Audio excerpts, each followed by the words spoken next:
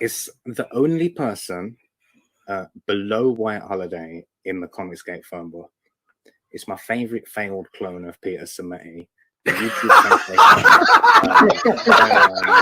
guys. How you doing, Conrad? Welcome to the show.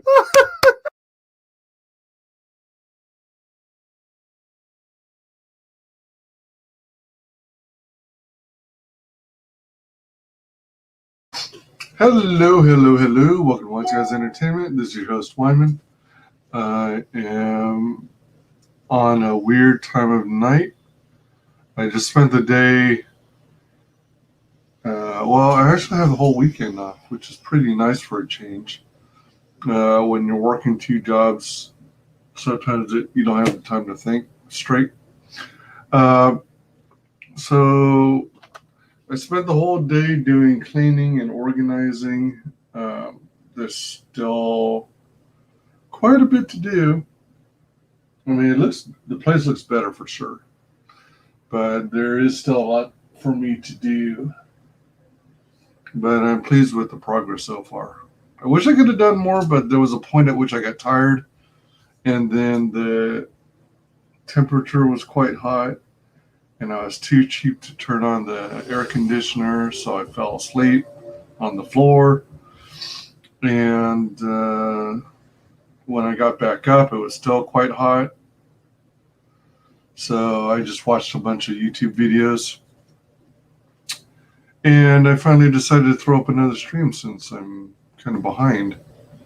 So I'm going to do that in just a sec. I'm going to check if there are any messages here.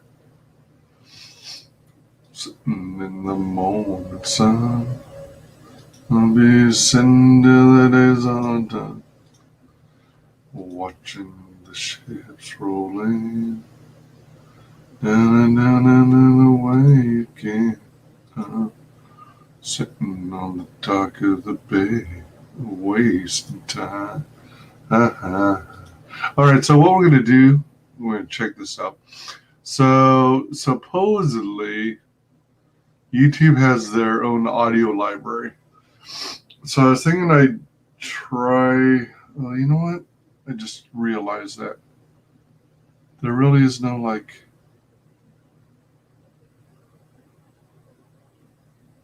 separate volume control for it. This might be too loud. I was going to use the so-called free music in YouTube Studio's audio library. Let's see how loud it gets. Let's see. This is called Time to Spare.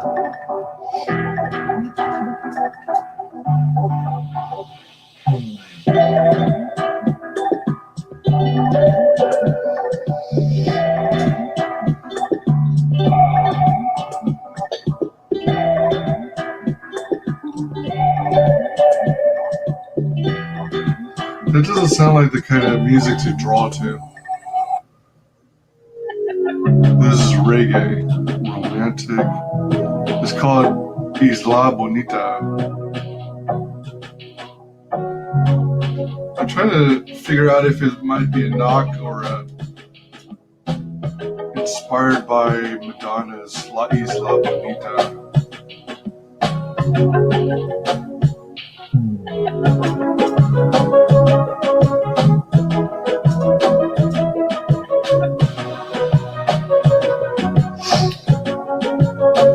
Let's do a search for Cumbia City, country and folk, pop. Let's listen to some pop from called Modern Time.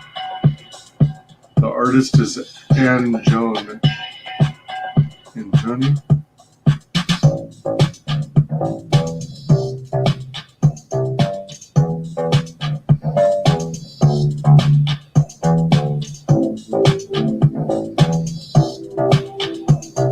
What's this? Country and folk. It's called Chocolate Cookie Jam.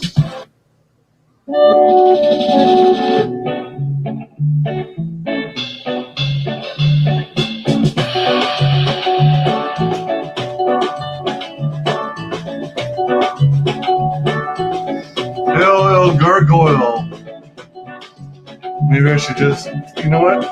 I think what I can do is keep the volume lowered a little. There we go. Welcome, and thanks for the eggplant. It's okay. You don't want to look like a sad 50-year-old at one-man disco.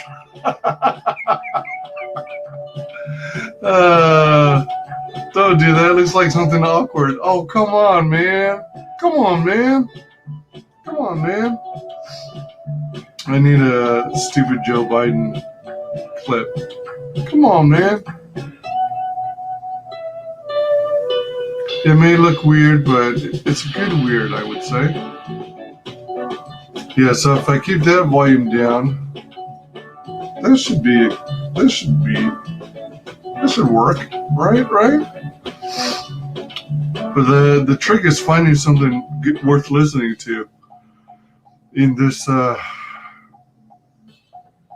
this is a dark mood. We want a happy one. Stairway. Ambient.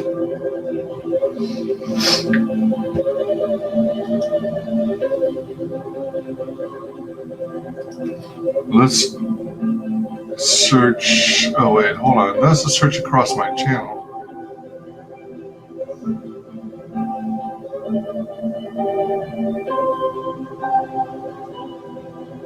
Oh, there's a volume control there. Oh, shit. All right. I could use that. Oh, I guess what you're supposed to do is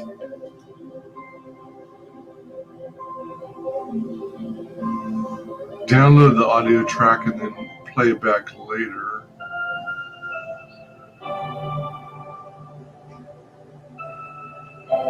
The problem is, yeah, because this way, hold on. Ah, crap. Yeah, they're like 2-3 minutes long and it won't let me put it on loop. Yeah, so that might not be the best thing.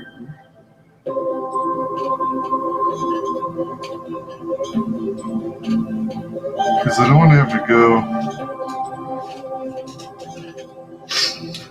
These first several draw streams, it's probably going to be very much like what you see now. But future ones, I think I'm going to do it so that the camera is facing down on the paper or on the table. I just have a weird setup right now. So, excuse me. I have kind of a weird setup now, so it's I don't really have a whole lot of room to put my keyboard out of the way. And I have a small drawing surface, unless I connect my tablet. But I'm not doing digital tonight. I'm just going to try and do some traditional. So I picked up, finally got in the mail, I ordered some pre-cut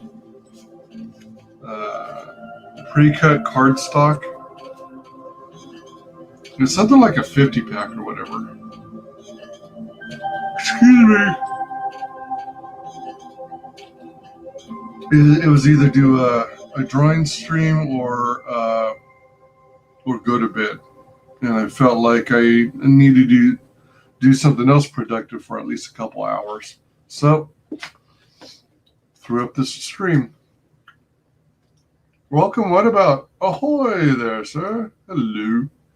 Yeah, see, my little soundtrack, my little background audio soundtrack from YouTube is already over. I guess what I got to do is actually take the time, download a bunch of clips that I like that would work for doing draw streams, pull them up in my iTunes, and then put it on loop. You know, do a playlist. But, you know, what I'd really like to do is just play from my existing CD collection that I have in iTunes. That'll last weeks. But YouTube would send me bazillion copyright claims like there's no tomorrow. Hey, welcome, Greg Levitre.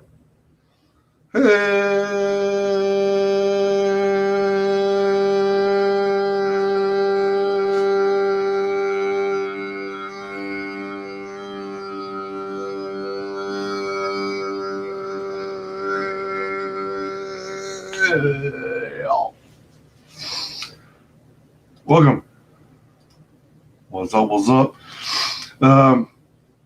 Yeah, so I was telling a gargoyle, I finally ordered some pre-cut 2.5 by 3.5 inch trading. Oh crap! Excuse me. Trading cards, blank trading cards. For those of you who don't know, I'm participating in the WyzDraws. The WyzDraws boomerang box. So it goes to all kinds of creators around the world, and then every creator puts in some stuff that is specific to their channel, and then they eventually goes back to Dillard at the end, and excuse me, and then he does some kind of drawing or something. What's up? What's up? What's up? Hey, what's going on, Wise? Oh, I guess I would increase the volume. I was going to try and do something funky and use YouTube free music library, but you can't do it straight from there. You have to download the audio tracks, bring it up in a player, and then set them up on a playlist and loop it. So, well, I can only join you for a couple minutes here. So, oh, that's no problem. I just thought I'd come in and say, hey, it's been a while. Oh, no kidding. Yeah, I appreciate it. yeah. So, go ahead. I just threw it out there just in case. Yeah, it doesn't hurt. Yeah. Greg says, "Yo, Jason." Hey, what's going on, Greg? Welcome, Lorenzo Slisak. How's it going? Hello. So you're going to be doing a drawing thing? You're going to do well, it's not digital tonight. It's going to be. I'm doing the trading cards that I'm going to include in WyzDraws' boomerang box. Oh, cool. Have you heard of the boomerang box? I have not. There's so he started the ball rolling. There's he got this cool idea from someone else, another creator. So he has this box. It's got this decorative box, has like the map of the world on the front. Mm-hmm. So where you're located, you're supposed to like sign it, and on the inside of the box, you include some swag, basically some artwork or stuff that is specific to your channel. And then it gets sent off to the next person, and the next, and the next. So he's got a list of something like, I want to say between 13 and 15 creators. Oh, that's cool. Who are part of it. And if there's something in there that you really, really want, you can take a previous creator's piece or a couple pieces, and then you have to replace it with something of equal or greater value. Plus, that's separate, and in addition to the stuff that you're going to put in to your channel. So that's cool. The idea is to collect all kinds of cool stuff from a bunch of different artist creators, and then it'll eventually go full circle, get back to Dillard, and then he's going to do a stream where I don't know yet if he's going to do like one giant big drawing and then give everything to one lucky person. Mm-hmm. Or if he's gonna like take a few of the items out and make like a third prize, second prize, and the grand prize. But If you're at all interested in participating, if you got the time, you ought to hit up Dillard Draws. He's a cool guy. Yeah, the time is the main factor.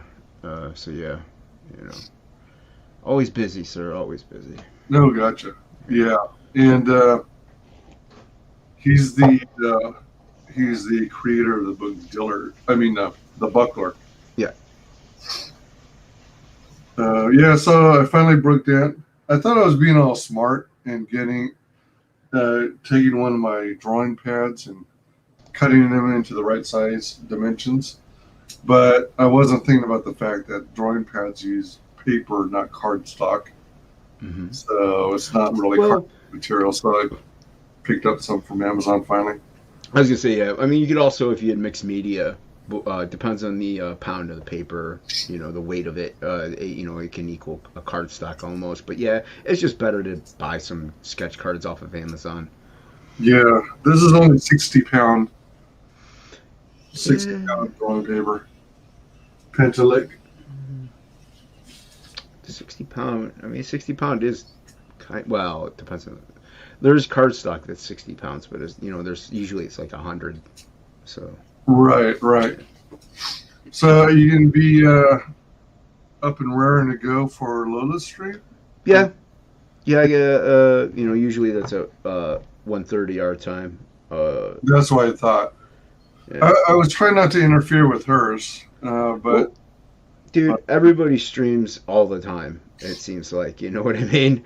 Like, what was it? I think it was tonight. Leroy started a stream, and then I think right on top of that, Vinny had a stream. So it was like right on top of one another, and it's like they don't plan these; it just miraculously happens. You got everybody's like people stream at all certain times. You're going to overlap. You're going to stream over someone. So yeah. Oh yeah. But it also means that if I'm doing my stream, then I can't really be on hers. This is true. Unless I'm stream sniping her. But at that point, you might as well just go onto their stream. Really. Yeah, but yeah, and plus, you also want to make have these people in your chat as well, and sometimes they do bounce back and forth. Yeah, sometimes. Yeah. I'm still pretty small, and Lola's kicking ass. Dude, she's hammering away at those subscribers, man. Oh my gosh, she's awesome, man. 262, I think. She's at 262? I think so. Let me verify. That's insane. Before I hold on.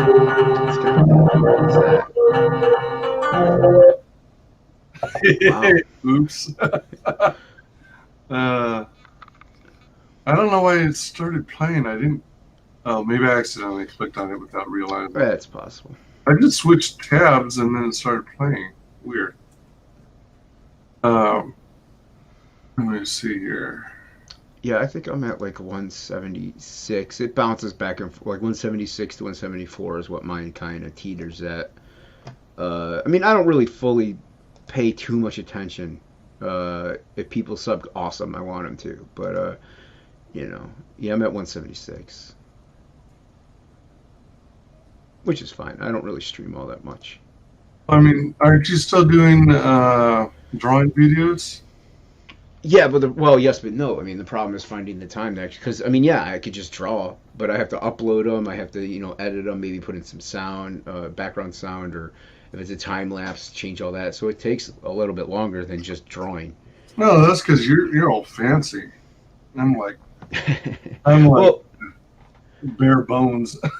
No, I mean, like, I do the half hour, like the tester mic, which is a half hour. Yeah, but cool. if it's just a video, people usually don't want to watch somebody beginning to end something for a half hour. Even 6-7 minutes is pushing it. But once again, for algorithm's sake and everything like that, you want it to be 10. So I figure 7 minutes is close to that. But so I speed it up, and then I add an intro, outro, and then I add some music and later things. It takes a little bit longer than just doing that, so it eats up a chunk of the day. So that's why I'm, and it's either that or work on Absolute. So, obviously the Absolute comes first. If I do have a little bit of time, I do the things. Right. Yeah. Absolutely. Lola's at. Oh, go ahead. No. Lola's at 228 right now. Oh wow. Yeah, I She's a know. man, yeah. Yep. She's almost gained almost 200 subs since she started last month, beginning of last month. It was at what 60 something like that. So she's almost up 200 subs in a month. It's pretty sweet. Yeah, that's. I'm really happy for her. Yeah, I am too, man. I'm envious, but I know. but she's putting in the work. She's putting in the effort, and she's trying her thing, and people do know her as well. So it helps to have a little bit of a name recognition. It's pretty exciting that she's already got. She already pulls in full panels on her streams. Well, I like that she has ready a number of topics that she wants to discuss on each stream. Yeah, she her first stream, it was pretty much her test stream. Like afterwards, she was talking with me. She's like talking what she wants to do, and that's one of the things. She's like, I wouldn't mind, I want to bring up articles and talk about things and have some engagement and see what happens. And also what she's got going for her is her time slot. Since it's after, it's actually 1 a.m. or 1:30 a.m. where we are, which is where a lot of people are. Yeah. So there's really not all that many people that are streaming around that time frame. There's some, and sometimes it is the heavy hitters, but she catches those late night people. So that's why people jump onto her panel, because you got artists that usually are up super late, and they'll jump on, just hang out and draw. Like Matt Barr's on there quite often, and he's drawing Rock and Roll Ninja while he's on there having a good time. Mm-hmm. So, and during the day, people are spending time with their families. They're doing the 9 to 5. So she's got that sweet little slot right there where, like, to get artists on and stuff like that. So. Yep, that's what he said. No. This says he's doing well. He has an original page from the Ashcan version of the Buckler. Nice. Nice, very cool. I'm sure if I'm familiar with Leroy. Yeah, I think everybody should sub to Leroy. It's a great channel to kind of find out what's going on in CG, in comics, but also just because they're fans. That's really what they are. They're just fans. They don't have books. They just talk about like what the fans like, or get the fans' opinions in the chat, and people just express their viewpoints. So I think it's fun for fans, and it's also ideal for creators to be on there and listen to what they have to say, and also just interact, have a little fun. They don't always just talk serious stuff. They have a good time over there. So yeah, I think people should sub to Leroy, and it's just Leroy, Leroi. So. Yeah, little I. Yeah. So I think I've watched a couple things from them before.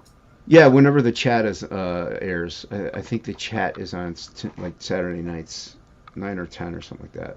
And it's no shill Saturday. So you like if a creator gets on there or is even in the chat, you promote your book, they will put you in timeout for a little while, and if you keep doing it, I don't know. I think they kick you. I'm not sure, but. Really? Yeah, it's no shill Saturday, man. You don't shill. It's just about getting in there, communicating, talking, and having a good time. Nice. That's cool. I love it. Yeah. He gets he gets a good audience or a lot of views on his videos. That's cool. He's got 341 subs. Yeah, Leroy's doing well. Some of his videos are getting over 500 views. That's nice. Yeah, Yeah, go ahead. No, I was just saying. Well, he also he does get on creators. You know what I mean? He gets creators on there and stuff like that. So that helps with the sub count. I don't know if you saw. Did you post the link for Leroy's channel? I'm about to. Yeah. Oh, okay, all right. I was going to try to do that. YouTube. And then also I want to share Lola's. Mm-hmm. Anyone who's interested in chilling and having a fun time, discussing all kinds of crazy and silly topics. It is after dark, so it is adults only, and it does get a little sultry, so to say. It gets kind of R to X rated, so There you go. yeah, it makes sure if you're sensitive to that kind of stuff, you don't like it. You know, maybe. Was that Jason grow a pair? I mean, hey man, people have different certain tastes. You know, I can't fault them for it. You know, some people are a little more squeamish or reserved about certain topics. Oh yeah. You know, so yeah, like I'm the same on every channel. I'm the same as what I am, but I do have the business side of me that does definitely know there's certain things you like, topics you don't brush on. If you're like I'm not about to say the things, like talk about those topics on this channel that I would talk on Lola's, just because your channel is a little more it's fan based, but it's also creator based. You know, you're a promoter, and that's you know, you don't want to sit there and talk about something too raunchy on your channel or something like that. But you know, if that's not to say you can't come to Lola's as well and just do something like that if you wanted to. You know, it's a marketplace almost. You know, Right. so yeah, it's a little. I think somebody equated it a little bit to like a mall. You know, if you like Spencer's Gifts, you know, go there. But if you don't, just stay out of there and maybe go to like a Hobby Lobby, something like that. But yeah. Hobby Lobby's a fun place. Yeah, I don't mind them. I don't care about a company's religious beliefs. I don't. They're okay. I used to work at Michael's. That's the only reason why I went there or go there. So. To check out the competition. No, I just mean I used to work at Michael's, so I'm comfortable with the place. So that's why I still go there. And the Michael's I have in our location is actually a little smaller. So the Hobby Lobby's bigger than what our Michael's is. Okay, I thought at first you were saying that you would go to Hobby Lobby from time to time. I went in there because they had stuff that we didn't when I did work there. So I'd have to. Oh, right. Yeah, because they were bigger. So I was like, okay, well, I don't mind. Yeah, I don't mind going in there. Yeah. Yeah. Well, I'm gonna get some stuff ready, man, for tonight. Hey. And Thanks for stopping in. hey, yeah, man, that's cool. I was glad to hang out for a little bit, and we'll do another promo thing or whatever soon. Oh yeah. Cool. Jeff. All right, man. Have All a right. good stream. You too. All right, later. All right. Bye. So, Jason, he's a cool dude. The kids in school say he's a happening dude.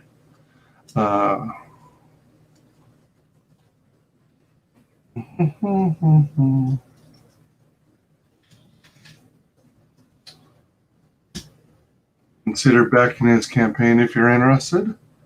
He's got some good stuff. And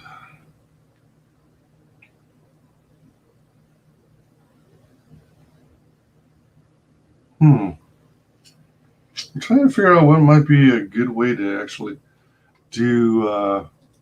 That was fun. Yeah, Jason's a cool guy, cool man. He's a cool hand, Luke. Yeah, he's good people. I always enjoy promoting his stuff. He's a good panelist. He's got stuff to say. I'm trying to figure out what might be a good way to do this. So I'm not necessarily. What's up? Hey, what up, Wyman? How are you? Hold on a second. Let me say goodbye to my friend Todd. I'm on with Todd. All right, Todd. I'll see you later, man. Thanks. What you doing, Wyman? I am sketching. I was actually kind of productive today, and being one of those rare days off, got a bunch of like cleaning and organizing done. Oh yeah. Yeah, and then Friggin' warm day today. Yeah, it is. You want to hear a story? Yeah, hell yeah. It's not finished yet, but I'm writing a beat sheet. But would you like to hear what I have so far? Sure. Just so you know, this story is the introduction of Bucklet. Oh. All right, so This is going to be part book 2? no, this is actually going to be an in between. It's a little, it's like between the size of like an ash can and a one shot, or like a floppy. All right. It might even be a straight up floppy. I might release it as a floppy, but it should be really good. Okay, let me grab it real quick. I have my Google Docs. Hold on. All right, this is a beat sheet, so this isn't exactly like a script with like clear page layouts and all that. Don't Google Docs yourself. Wah, wah, wah. Oh my God! All right, here it is. Picture this. I'm going to paint you a picture with words, Wyman. All right. This is a glimpse into how I write my stories. Nice. Behind the scenes. Yeah. A little backstage action here. Yeah. All right. Panel 1. Basement of the Buckler's bait and tackle shop. Nighttime. Room is the size of about a 3-car garage, slightly smaller. Side entrance. Looking down the stairs. Like the Cheers entrance. Remember that show Cheers? Yeah. Dun, dun, dun, dun, dun, dun. Yeah. So kind of like, you know how their entrance to their bar was kind of like you have to go down some stairs? Yep. Well, this is like the backside of the alley. And if you want to get down to the basement area, you have to go through here. Okay, so this is underneath his establishment, the Buckler's Bait and Tackle. Mm-hmm. It's essentially a front for his criminal empire hangout. All right. There's laughing and arguing taking place. General noise. Door open at the bottom. Propped open with a brick. Light flooding out. Panel 2. Full room view of the basement. The basement is all brick walls with a small wet bar. Looks like an English pub. A lot of brass and dark wood furniture. The Buckler, Bull, and Moose, and a random black guy who looks like Bill Duke or Mac from Predator, playing poker on a large ornate poker table made of wood and green felt. Buckler is laughing and smoking. There's lots of drinks. Panel 3. Mac is gesturing the shape of a big ass. He's clearly telling a joke. The Buckler is leaning forward and laughing heartily. Lots of cigarette and cigar smoke. Panel 4. Silhouette of Bucklet's hand in the extreme foreground, dripping blood at the doorway.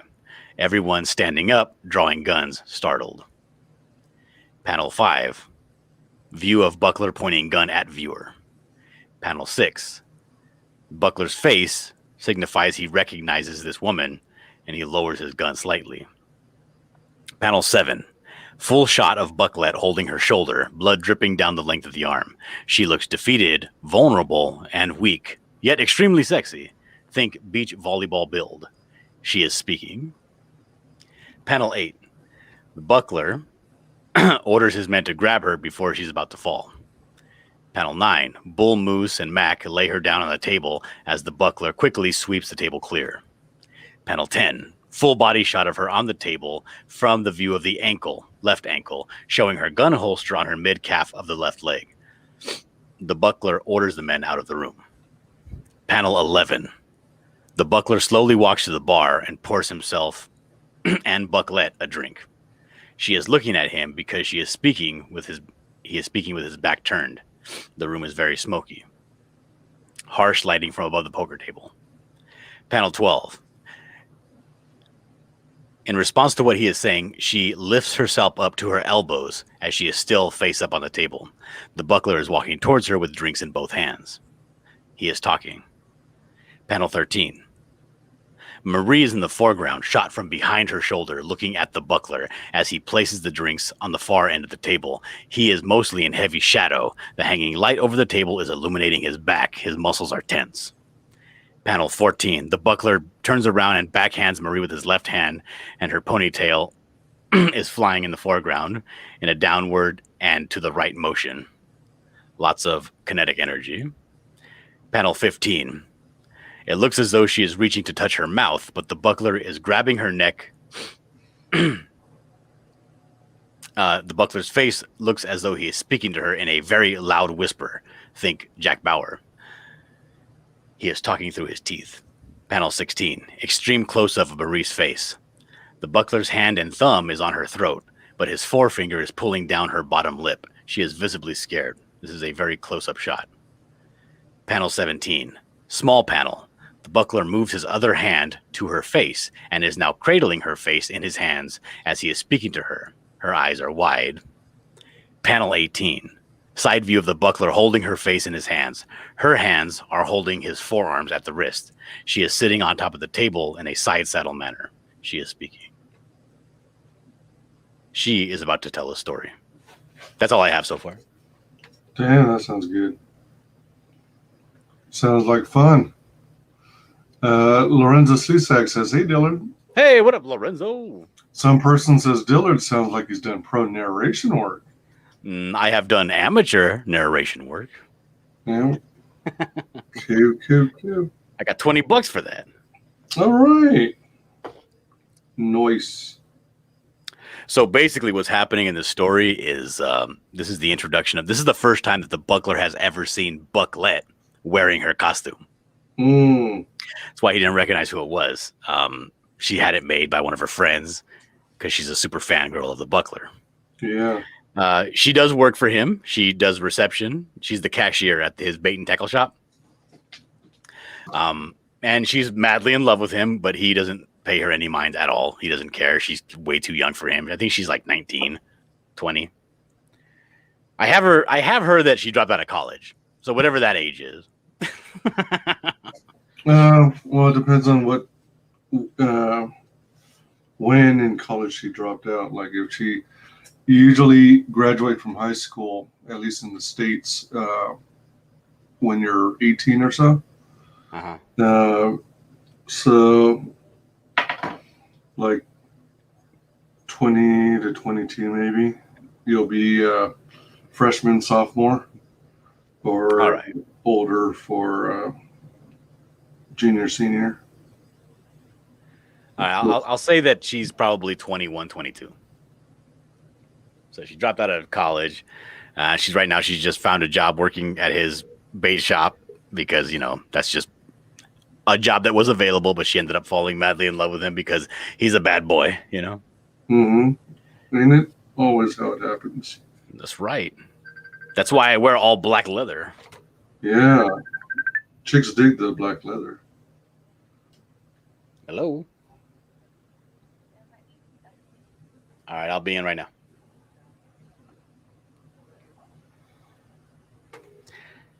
Time for bed? No, I got to go move my kid. She fell asleep on the couch. I got to go move her to the bed. Oh, all right. Right on.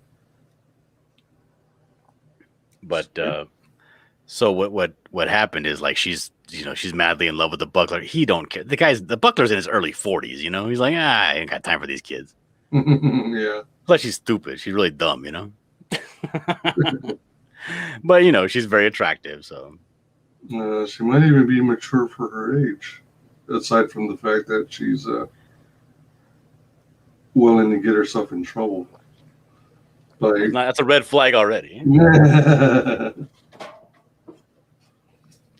But one thing the buckler isn't above doing is that's taking advantage of a stupid person. So what's going to be happening here in this story, the entire story is going to take place in this room. There's going to be a flashback, like a narration of she telling him what happened. What I will say, I don't want to give away the whole story because it's going to be very short. It's only going to be like 20 pages. Right. But what I will say is that she tried to do something for him to ingratiate herself towards him. She got in over her head, and she needs his help now because she is fearing for her life. Ah.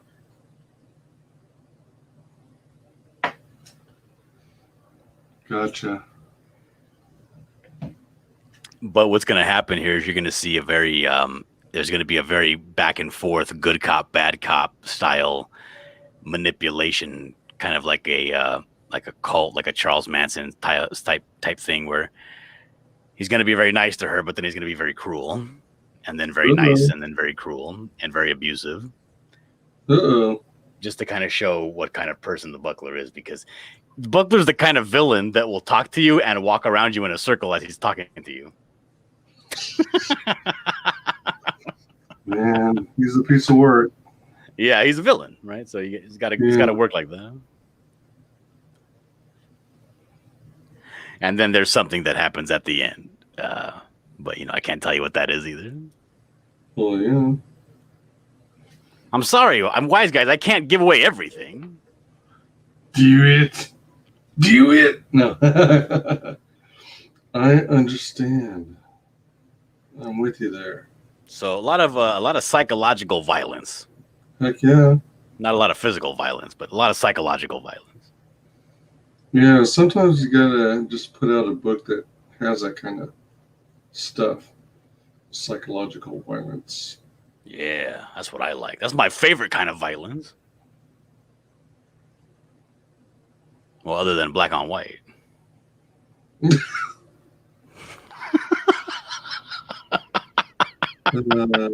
Some people's kids.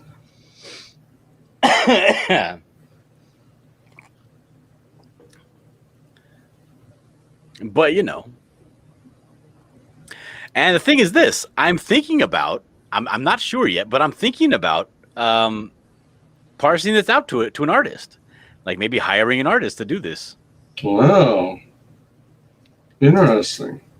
Yeah. That would be different.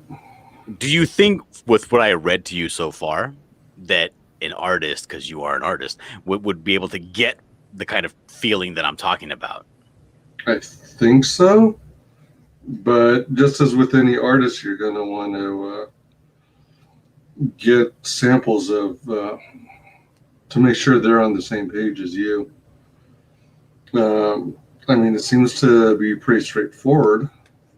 Because there's something here that's very difficult to draw. And that's close, intimate physical contact that's threatening but also caring. Also, there's she has to be a 10 when it comes to being hot. But she also has to look very beaten, very broken, and sad and terrified. But she still has to be gorgeous. Right. So that's difficult. Yeah, they can be.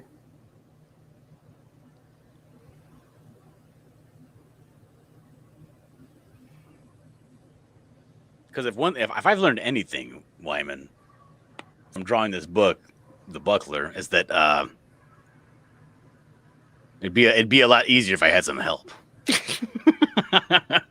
Yeah, I think everyone, especially first-time creator and stuff, is very much in the same vein of thinking. Like, you're going, all right, I've been working on this IP and thinking about it and tossing around my head for years.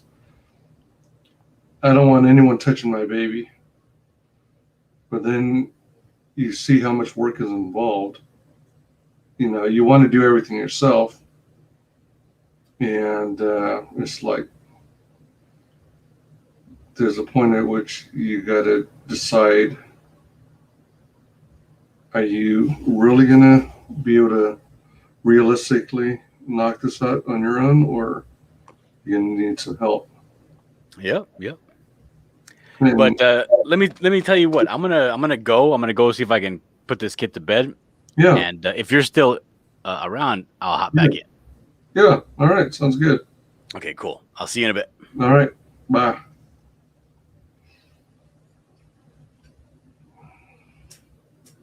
How is everybody in chat doing? What are you up to tonight? And what brings you here so late?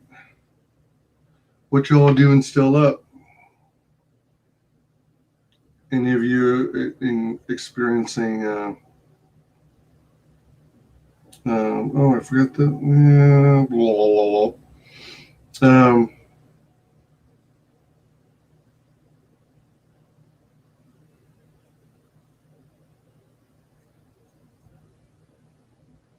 Oh, you know what? I forgot this part. Okay.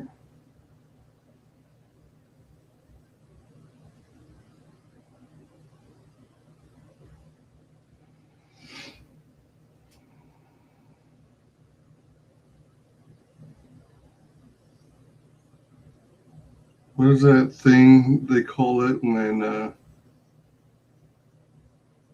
insomnia? Are any of you experiencing insomnia?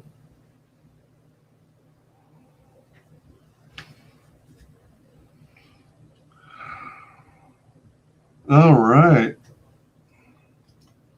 Making a sandwich. Sweet. What kind of sandwich are you making? What kind of toppings you got on that?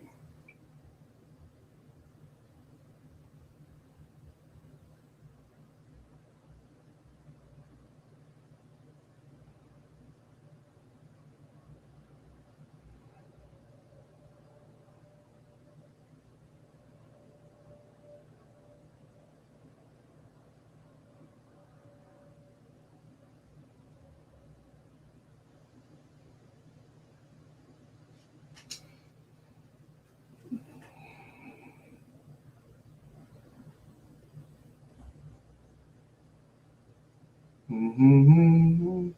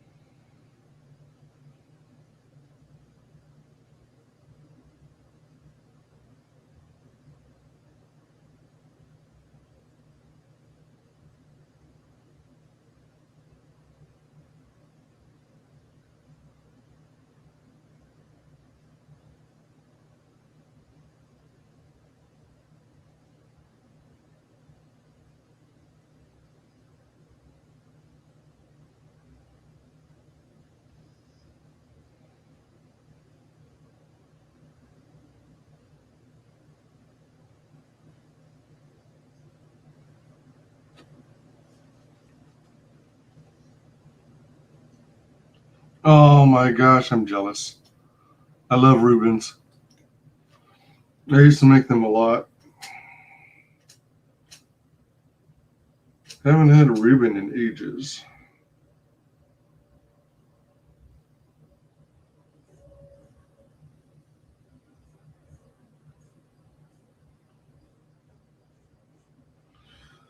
All right, that's one.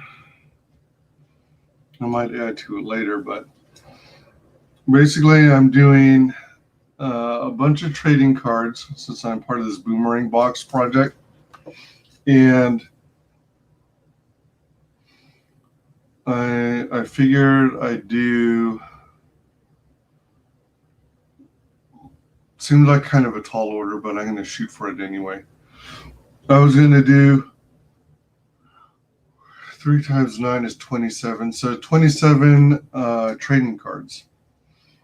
I'm thinking I'll do pencils and inks. I'm not sure about color. If I do color, I'll either use watercolor pens or I might use colored pencils. But I figure I'm going to do 1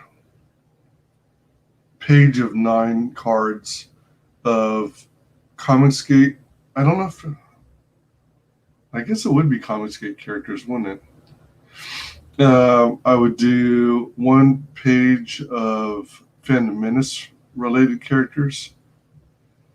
And then the 3rd page of 9 would be like, I don't know, maybe I was thinking of doing Comicscape creators paired up with the character they're known for. Excuse me. So, for example, I might do Dillard draws next to his character, the Buckler. I don't know. We'll see how it turns out. But here's the first one. Hopefully it'll focus. Crap. My camera sucks for focusing.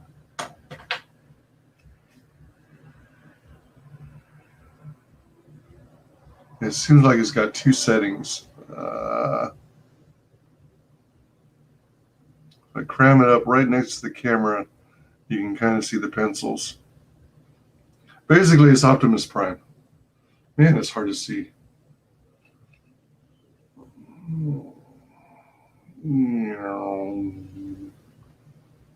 One shall stand, one shall fall. All right, so there's that one. Ah, hello, Genuine Comics. You got it. At least I got it to where I did at least a decent enough job for you to recognize close enough to recognize that you were what it was I drew. Hey, I didn't know you were an artist. I kind of am. I was in a drawing when I was younger, and but I did that whole thing where your parents encourage you to get into a field where you can make a career. So I put my art on the back burner, but I had an opportunity where my parents were like part owners of a small software company. So I kind of had an in, and they hired me to do the interior artwork and cover art for like 3 or 4 of their games, 3 or 4 of their packages. So I did that, and I also entered a couple of art contests, and I just enjoyed drawing. Oh, you know what? I might have to. Cool. You know what? I think, let me see. Let me find a page here. I think what I'll do is maybe I'll share a screen showing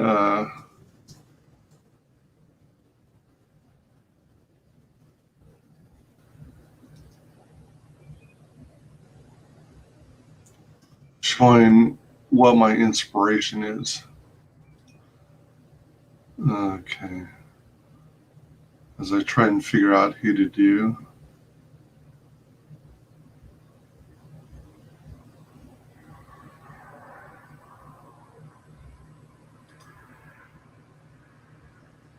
All right, so let's share a page here.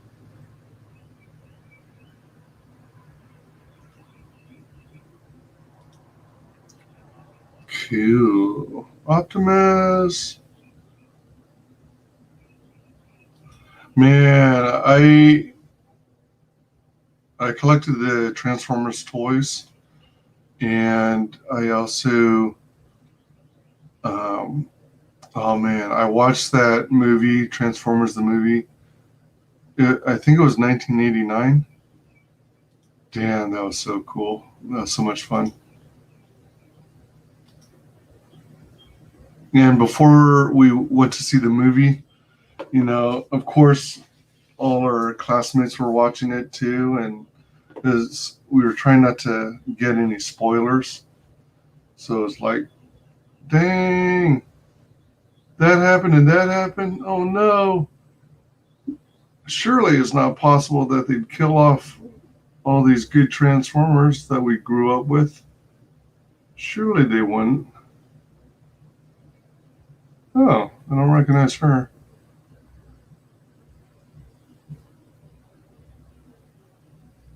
I definitely don't want this Thundercats roar, that garbage. But anyway, when Transformers was available for rental at Blockbuster Video, there was also Hollywood Video, come to think of it, but we rented it and we watched it over and over again. Wow, that's pretty badass looking. Oh, shoot. I was trying to, I guess I was supposed to click on it first. Wow, that's pretty wicked. Oh,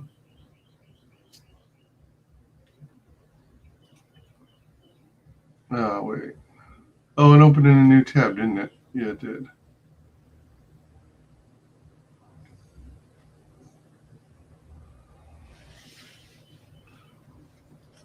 Whoa, shoot. I wanted to do, I mean, we loved it so much we saw it on repeat. I think we saw it 7 times straight to where we memorized all the lines in the movie. I've forgotten a lot of them, but I remember some of them still.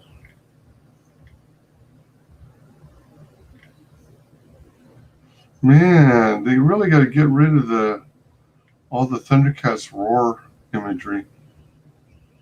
No one wants them.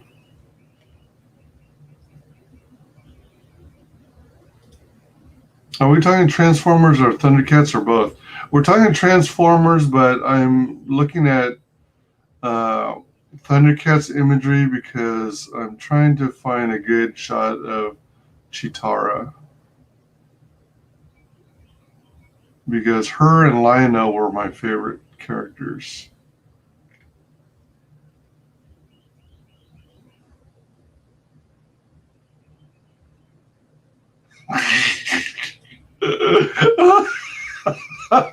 That was their attempt at Snarf. It sort of works, but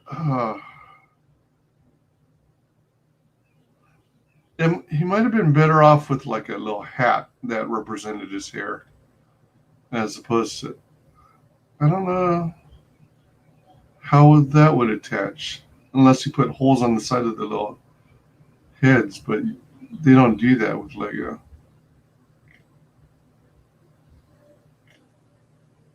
Damn, Thundercats Roar sucks.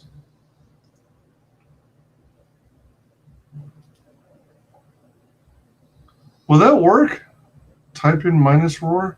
Well, keep in mind I'm not using, I don't use Google, or I rarely do.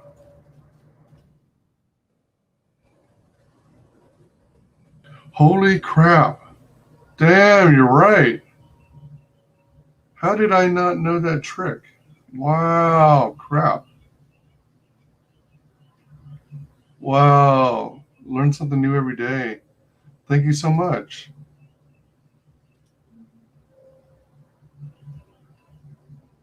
So their eyes are messed up. Oh, you know what? It just dawned on me that once I select the image, then I'm probably going to have to switch the screen that I'm sharing so that you guys can see it.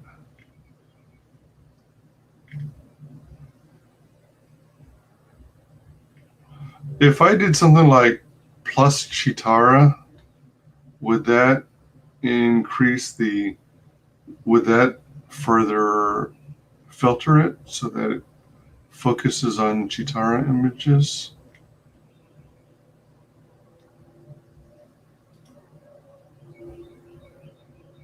I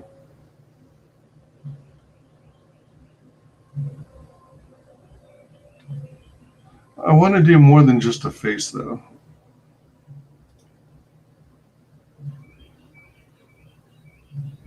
Deviant art.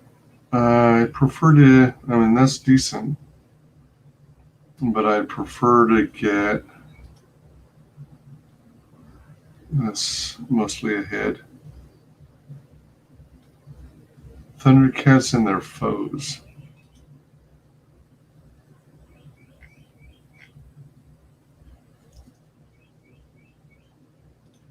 I've heard there are a lot of crowdfunded movies these days. I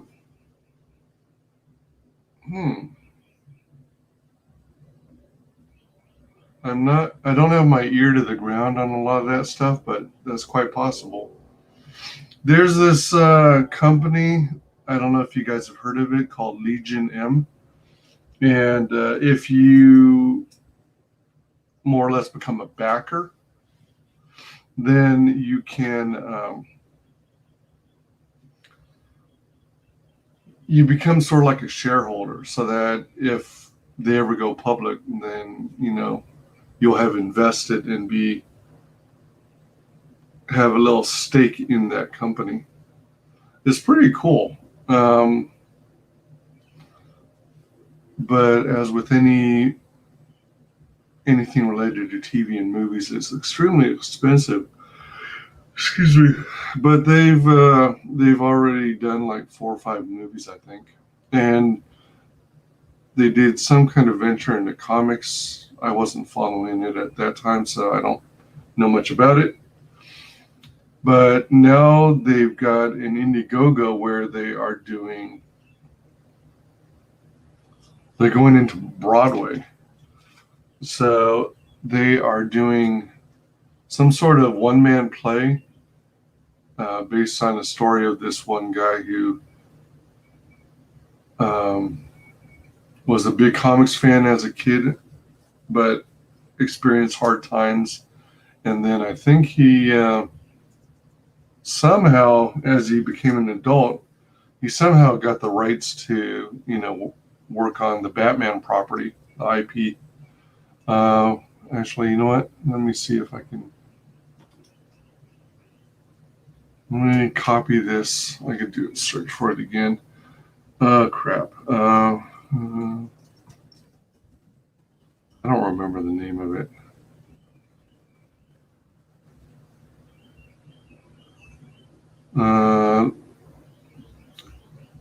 Legion M is the first fan-owned entertainment company.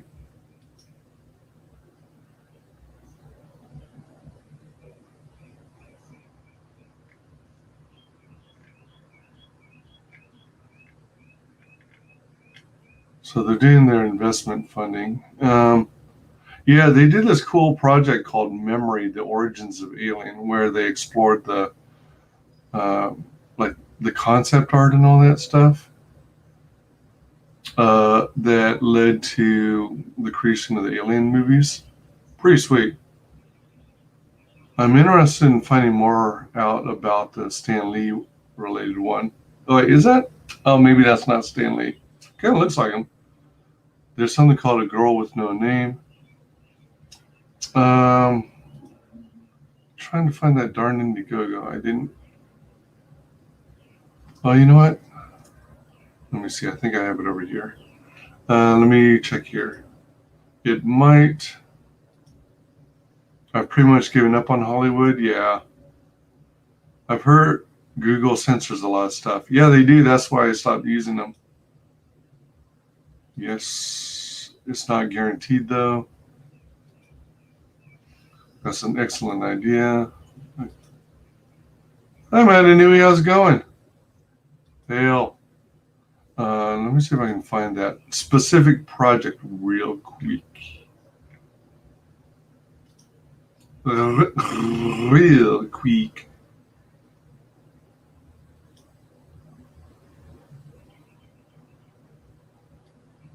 Because it seems like a cool oh, shoot. Where did...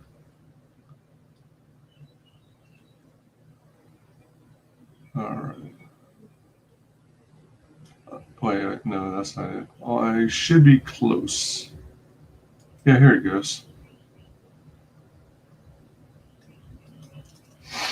All right. Excuse me. All right. Dark Nights and Daydreams, 331% funded of their $5,000 flexible goal. Let's play this trailer. All I wanted to do since I was 8 years old was write Batman comics. Michael forever changed the course of superhero movies. I'm Michael Uslan, the originator and the executive producer of the Batman movie franchise. I'm a blue-collar kid from New Jersey. I didn't come from money. I didn't know anybody in Hollywood. How do you make your dreams come true? We are going to be bringing The Boy Who Loved Batman to the stage. And I hope it will inspire a lot of people to discover their passions in life, be relentless, knock on doors till their knuckles bleed, because you know what? The Batman movie franchise, that was born on the basis of my bloody knuckles. Legion M is all about opening the gates to Hollywood. We are providing opportunities to come with us on the development process from the kernel of an idea up into the time that hopefully it premieres on stage. And there are big obstacles to get there, but we're working hard to make it happen. Yes, Michael's story is about loving Batman, but it's about loving anything passionately. We can all appreciate after these many, many months of trial and hardship from the pandemic, a story that speaks to perseverance. It took us 10 years to get our first Batman movie made. 10 years of being told my ideas were lousy. 10 years of being told you're no good. You've got to look deep inside yourself and go, okay, now, is everybody right and I'm just being stubborn? Or do I really, truly, totally believe in this and believe in myself? Michael is a master storyteller. You will feel like you can do anything. The boy who loved Batman play will do what I tried to do in the memoir, in the book. And that is to inspire you and to make you believe in yourself and that you can make your dreams come true. And to let you know that it's okay to dream big.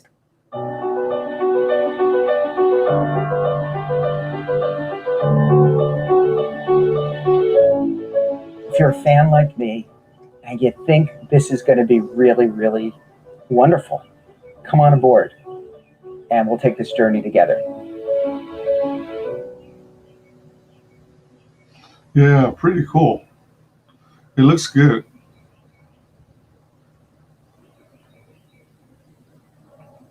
Yeah, you ought to check out these different tiers. I personally think it's worth backing this one. It's like a fun project. And who doesn't love Batman? For those who might be interested, there's the hyperlink to it.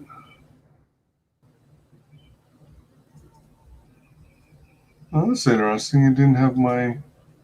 Oh, all right. Here's a better link. Wait, well, maybe not. Well, it's still going with the super long link.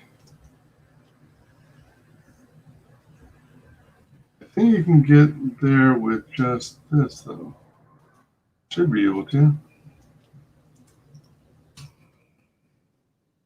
Yeah, that should work. Yeah, that looks like a cool project. All right, so since I overwrote the URI meant to save, Thundercats minus Roar plus Chitara.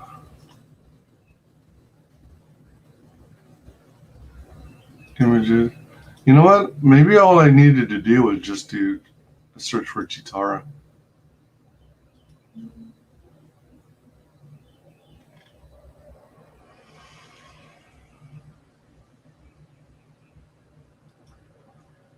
Wow, this one's pretty cool. This is shoot. Oh, I'm not going to be able to zoom in with this type of view. But even though this isn't the same, this is like a souped up version of the uniform that she wears in the cartoon, as you can see in the top left. This is actually kind of badass.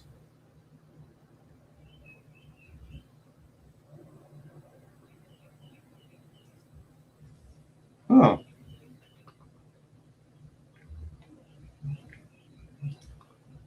Interesting.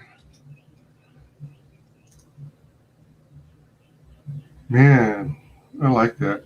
And that's from Sideshow Collectibles. That actually looks pretty darn cool, I gotta say.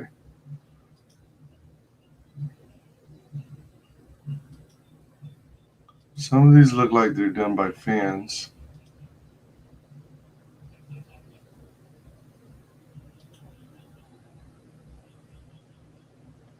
Oh, that's the DeviantArt one.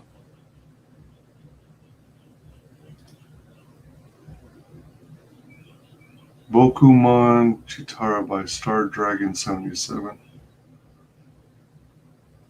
That looks pretty accurate except for the spots, I think. Well, it's got a lot of spots.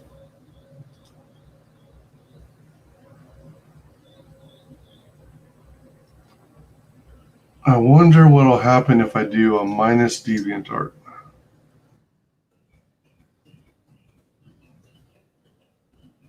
Not trying to knock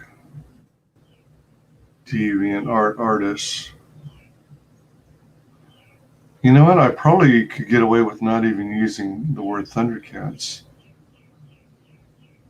Because Chitara is pretty unique. I think Chitara is only... Man, that's a pretty cool statue.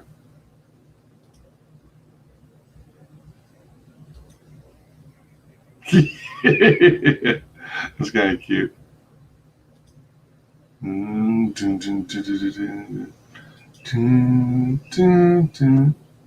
That's pretty neat.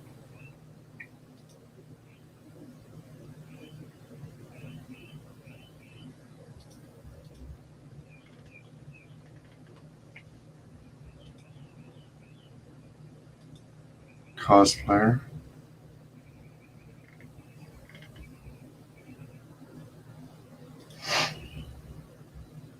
I'm surprised I don't see more cosplayers for Chitara. I see him now and then, but... Oh, you know what? Let's see. Let's do plus cartoon.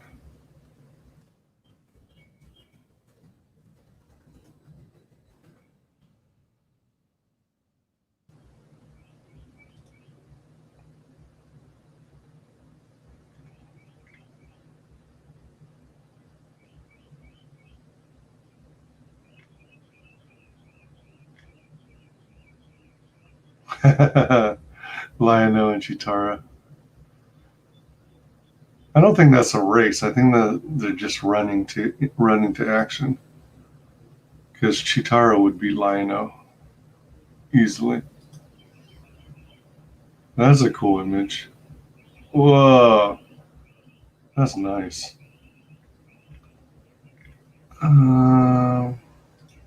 So I saw an earlier image that was decent.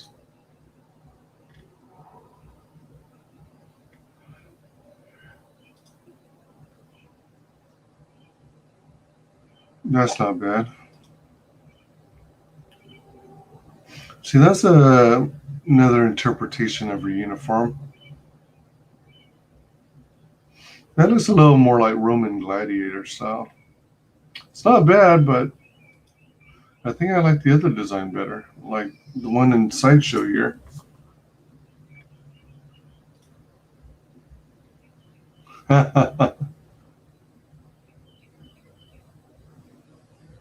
DSNG's Sci-Fi Megaverse Thundercats Remix Chitara 2.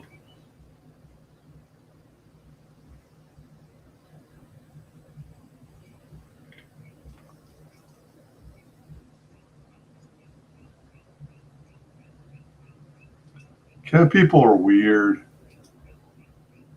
Apparently Lola isn't streaming tonight. I'm going to work and listen to music. Have a good stream.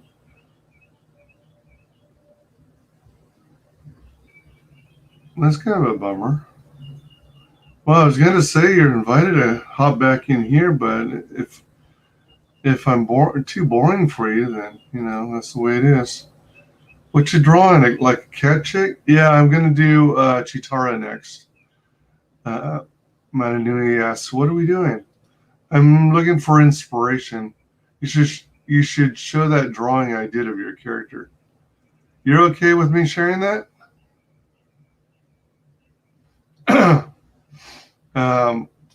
So since you gave the okay, let me go find it.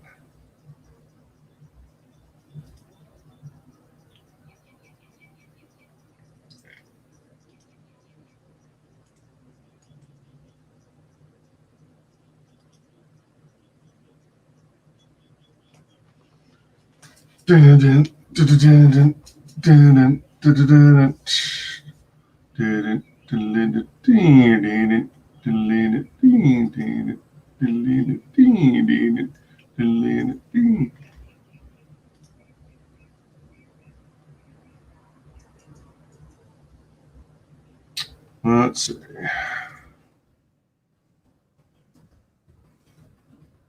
All right, so one of my projects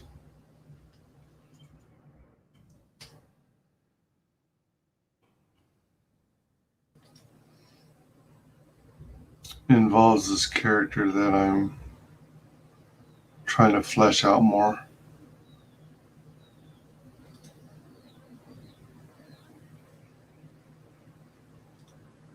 You should show that drawing I did of your character. That's your picture, not mine. Yeah, so Sir Dillard of Draws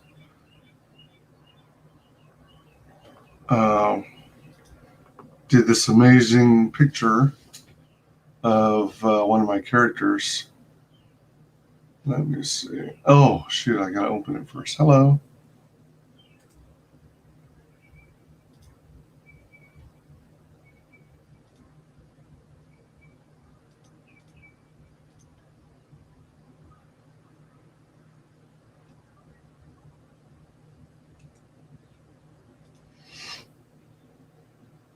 Let's see here.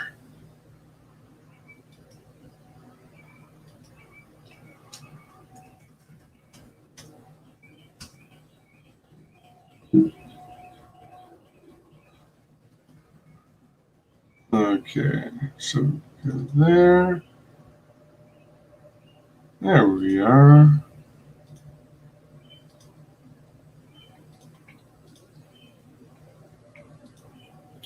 So here's a preview of one of my characters. Oh, you can see my cursor. All right. So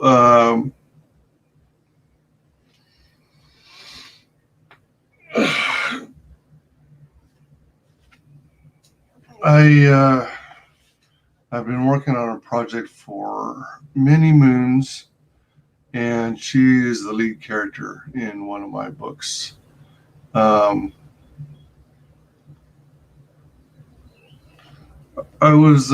We did a little thing, Dillard and I, where he wanted me to describe what she looks like, and then he would draw based on my description. It's your picture, not mine. I said you could have it. Nice.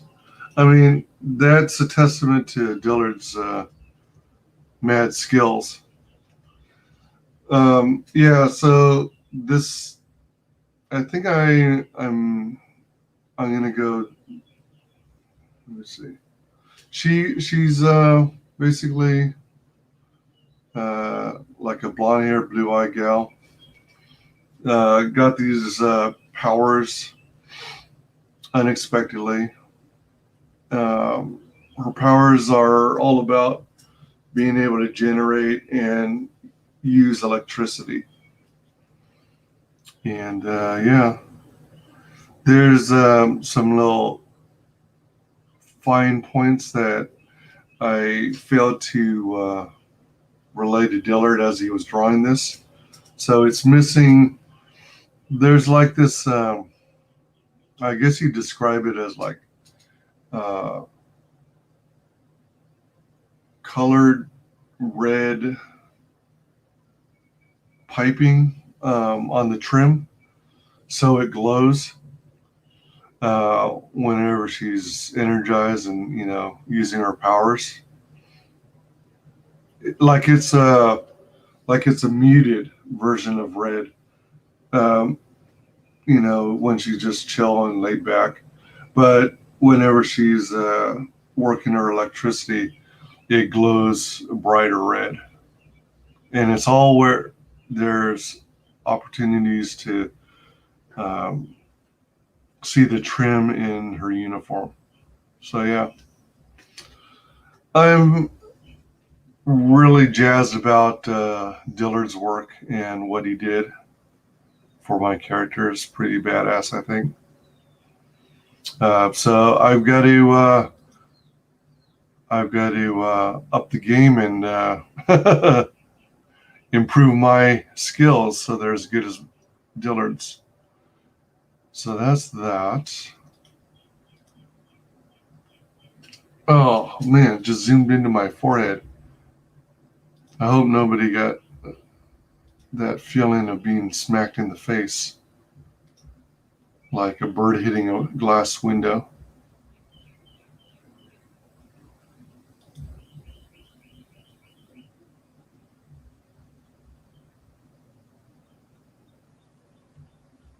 Oh, so this was actually from the cartoon?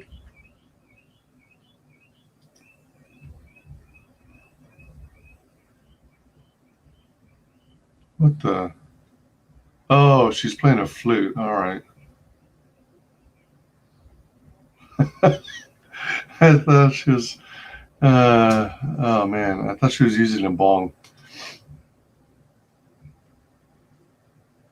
So that's like body paint, it looks like.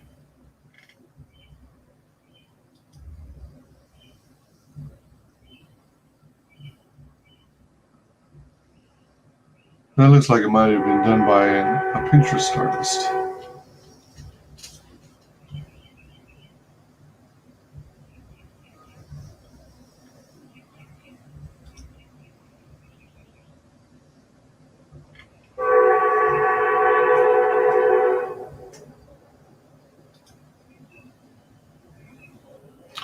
That's pretty sweet. That looks like, I guess, an artist did that. Oh my gosh. Is that considered chibi? Yeah, it makes it look like an animal, like a giraffe. Looks like she's got a giraffe head.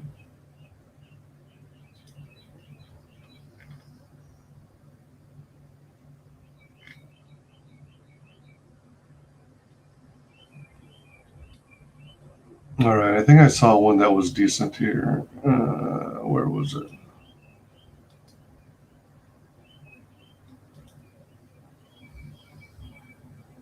That's pretty good.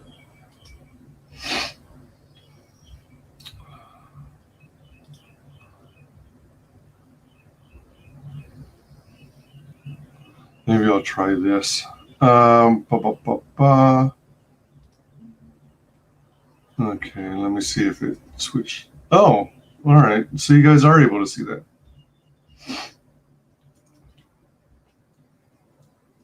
Well, probably because I'm sharing the application, not just the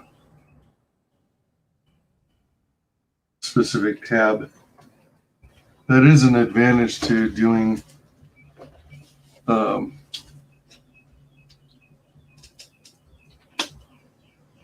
excuse me. That is an advantage to doing sharing a whole screen instead of just a tab. Well, apparently I'm not good enough for Jason, so. All right, so, whoops. Okay.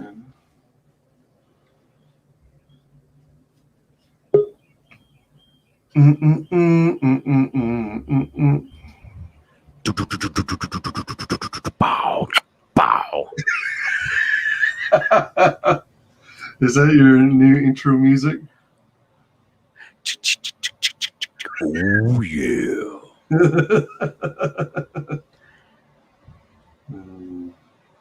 Everywhere I go, they play that fat guy music. What? What's the fat guy music? You know the fat guy music, the one they always play for John Candy. I'm trying to remember it. Bear with me. I got to have this air conditioning on for about 20 more seconds. I can't even hear your air conditioning going. Okay, good. Yeah, I mean, if you need to, keep it on. I'm starting to think maybe I should have turned on the air conditioning tonight. This song right here. Oh, that one. Okay. Oh yeah. I think it was made popular by Ferris Bueller. Yeah, I know, but they don't use that for fat guy. That's the fat guy theme song when I come walking in the door. Okay. Well, you're definitely not fat, so. Have you seen me, wise guy? I'm pretty sure I have, but I'm as big as a house. You're big as house. You're really? I don't think so. I'm 270 pounds. Are you seriously? And I'm only 6 foot.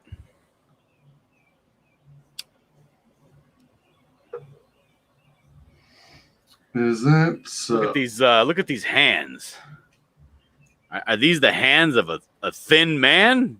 Look at these sausages. Sausages. Look at them. And my hands are tiny, but I hold this cigarette. People think I'm smoking a white cigar because my hands are so small. A white cigar. Oh my gosh. So what you been up to? What are you sketching? Chitara, the one you see on the screen. Ah, Are you tracing her? No. I'm looking at her on my computer screen and then it's easier if you trace her. Trace her? How? Yeah, you put your paper up to the computer screen and then you just trace. Oh, but I'm doing 1-to-1 scale. Well, I mean, I'm looking at the image on my computer screen in my browser and then shrinking it down manually to fit it on a trading card. Oh, you just zoom out and then you do the same thing. Not really, because I don't have a light box, light board, or whatever. That's true. I can't really see through the card. And you got one of them thick cards, huh? I don't know why they didn't. I don't remember what the weight is on this. But what's funny is that they didn't use like any specially branded cards or whatever. They just put this. They just cut off some big generic sheet of other stuff. Because this says average days on market, it went down to 5.1% in fourth quarter of 2018 to 37 days on market from 39 days in fourth quarter 2017. So it's like condominium housing market information. I don't know. It sounds like you're giving me a lot of math numbers. Yeah. Hey, welcome to Metal. How's it going? What up, Metal? Man, some person that's thin. You should invite Metal in here. He's a cool guy. Is he really? No. Damn. But he is a guy. He's a guy. No, he's good people. I mean, he's just one of those people that has a lot of useless facts. Oh, really? Oh, that's kind of interesting. I'm gonna go tweet out this stream and let everybody know that Metal is on. I mean, if you, whoops.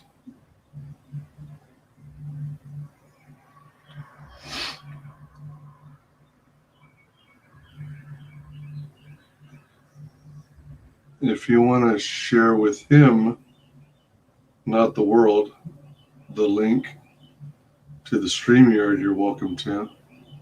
Oh, okay. Oh man, I gotta do work. Oh.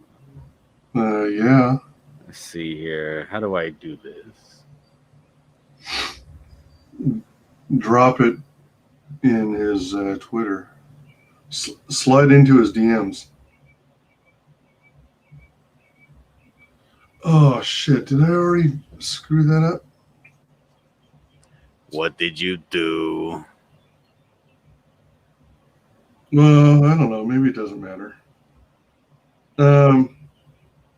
I started drawing the body, And then by the time I got to the head, the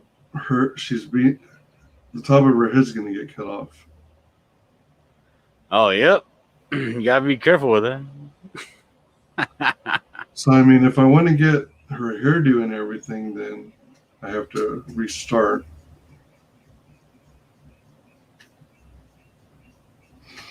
I mean, the other thing about tracing is it would kind of defeat the purpose of my drawing these sketch cards. That's true. The metal says I've got a lot of useful facts as well, but I keep those facts for myself. Damn. Kind of stingy, don't you think? He only gives me the bogus facts. Oh, well, can you blame him? Okay, I gave him the link. Let's All see right. if he shows up or not. Let's see if he's man enough to show up. I doubt it. Personally. Why is my tweet got pushed down already? I gotta go retweet it again. Try it again with feeling. So what should I draw, Wyman? You should draw. This is a draw stream, right? A draw. Yeah. What did you call it? I don't know. It's called Sketchin on the Dock of the Bay. Yeah. So I should do a sketch. Let me open up a new file here. I'm not going to show you my coloring for today. You were disgusted by my last coloring, so I won't show you this color. What? Since when? When I was coloring that guy getting his testicle sewn up. I never said I was disgusted. All right, let's see. It looked like you did a good job there. All right, I'm going to share my screen. Share screen, window, Clip Studio, share. All right, I have a blank canvas here, and I'm willing to take any suggestion from anyone. So you're going to draw Kelly Sue DeConnick? I can do that. Is that what you want me to do? You and her on getting married. Okay, I can do that. No, please no. Okay, I won't do that then. Everyone in chat, post what you'd like to see Dillard draw. Hello. Welcome. The metal. Dun, dun, dun. Oh, he's a strong silent type. Okay. He's basically Clint Eastwood. Oh. I see. Maybe his microphone is still messed up. He was having microphone issues earlier. Yeah, I had the wrong one on. Wait, there he is. Yeah. I had to go in and change the settings. They had me all on the wrong mic. Oh, this is the wrong guy. This is the wrong metal I was thinking about. Oh, shit. Damn.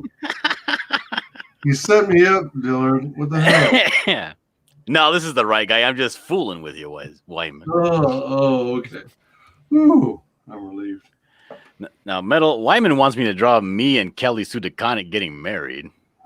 That sounds like torture. I know. That's why I know. I think he should think of something better. You should draw the middle. The middle and the buckler having coffee together in a diner. I can do that. Let's see here. I think I'm going to rather go with a landscape style drawing than this long comic page style. Cute. There we go. All right, so let's see. Let's see here. We have a table. Here's a table. Tables look like this, right? Yeah, kind of, sort of. Kind of, sort of, maybe. Should I make it like a bistro table and they're having espressos? Well, I know what I'm gonna do. I'm gonna use an old trick. I'm gonna use a symmetrical ruler. Are you now? Yeah. That way he only has to draw half the table. Mm-hmm. I was gonna say. Wait, what the hell is going on here with this? One of these days, I'll learn how to use these fancy tools. There we go. I think that's right. Yeah, that's right. Okay. No, fancy tools are the best.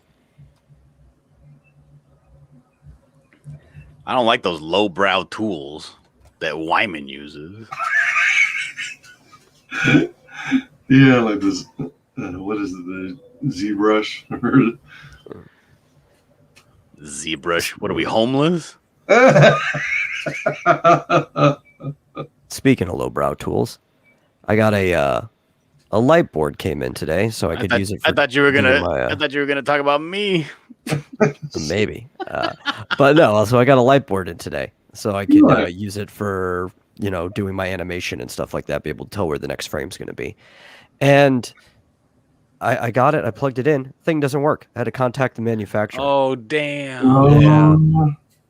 I mean, it's not very expensive, so it's not like it's setting me back anything. But it's like, God, I wanted to get started working on stuff.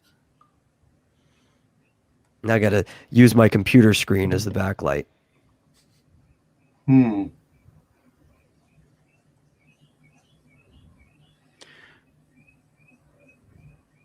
So, what kind of animation are you doing?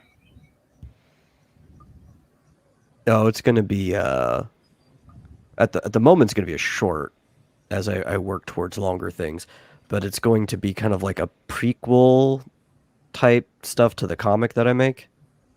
What's the comic that you make? X Dynamis Chaos. Is it already like on Indiegogo or Kickstarter? Oh, no. It's primarily a web comic, but I do have physical versions of them for print on demand for anybody who wants to own a copy. Ah, all right, nice. How are the print copies selling? They do okay. Most of what comes in is just people donating to the site because they appreciate the comic. Oh, nice. That's awful cool. Though everybody's yelling at me because I haven't uploaded a page in a long time. Uh-oh. Yeah, when people are used to getting their consistent entertainment, they start to miss it. Yeah, you gotta tell them to buzz off or give me more money if you want more frequent updates. And then you call them freeloaders. That's a good way to keep customers. Mm-hmm.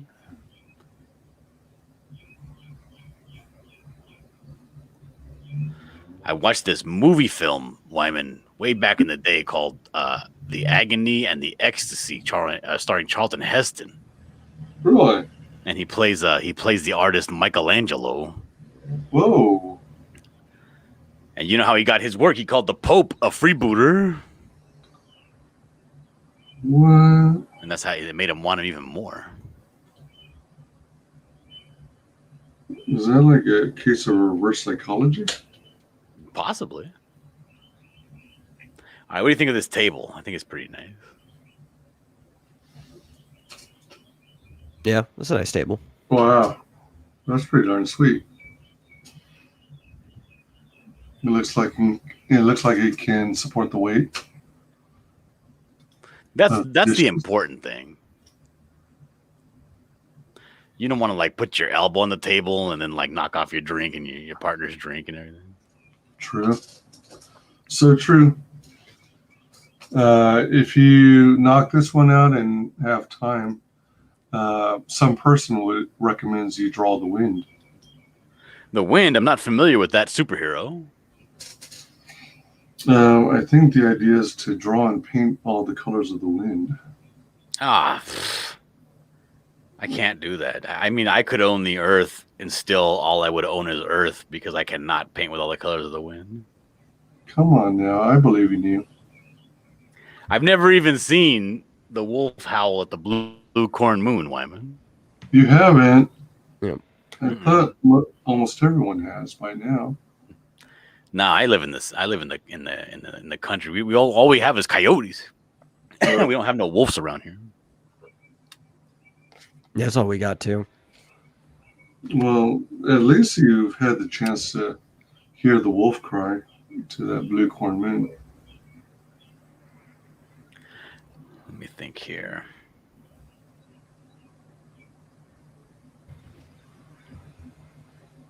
The metal. What kind of web comic do you have?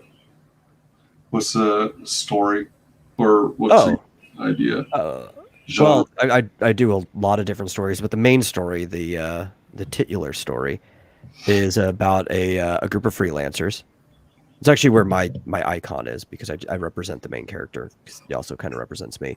But it's a group of freelancers that find themselves in really bizarre circumstances. They take like the weird jobs that nobody will take up. So sometimes it involves hunting down a succubus, or fighting in a subspace, or checking out aliens. All those really weird things. Oh, wow. The jobs that nobody else wants. Yep. Cool.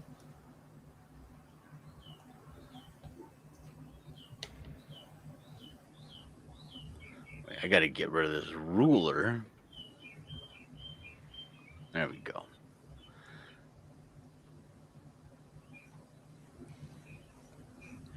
Now, if the buckler was sitting at a table, at a little bistro table, let's say the back of the chair would be about here. You're not going to see the chair. I'm not going to draw the chair. You're not going to see it. His gigantic body's going to be in front of it. Taking up everything. His freaking knees are probably going to be pitched up almost above the table. Pretty much. He's going to be like those fat guys that ride around the little go-karts. Yeah.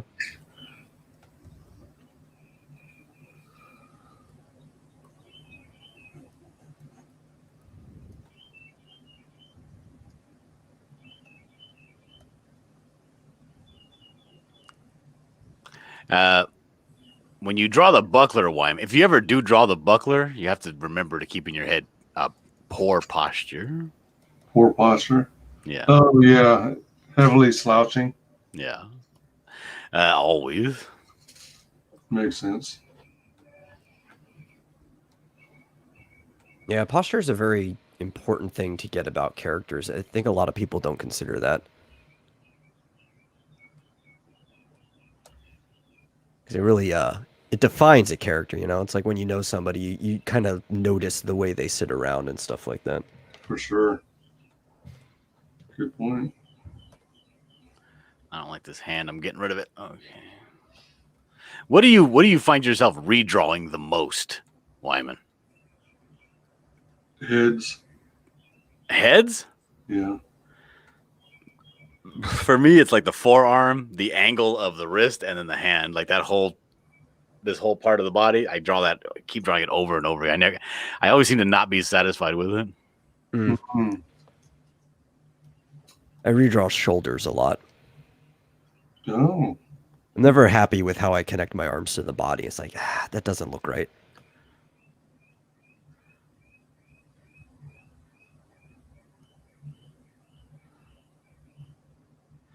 See, now I got to keep making this picture smaller and smaller because the buckler's body is so big. This is great, Wyman. You should draw digitally. That way you can, you were saying earlier you couldn't fit the whole body on the picture. You can just make it smaller in digital. Yeah, I know. I'm only now getting into digital, but I'm enjoying it so far.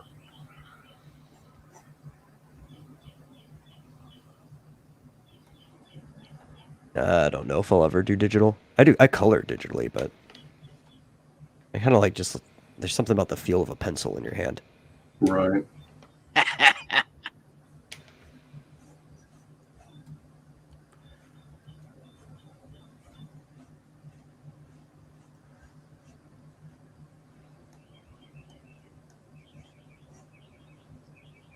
Boy, I don't even get to work on anything tonight.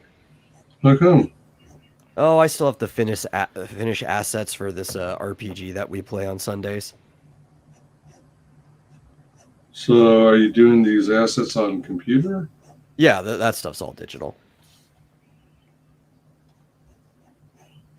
How muscular would you say the metal is? Very lean, like a swimmer, like an Olympic swimmer or something like that. It's a martial artist. When he sits in a chair, would you say his feet are under the chair or are they splayed out? Either. He can't keep his feet still. Oh, okay. So kind of like cocked under and on the balls of his feet. Yeah. Okay.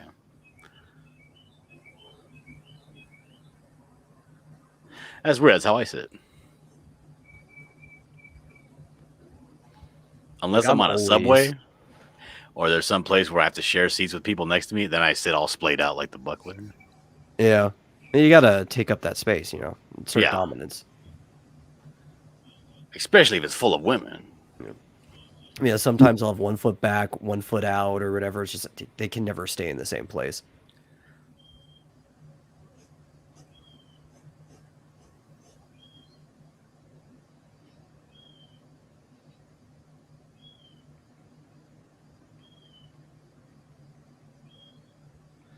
And if the buckler and the metal would be having an espresso somewhere.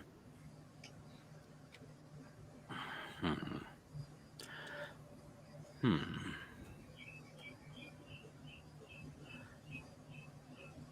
would be that main plaza in the movie Hannibal. I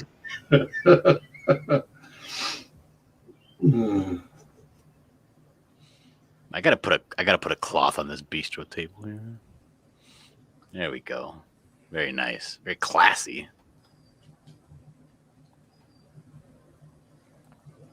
They used to have a bistro around here, but they didn't make it through the Pandemic. yeah. Shit. Because they only serve 2 meals a day, and you have to basically reserve it ahead of time. So that they didn't make it through that. Oh man. See, now I have this hand too high on his face. It needs to be lower. Like on his chin, like that statue of the thinker. Oh, wait. Is the statue of the thinker, is his hand on his chin or his head? His forehead? I think. Oh wait. I think it's chin. Yeah, I'm pretty sure he's resting on it. Yeah, it's kind of like cocked underneath.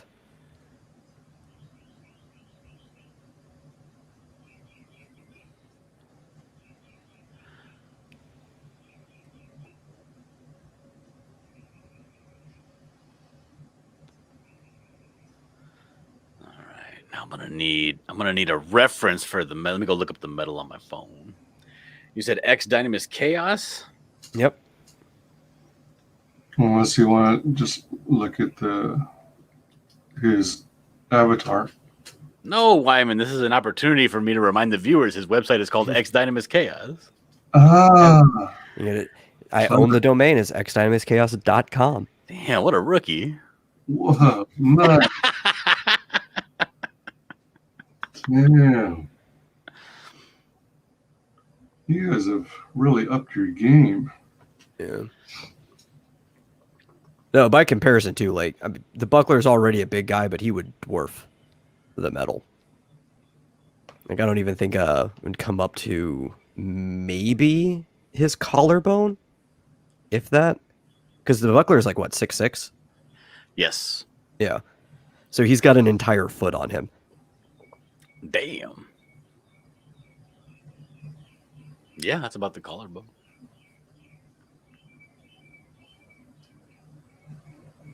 I'm looking for an image. How come you don't have your website set up like Rick Piper of Cross Comics, where I can just go to the character? It's hard on the phone. I don't have the phone navigation very well. If you're on the computer, it's easy to find because there's drop-down menus at the top of the page. Ah. Characters. Here we go. And then I have them broken down by story and then each character.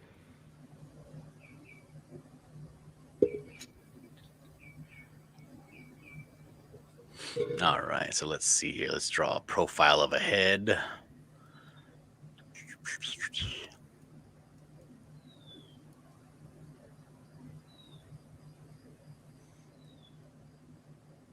Well, I mean, when you draw a figure, a human figure, where do you start? When I draw a human figure, I do this like old style. I don't think anyone really does anymore, where you do the old fashioned. Humans are composed of, like, is it 7 or 8 heads? Depends on the person. 8.5 heroic scale. Yeah. 8.5. Where you've got the spine, and then your torso is roughly sketched out to be like an oval. Your pelvis is, what is it, a hexagon or a rhombus? Either. I don't know. I draw a bean. I draw the bean, a body as a bean, and then just kind of like cartoony style, and then just kind of tighten it up from there. Bean. Oh, all right. Yeah, I kind of do that. I don't draw a skeleton for the most part. Maybe I might draw a single line to show the path of something, but I'll start with like a big oval. I want to map out the space a character is going to take up first, and then I'll start filling the body in that space and erase the oval later. That's probably a smart idea too. No, I mean, there's a million ways to skin a cat. You just got to pick one and stick with it. Right. They all work. Yeah. As long as I you like do them right, mapping they all out work. the space first, because if I map out the space first, I don't run into a problem of my character not fitting in wherever I want it to be. Right.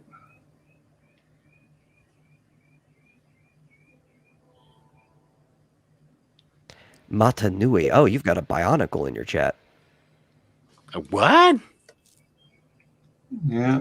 Me Paise. What's up? How's it going, Matanui?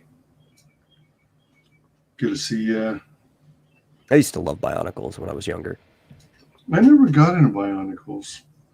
I saw them on the shelves, but I never touched them. Really? I think I was too big into Transformers. What stopped me from collecting them were my brothers, because they would only stay in one piece for so long, and like, I'm not dealing with this anymore.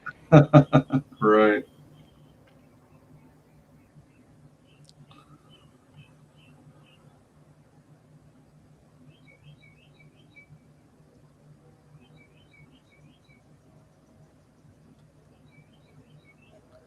All right, I think I got the general layout I want for the characters. Now let's make them a little smaller. There we go. Because we're gonna put the Duomo and what is the is it the Palazzo Vecchio?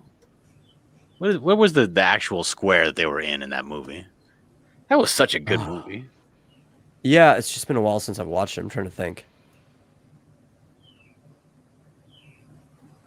I would not be able to tell Yes, you. it is the Palazzo Vecchio.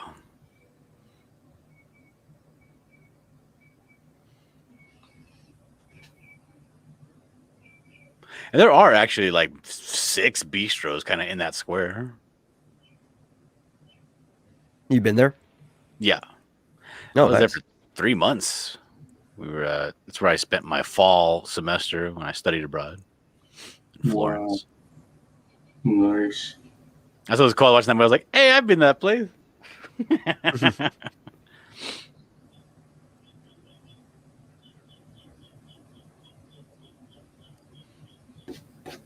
Yeah, that's pretty cool.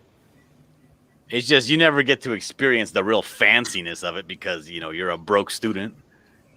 And in the movie, you get that they're inside the places. The guy's actually working as a curator for the the Uffizi Gallery and all that stuff. Yeah, sometimes we gotta live vicariously through the lives of movie characters. That's right. All right, I'm gonna snatch this picture, and then I'm gonna put it here. There we go. And then I'm going to make it very big in the background there.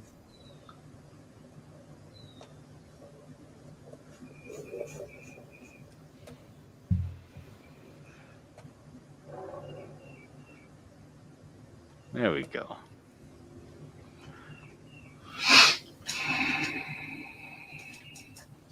Try to make it look like they're in the extreme foreground, like the restaurant's right in front of them. Yeah.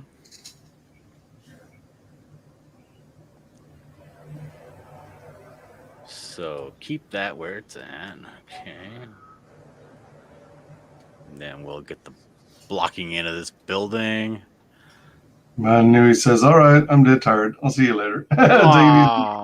Bye, Manu.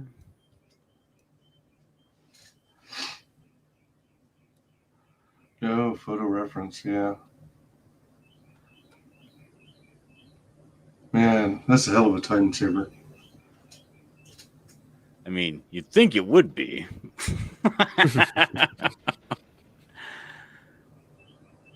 then all of a sudden, you got options, and then you want to put more stuff in. Yeah. And then your thing is like, ooh, now that I got this photo reference, how detailed do I want to make it?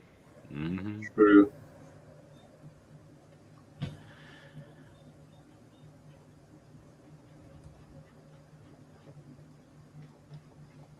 All right, that's enough of that photo reference.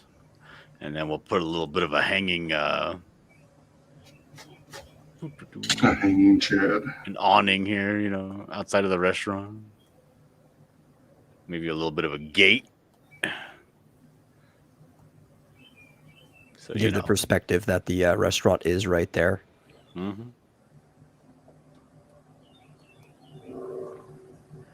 And we'll bring that out like that. 1, 2, circle, 1, 2, and then the rest will follow suit.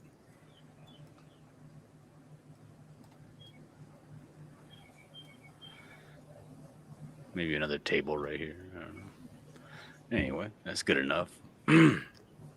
All right, so I think I have my my sketch all laid in.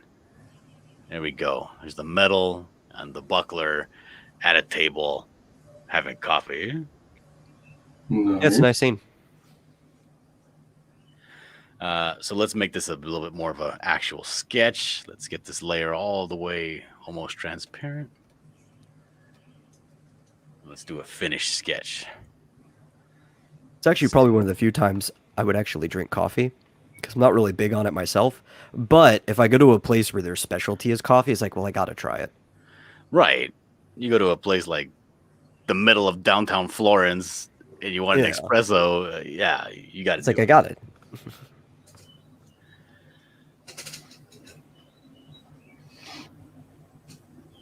It's not like I'd turn it down either. Like, I think last time I was hanging out at Barnes & Noble when I had no internet for like a week. It's like, I still got to upload stuff. I ran over there and they were giving out like free samples and stuff. Like, sure, give it to me. I'm not going to deny a free sample. I'm thirsty. Oh, yeah. For sure. Wyman, what's your guilty pleasure when it comes to films? Guilty pleasure when it comes to films. You mean like style or genre? Nah, like a movie is corny or, sissy or bad, but you just love it. You'll watch it anyway. Even if you see it on TV, you'll just watch it from where it's at.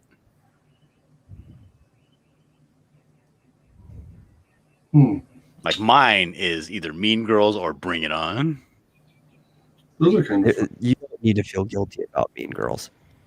It's a great movie. I can watch it from anywhere. Yeah. And Bring It On. That was replaced by Mean Girls, actually, but it used to be Bring It On. Because I'm a fan of, what's her name? Dunst. Kirsten Dunst. Even though people say she's a gross frog with crooked teeth and, whatever. I like her. I think she's cute. She is. I've always liked her.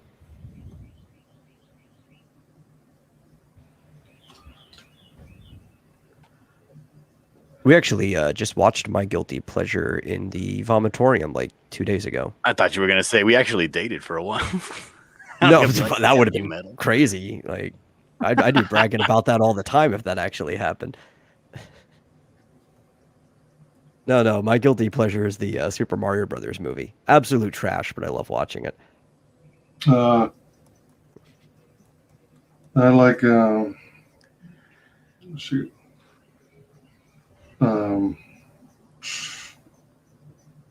Miscongeniality. Okay. That is a good movie. Yeah, I like that one. Sandra Bullock. Oh my gosh, yeah. Yeah, Sandra Bullock is a cutie. I used to watch that all the time back when it was newer. Sandra Bullock makes you want to take her face in your hands and just protect her.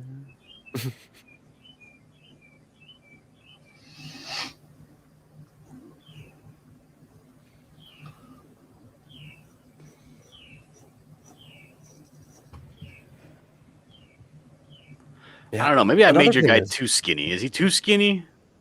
No, that's fine. Okay.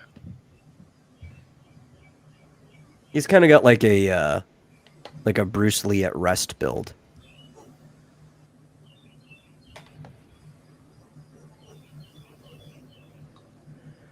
Kind of like a wrestler on their off days. Yeah.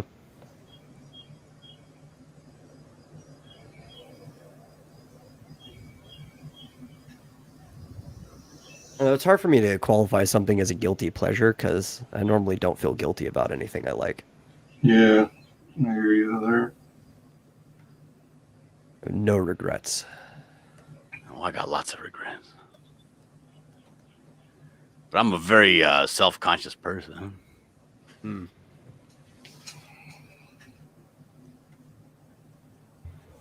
Plus, I call people out a lot for being gay, and I got to keep up appearances.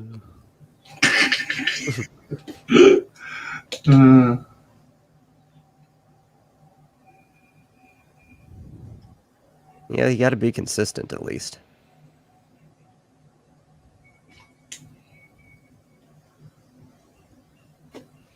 Also, sometimes I'll watch those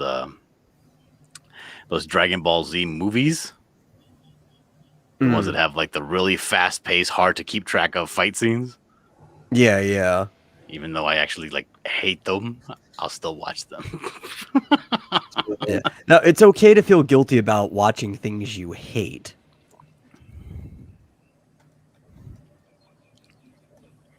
Because no, I actually do really enjoy much more watching Dragon Ball, where they're, at the tournaments and everything's super slow and it's very comical, and they're, I thought it was way better before it hit what they called Z later on. Yeah, like when Krillin is and Goku are talking about the fight, and he's telling him, "Oh, come here, hold me up like this in the air," and he's telling him exactly how the fight was going. Like that When stuff it wasn't it was Krillin versus what was Master Roshi's thing? Jackie Chun, I think was the guy's name.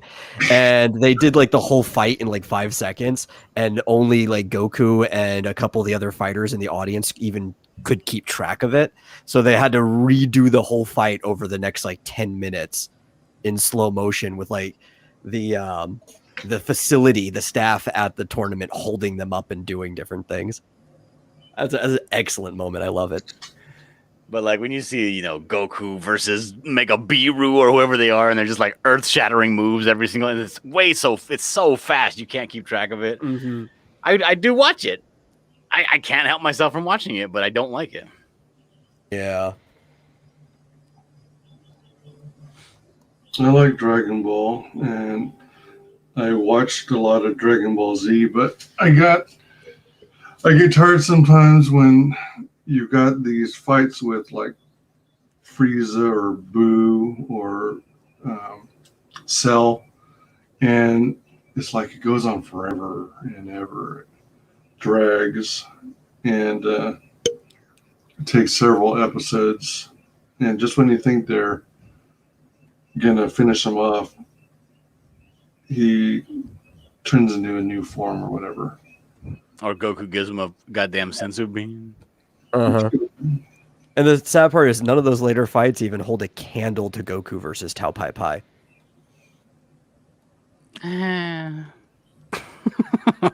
They really don't, though. There are earlier fights that are better, but that's kind of like the last good fight.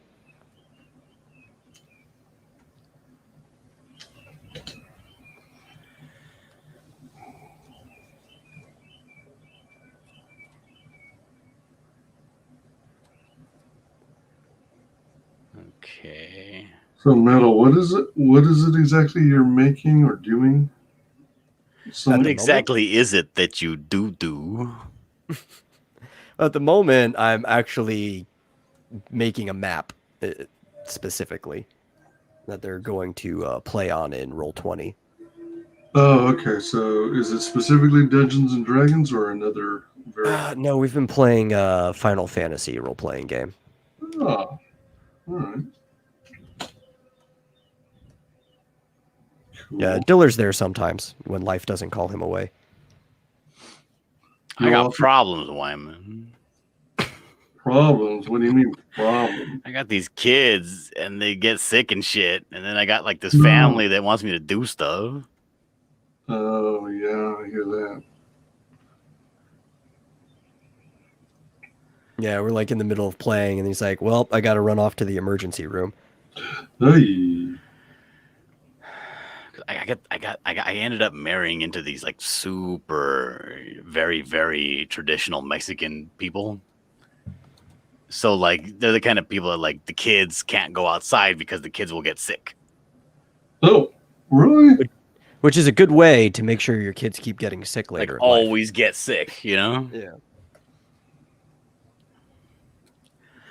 Like, I don't know. Like, I almost never get sick, and I spent most of my childhood outside. I spent a lot of time outdoors too. I also spend a lot of time outdoors. I just don't like being around my family. Yeah. What?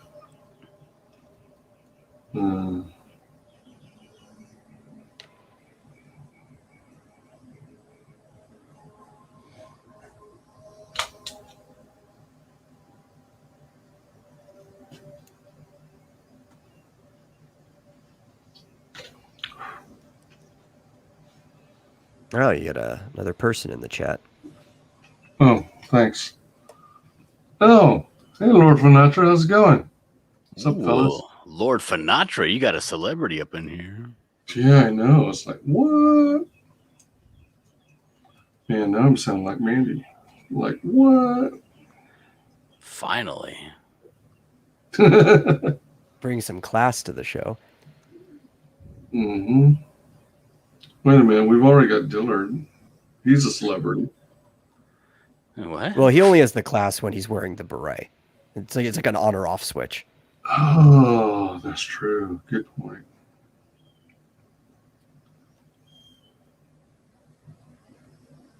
Yeah, no auto class. You gotta roll a d20 for that. Mm-hmm. Is it auto class? It's like, I can't decide what I want to play. Let me just roll for it. Guess I'm cleric this game. Gee, that's not even a bad thing. Cleric's like the best class to play. They're magic wielders, aren't they? Yeah, that can cast any spell without needing, what's it called? The Mana. items for it, right? As long as they have their holy item, like their Bible or cross or whatever. Right. Yeah. And they also basically get to know all of the cleric spells. They don't have to learn. They just have their spell slots they can use per day. I think it was called a focus, right? Yeah. I always hated that having to have a goddamn pouch of magical ingredients. Yeah, and as a cleric, you just need your Bible and you're good. You need it for your special sauce. And you get to heal and do damage? I mean, come on. That's kind of like a paladin. Yeah, and especially if you play, what is the domain? It's basically a war cleric, right? I can't remember the specific name of the domain, but you can wear heavy armor as a cleric, and you can run in and just bonk people. Oh, wow. Bonk them? Yeah, with your staff, just like bonk. Or actually, you can use cudgels too. You can use simple weapons. So you could be a war cleric with heavy armor and a mace.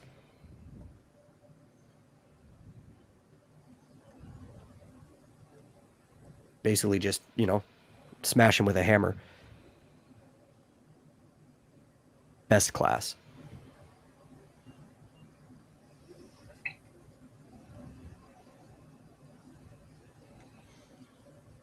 I like that hand. I'm keeping it. All right. Yeah, that's a good hand.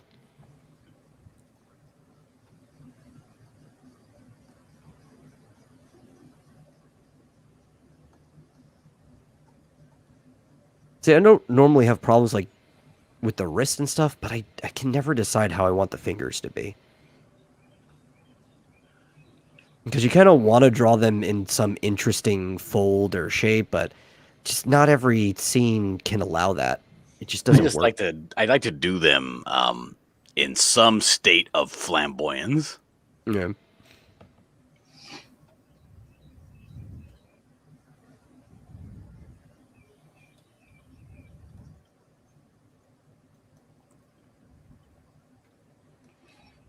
Diller, typically when you work a drawing and complete it, how many layers have you made total?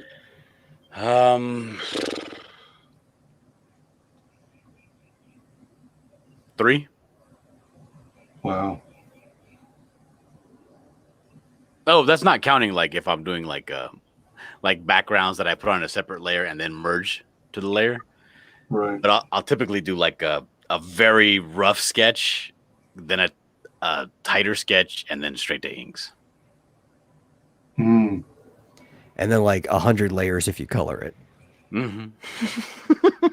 Because each color has to have its own layer. I imagine.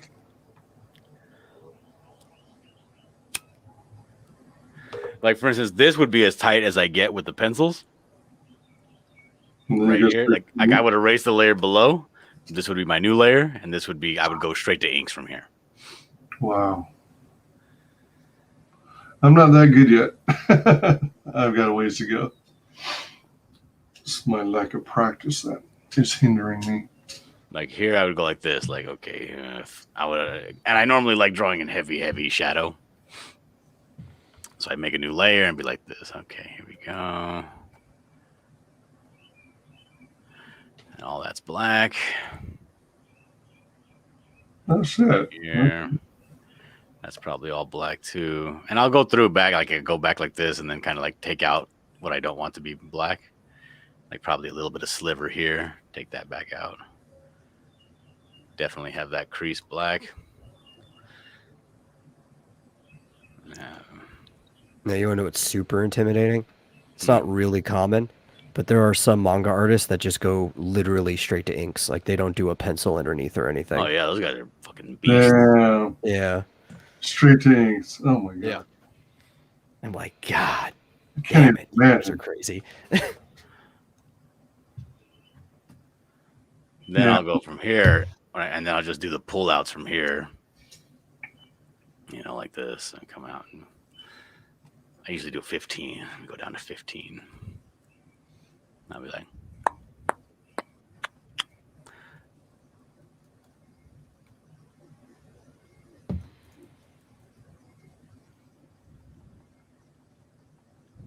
before you start any piece, do you have like a preset canvas that you're working from, like 11 by 17?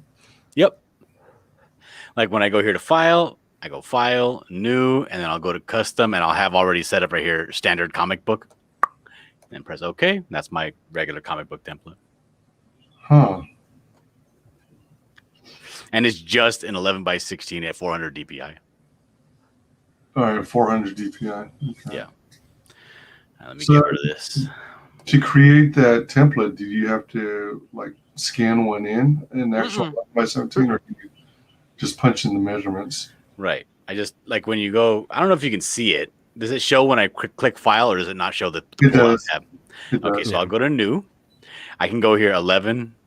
You can change this to 17, 16, whatever. I go to 11 by 17, resolution 400, and I have that in DPI, and then the unit's in inches, like the 11 by 17. So I keep that in inches, Uh-huh. and then I just press OK, and that's what shows up. Yeah. And Now you I can know save it. save it. Okay. Yeah. Oh, cool. All right.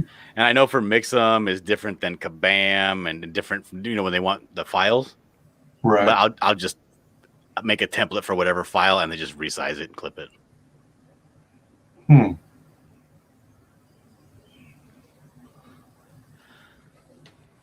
Yeah, almost all of them, they want the same outer dimensions. It's just their bleeds will be different. Okay. So you only have to pay attention to that when you're mostly doing the lettering. Because you're probably already building your comic with like trim and bleed in mind. So you're not going to put anything too close to the edge anyway. You just have to know where they're going to put their trim and their bleed cuts. So you make sure your bubbles don't go out in that area. Yeah, yeah. And then if you do a 2-page spread, do you have the? Well, I guess you would have to. The ability. Yeah, you there just is a line 'em different up. template for it, but yeah, you can just line them up. Just line them up. You just open 2 of your 11 by 17 templates and then put them side by side, line them up. Yep. And then just work on it. You said it, brother. And if you're going to be really nitpicky about it, like you know who you're going to fulfill with, they will give you a template and you can just open the template as a file and use it as your top layer and just start building up everything underneath it. If it isn't transparent, you can set it to multiply and you can just turn it on and off when you need to check on things. Oh, I will change his cigarette to a cheroot. That way he's smoking in Europe. They say one in Rome, which I mean, we're close enough. Indeed. Meddling his goddamn Roman references. Hey, man, I happen to like and have a admiration for Marcus Aurelius. You knew Marcus Aurelius. I did not say I knew him. I said he touched me once. I love that movie.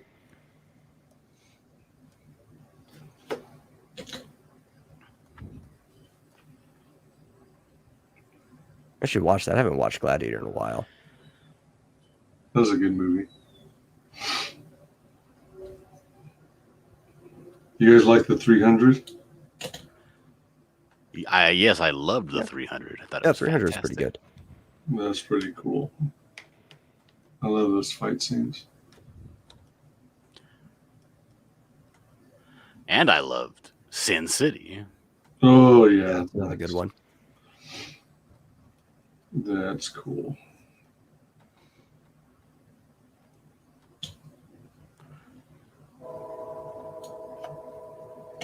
I hear a train a-coming.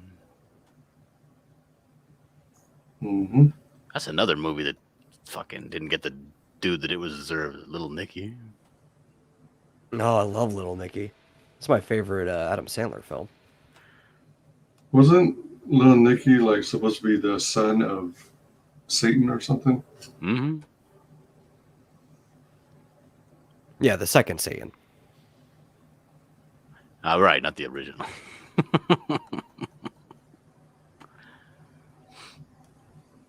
The original was portrayed by Rodney Dangerfield.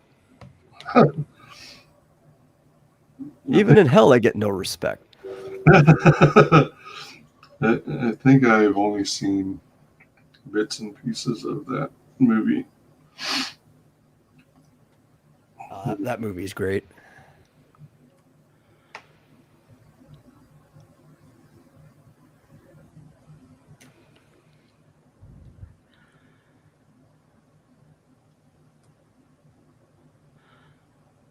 I don't think it's one of those things where he made such a good movie and then he hasn't been able to not only not top it, but even just match it since. Yeah, the only thing they got close that actually made me laugh out loud was the Zohan Yeah, don't mess with the Zohan. I like that one. When he comes into the cathedral and the Phantom is standing on the ceiling. Yeah. I was actually watching that with my mom. I almost fell out of my chair, dude. I was like, "Oh my god, great!" I mean, I watched that shit in the theaters. I was like, "Hello, yakas." Oh, that was great. Yeah. That was it. Okay, one pee touch.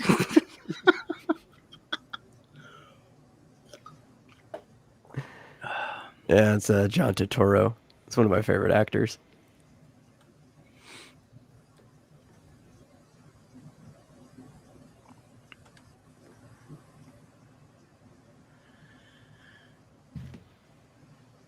I think how their national sport is hacky sack.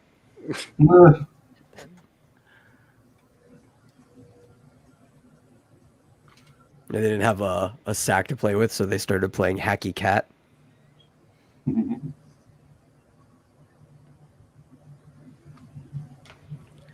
Oh, damn it. My touch screen stopped responding. No. Oh no.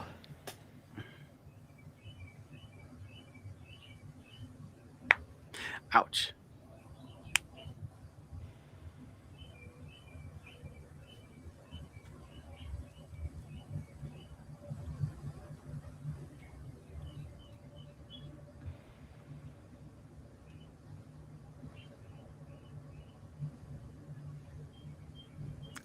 Yeah, I can't turn it. No, it's the wrong way. There we go. Look at how it looks when I turn it. Oh wow. Oh, God. All right, let me close this down and restart it. Yeah. If I wanted to, I could use my phone as a tablet.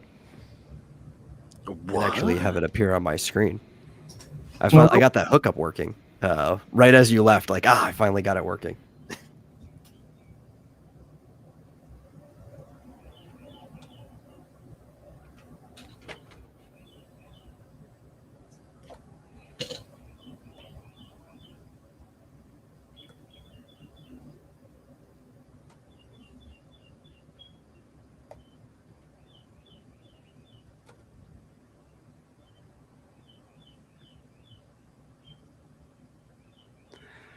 Ooh, it's getting warm in here.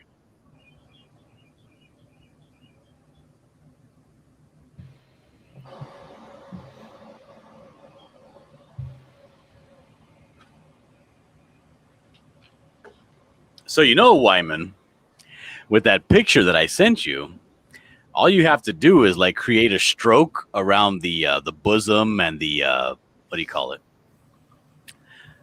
Collar. The collar, and the gaps in the thighs, like a piping.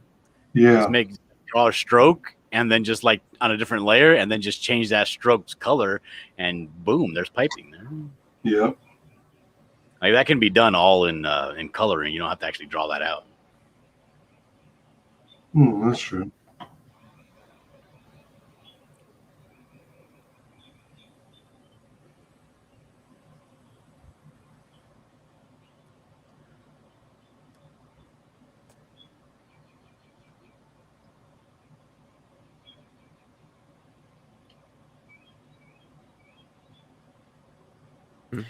See if I can find that image.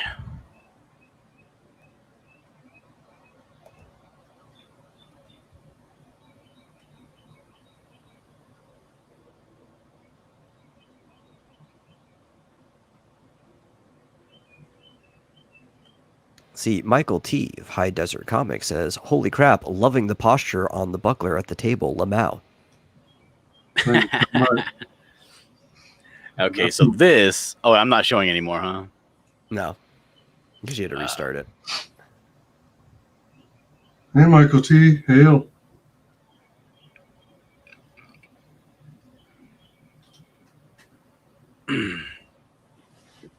Okay, so what I would do... And you said it was red, right? Yep. And it's along the collar as well? Yeah, along the top edge of the collar and the side edges. So I would go to the tool called Continuous Curve. Continuous curve. Does it automatically like grab a hold of it, or are you still freehanding it? I'm free handing it, but it curves automatically. Wow. What a trip. Free-handed curve. Damn. I would never have thought to use that because I don't know these tools.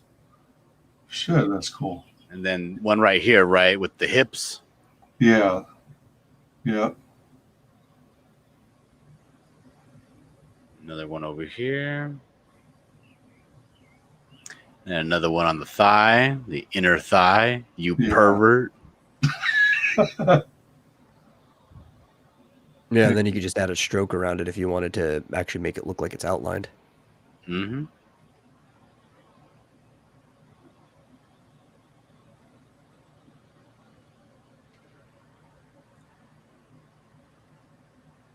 She would have another one on her leg, her lower leg. Yeah, there too. And then the tops of the gloves. The tops of the gloves? Yeah. Oh, okay, I see. That's a lot of glow. Yeah.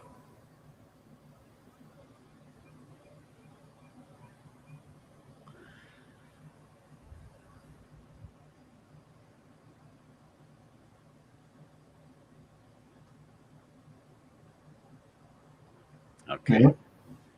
So you have that there. Then what you could do is just take that layer, the whole layer, selection from layer, create selection, go in with it. I would say 1. Let's see what that did. Oh no, I need to go in a lot more with that. Let's go 5. There we go. And then I can make like a super bright red and put that on a different layer and kind of be like this. Put it on a different layer. Wow. So it kind of looks like it's glowing a little bit. Right. And then I could take that other layer that had the darker red and blur it. A Gaussian blur. There we go, kind of like that. Oh, now it looks like it's glowing red, you know? So it's making use of 2 layers. The bottom layer is the one that's got the Gaussian blur. Yeah, you can take that off. It's just, and then the other one has the lighter stroke on it. Whoa. And you can blur that one too, the top layer, to kind of make it blend in a little bit more. Like, but don't make the blur as severe. Like maybe only go like here. See what that does. There we go. Now it looks kind of like that. What you do is put one of the layers, the top one, as a screen layer, and then you'll actually look like it's a light on top of the glow. Ooh, like a neon glow. Yeah. Screen layer. Huh. It'll be more apparent once there's color in the background, but it'll stick above everything else.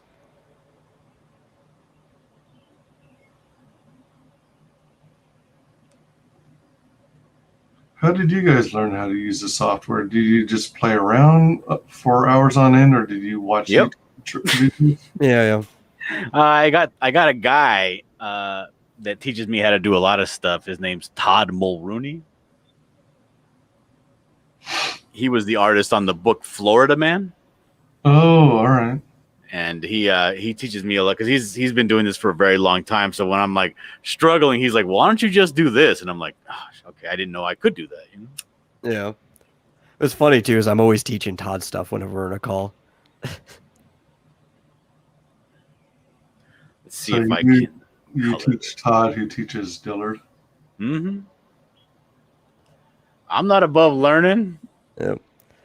Because I've been messing around with Photoshop, which a lot of the stuff carries over. They do the layer properties and stuff are basically all the same. Okay. And yeah, the difference with a lightsaber would be to use a technique with a third skinnier layer of white on top. Yeah, but I've been dealing with Photoshop since 2007 or 8. I don't remember exactly which year. What is the nationality? What's her race? Your character? American Scottish. American Scottish. So this is about the right color for her skin, right? I'd say so.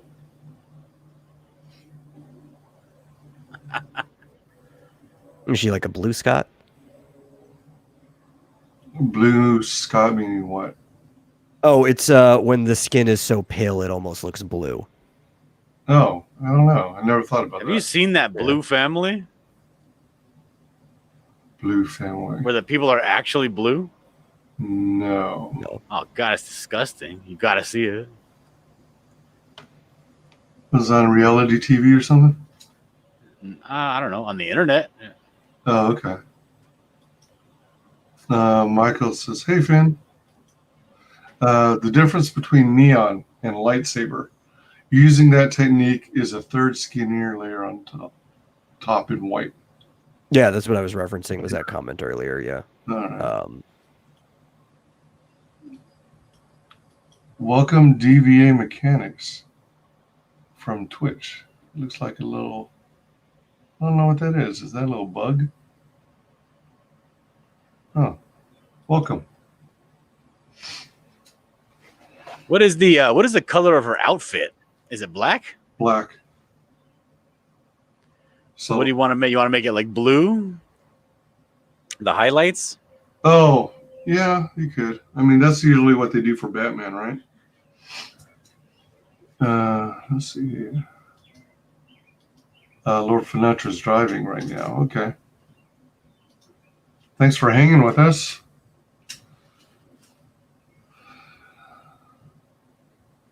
What color is her belt? Silver. Let's see.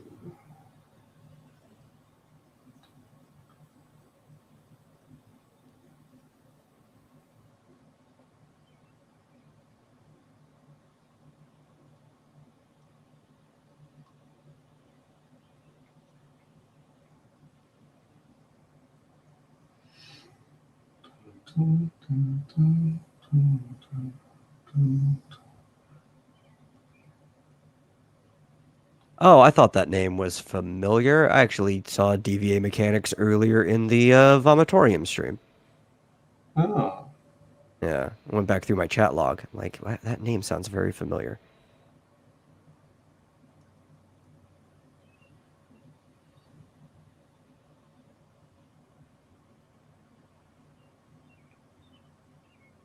I feel bad because I spent a lot of time on this figure because it was like the first time that I'm actually doing like a woman's figure that I'm trying to do like a J. Scott Campbell style, like super sexy, and I'm like coloring it crazy shitty.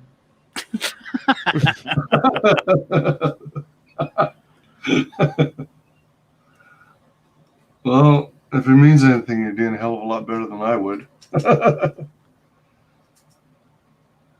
It does help. Thank you.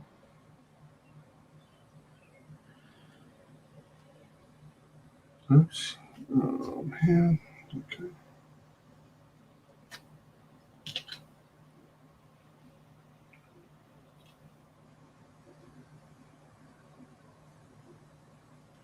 Does she have electro piping on her shoulder area that has a gap? Oh, yeah. Sorry. It's too late for that. Yeah, you'd have to make a completely separate layer and just repeat the process with like 2 to 3 layers in just that spot.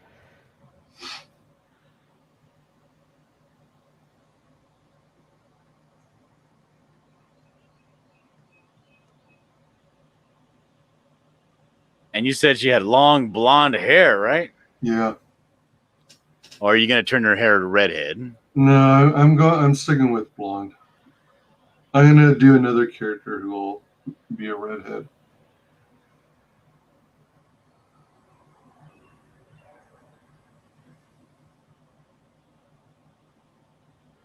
Maybe I'm a different breed. Maybe I'm not listening. Blame it on my ADD, baby.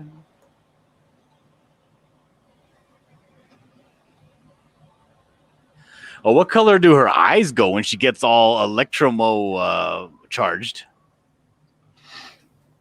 Or they're like normal eyes? Yeah, that's a good question. Although I like, shit, I don't know. They were originally going to be normal eyes, but I'm wondering if it, I mean, I don't want to really so much copy Storm and her white eyes, but that might be That's also appropriation. but that might be the way to go. Go blank eyes. Well, Batman does that too, but So does the buckler. Well, what color is the lightning? It's white lightning with a hint of blue. yeah. Yeah, just have the eyes glow cyan or whatever. Match the lightning as much as possible. Yeah, match the lightning. I mean, if she's a blonde Scot, she probably has blue eyes anyway.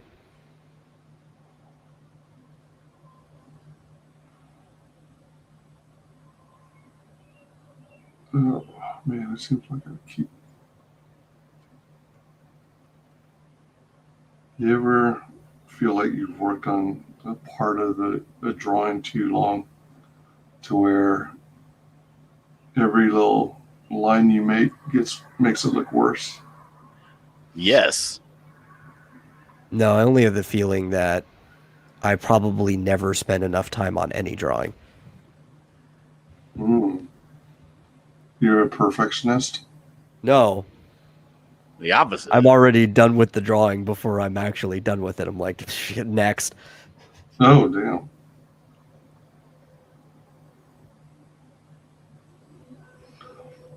So I used to be a perfectionist when I was much younger and I was learning art, but after a certain point of like, you can only spend so long on something. It's just better to move on to the next thing. Right. Are you also, generally speaking, just a very fast artist? For what I do, yeah. I never take too long doing whatever I do. It just depends on how much detail is being put into the work. Right. Yeah, I agree. Art is never finished. It's only abandoned. True. And I abandoned all of it.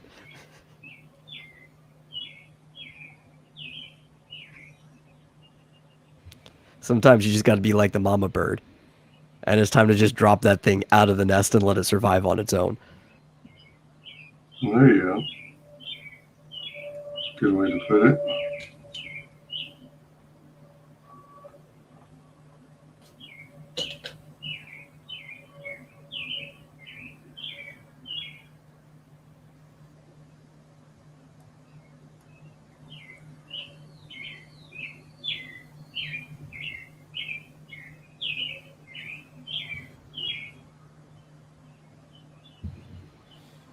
Speaking of birds.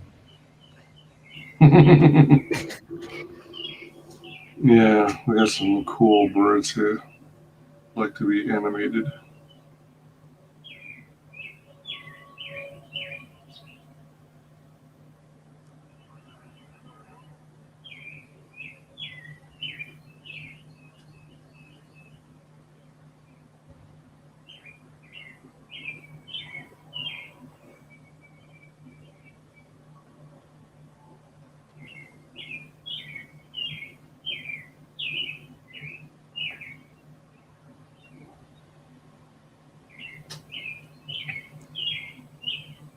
Yeah, that's a faint glow like that. That's basically all you really need.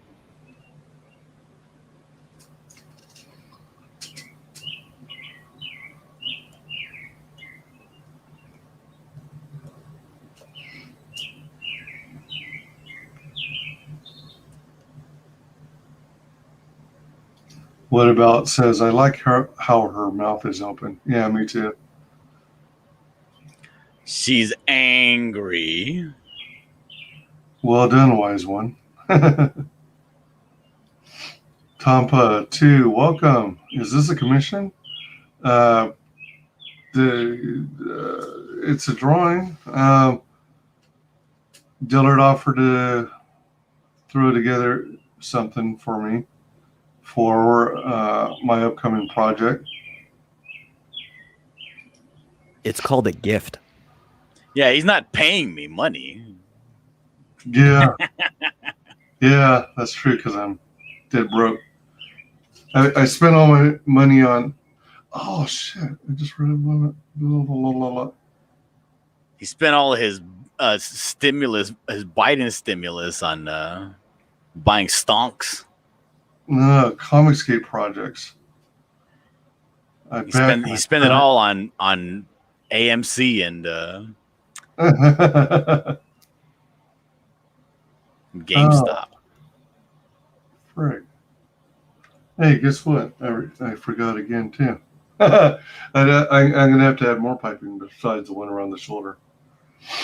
There's also piping in like the bikini area. What? Yeah. Oh, you're a super perv. Michael T says too many electric characters, not to copy some aspect. Blue like Raiden, maybe? Yeah. There are a lot of electric characters. You should just change it and say that it's plasma. It's not electricity. Plasma. That makes me think of blood. And that, I don't know. No. I mean, electricity is plasma, so I mean, you're her already in piping the is right, red. Oh, wow. you're in the right ballpark already. Oh, true. It comes from my. It's kind of like a nod to my career starting in electronics. Art has never finished. It's only abandoned. I hear morning birds. Are those bird heads? They kind of look like cardinals. These guys right here? Oh. Yeah. They got like the little feet at the bottom and stuff. It's like a cardinal perch there. There are no feet. They're just heads. They sort of look like ice cream cones on my end. Oh no, I see the full thing. Oh, wow. They're like cut off on my end then. What the hell? Yeah. What about Dogecoin? I want to, actually, of all things. Cool design. The leg holes will be painted and sequential. Yeah, I know. But I like the look, so. That's the thing, right? You're not, I don't got to draw it. I can draw it however cool I want to draw. That's why all my characters have very simple designs. It's like, darn it, I'm my artist.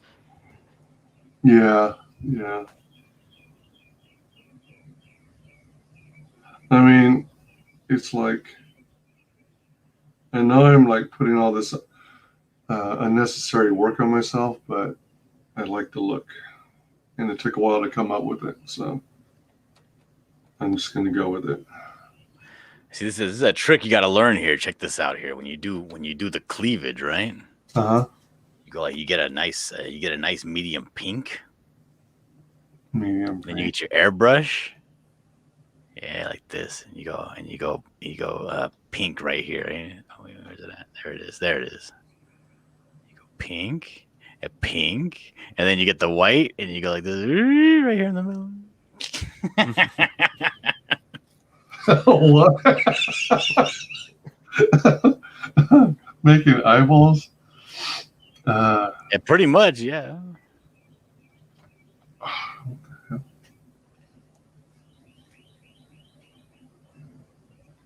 You gotta be like in a hentai where the breasts are way shinier than they ever are in real life, even if you oil them up. Yeah. Looks like Blood Rain. Oh man, I love that game. That's so much fun. That's something I should see if I could get running on my computer again. Although, I wonder if I have a patch that'll allow me to run it still. Michael says, now who's the perv? Still you, Wyman. Still you. I still hold the title, eh? Welcome, the Ryan Cardinal, dim glossy titties. You can. Let's see if I can grab this. Last time I played Blood Rain, I think it was for early version of OS 10 on the Mac. So, and that was with the help of some kind person who, or a group who wrote a patch to allow an OS 9 game to run in 10. I'm surprised that game was even runnable on an Apple device. It actually was, interestingly enough. But What the hell are you talking about?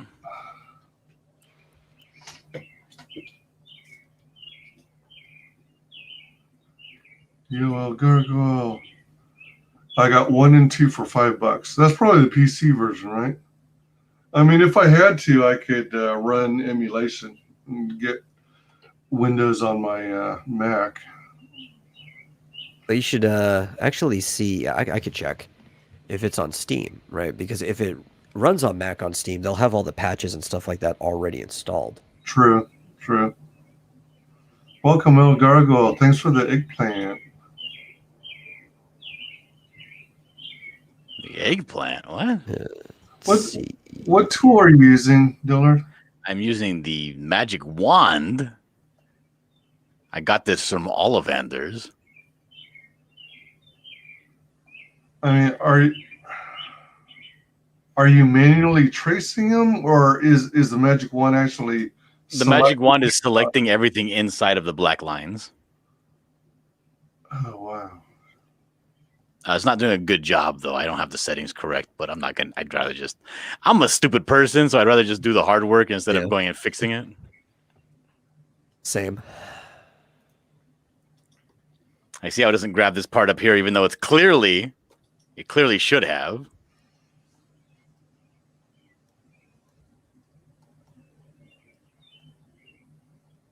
So somewhere along the line, I'm going to miss a spot. I'm going to have to go back and do it again.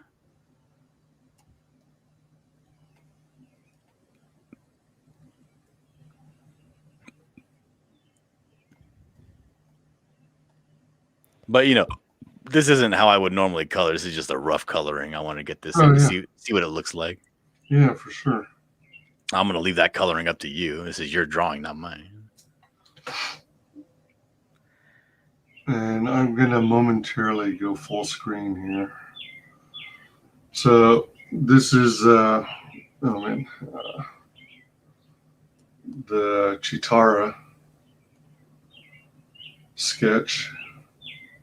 sketch card. So it's not perfect. I like that. That's what I mean by cut off. I started with the hips and the legs and then worked up. But so that's 2 down. As long as you got the breasts in there, you're good. And I checked, the Steam version's only operatable on Windows. Crap. Well, I could always reinstall Parallels Desktop, install Windows on that, and then, man, I hate that though.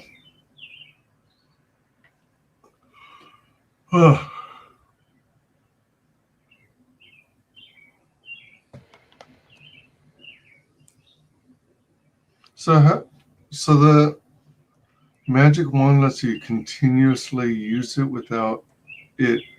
Like on some tools, I'm used to, if you accidentally click off of it, then boom, you've lost all that work you put into it. Right, like I just did right now. They say I click on this, and like, oh, damn it, I can just click the back button, and it goes back to where it was. Oh, okay. But if you hold down Shift, you can keep on adding things to it. So that you can also change the select option. You see how he's got the box there, and at the top of the tool options, there's these little blue boxes. The base one is new selection, then there's add selection, subtract selection, the difference between selections. Oh wow! Deselect partially. Yeah. Select already selected part. Mm-hmm. There's a bunch of different things that you can do, and I have not learned them all And if I do know them, it's very difficult for me to get in practice with them and use them, on a consistent basis. Right. I usually just use add selection by default because I'm usually just selecting multiple areas. Hmm. And just leave it on that. So let me make a new layer, and then I'm going to expand all this. Is that the tool that you were using, Dillard, initially? Automatically select by default, or? Oh, I don't recall. Okay. He's just using single selection, but if you hold shift, it'll let him add. Right.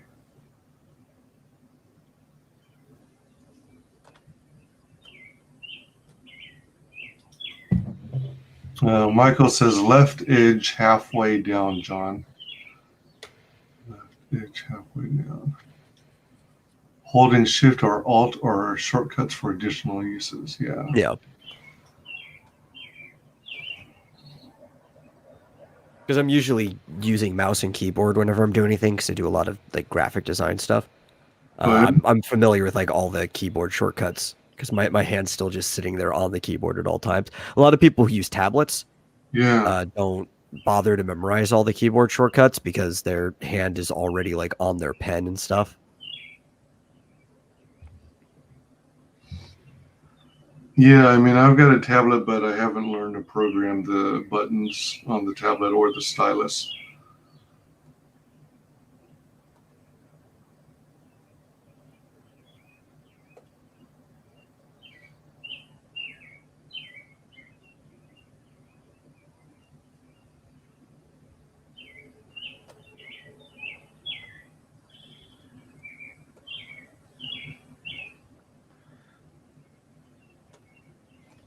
What I hate is, in Photoshop specifically, there's a lot of things that just don't have keyboard shortcuts that I use a lot. Oh, yeah? Like what? Oh, like I will use things like the select modifier, where if you already have something selected, sometimes you want to grow or subtract the or contract the selection by 2-3 pixels specifically in each direction. That you just have to go into the drop down and use that. There's no keyboard shortcut for it.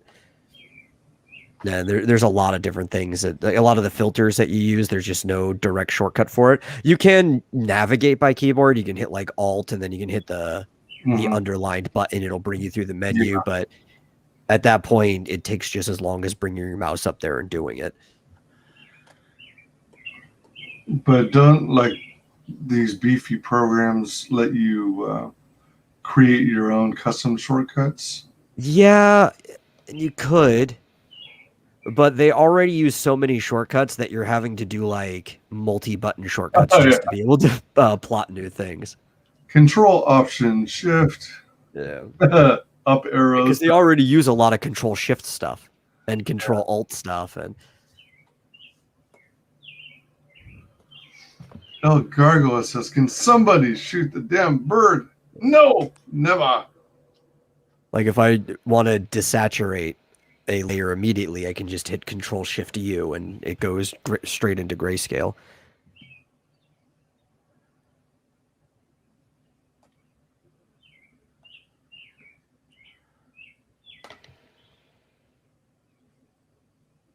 I use that one a lot.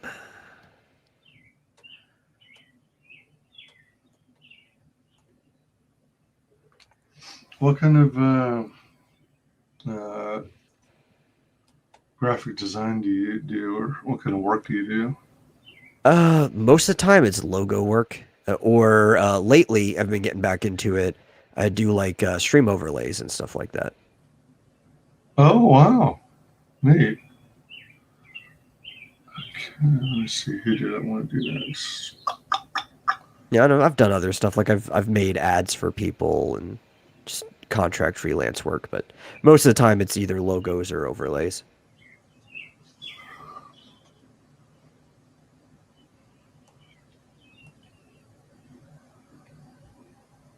When you make an overlay, is it specific to a software program, for example, OBS, or is it like standardized no matter what? It depends. If I'm doing a static overlay, which is just an image, You could kind of use it for anything because I'll just make the holes. They'll be transparent. You can drop it down. I know certain things will let you add overlays, like if you have the premium on StreamYard or whatever, you just have to know where the like the spots are going to be. Right. And things like that. If I do something that's animated, which a GIF would be way too heavy for whatever would be animated, I actually have to render that as a video file with like some color that can be keyed out that doesn't show up anywhere else, like a green screen or something like that. And then that animated movie can be set to loop and sit there in OBS, and you just chroma out the green, and you've got like an overlay that's kind of dynamic.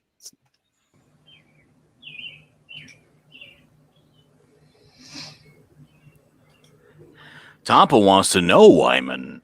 He says, I follow so much on Twitter. There's so much going on that I did not know that you were doing one. When is your comic coming out? So what? Geez. That's a good question. Probably at the earliest next year. So much of it is never got much further than the drawing board and just jotting down ideas and sketching designs on characters. 48 pager, probably. In a way, I feel like 32 and 38 seems a little chintzy, especially if you're waiting a while between issues. So I think having a beefier book is the way to go.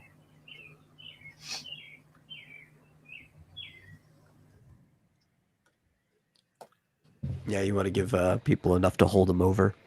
Yeah.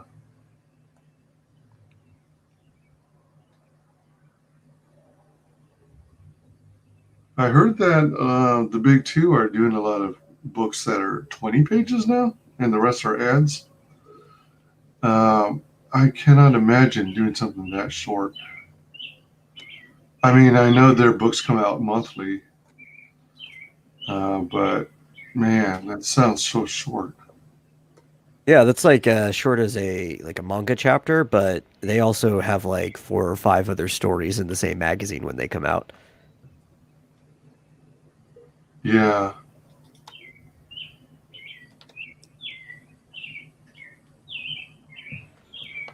Yeah, I don't get the whole floppy thing. Like, I know a lot of people they write their stories for the floppy, but it's like just do 3 of them at the same time, right?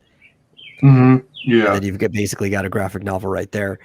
Yep. Because if you're just going to do floppies, you might as well just pump them out, put them on print on demand, or do a webcomic instead in your free time. If you're going to do like a Kickstarter or something, or Indiegogo, actually do a graphic novel, give somebody enough to hold them over. Exactly. Totally agree.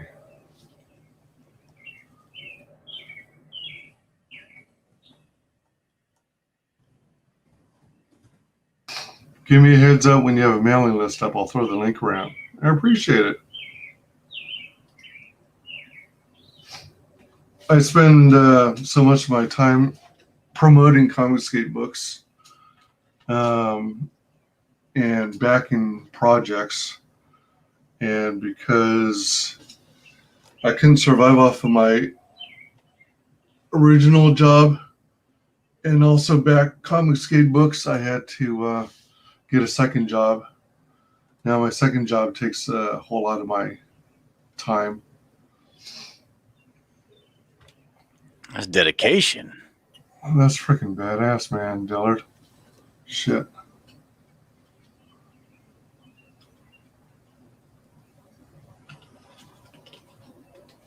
I don't know.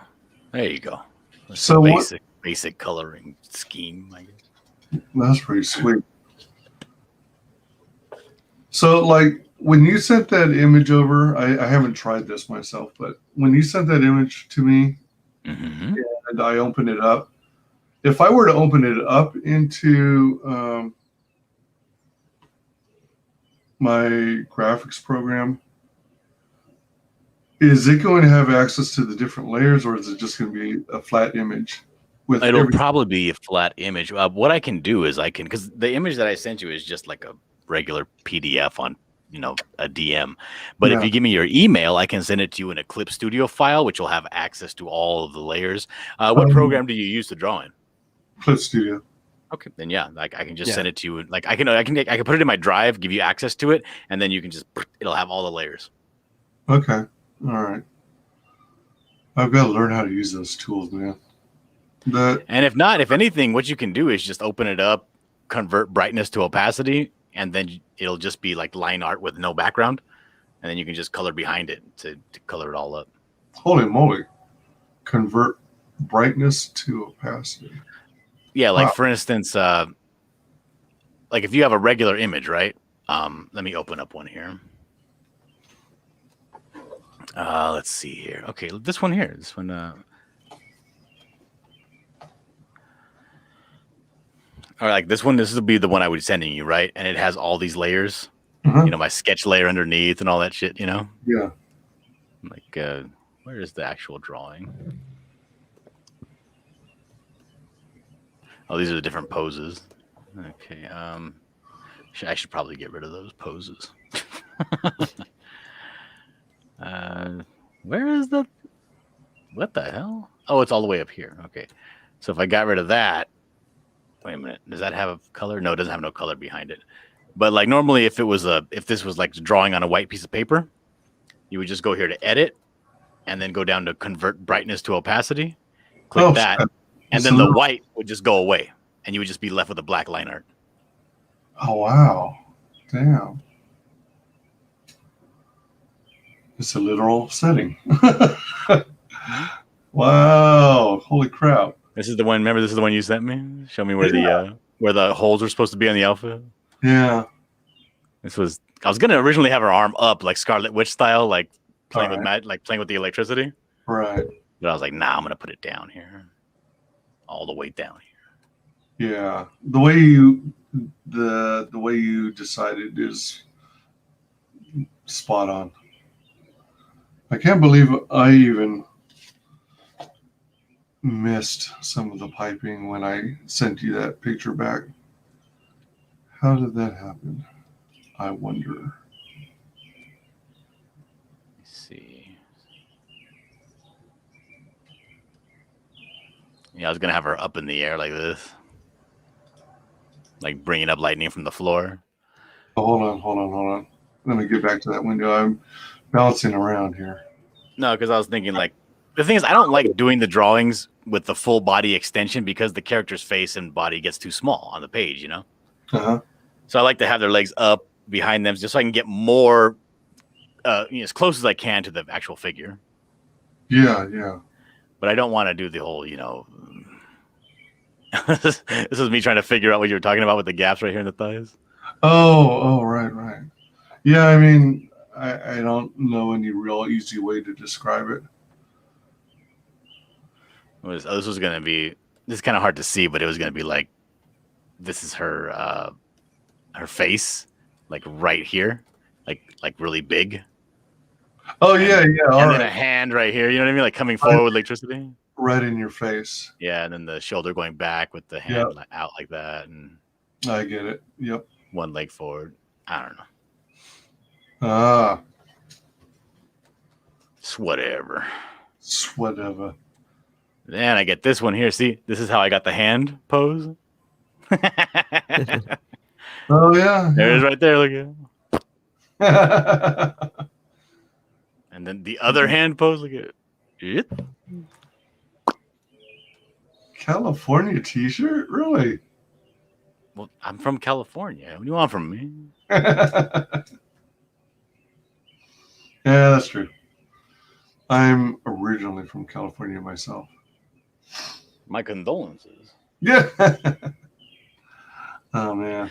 Hey, but Wyman, I got to get out of here. I'll send you that colored picture if you want it, but I wouldn't take it if I were you. It's kind of crummy looking. Oh, I love it. Hell yeah. I mean, that thing's amazing. All right. I'll send it to you as soon as I get out of here. But I got to go. I got to go to bed. All right. Well, you take it easy, man. I'll probably wrap things up soon because I need to go to bed and then probably get back up around, I don't know, it's almost 4 a.m. now. So, I don't know, get back up at 6 or 8. Try to get some more stuff done. All right, cool. All right. I'll see you later, Wyman. And see you later, Metal. Take it See you, easy. John.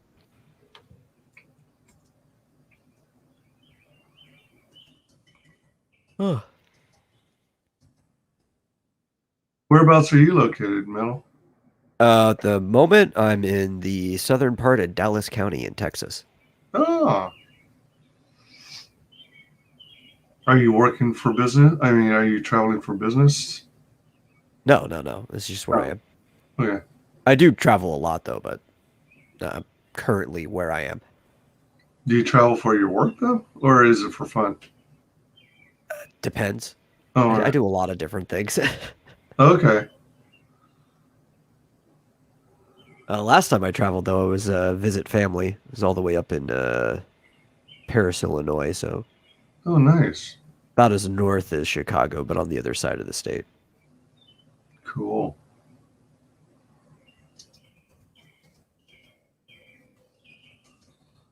Yeah. It's a nice area where I am, though. Pretty cheap. That's the important part. Oh, really? Yeah. Wait, are you talking about Texas or, do you say Idaho? No, it was up in Illinois, but no, it's cheaper. My grandfather is too, yeah. I think he paid like $600 for his plot of land. Holy 'Cause crap. It was out, it's like a half acre next to like a junkyard or whatever, like some type of rubble depository. Like it's near farmland, but it's also like right next to like an industrial processing plant of some sort. So it's basically nothing, and there's no house on it. He had to move a trailer, so that's why he got it for like virtually nothing. Oh, wow. Does he have plans to develop on it? No, he's been there forever. Let's see, 17 years ago when I was like 12 turning 13. I went up there to help him set up his property for the summer. Like I was just up there, and it's basically the exact same as when I left it. Oh, wow. Oh, my gosh. Yeah. It's just his home base. He's a traveler. That's the thing. He goes around everywhere. It's actually kind of weird that we traveled to see him. He's not used to people going to him. It's always the other way around. Wow, what a trip. Yeah. And he can't help it. He knew it was going to happen. It's like, darn it. They all have my genes. They want to travel too. I'm supposed to be the one that comes to see people. That's funny.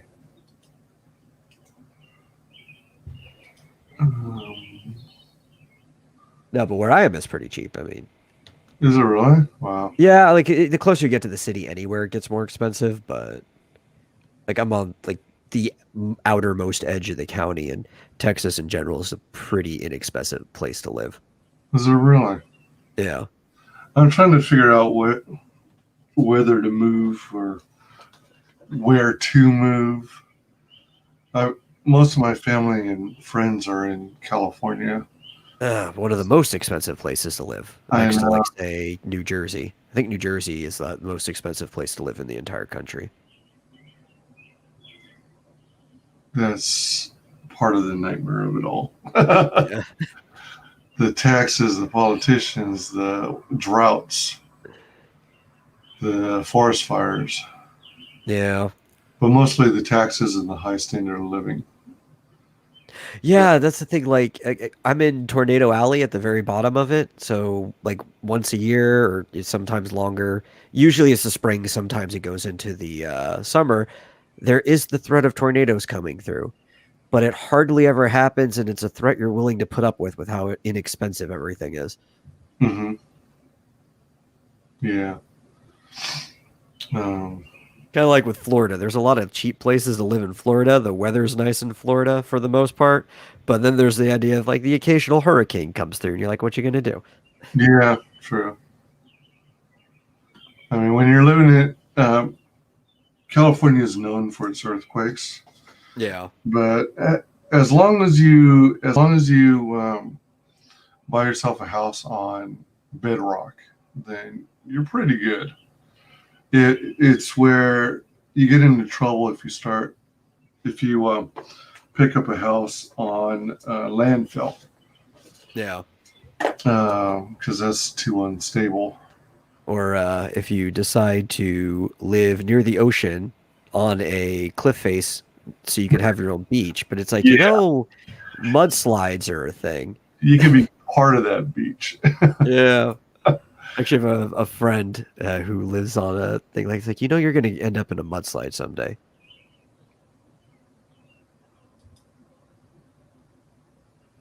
Maybe. Anywhere you decide to live is going to have its trade-offs, so you got to just decide which ones you're willing to put up with. Oh yeah, for sure.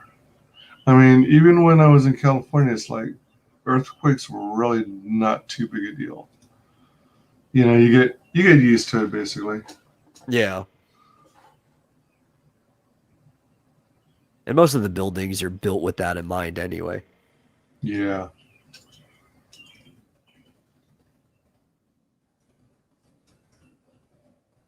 I know some other places here because, when you're at the bottom of the plains, like I'm still in the Great Plains, but there's like a line where the plains becomes the desert.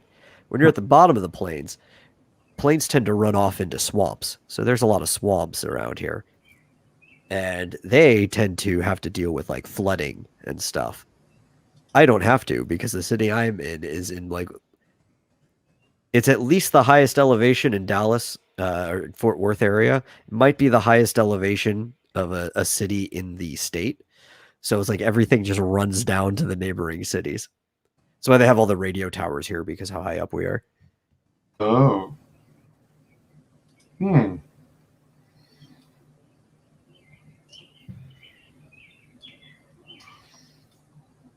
Bummer is though, neighboring areas would get closed off for snow for school because it would actually pile up down there.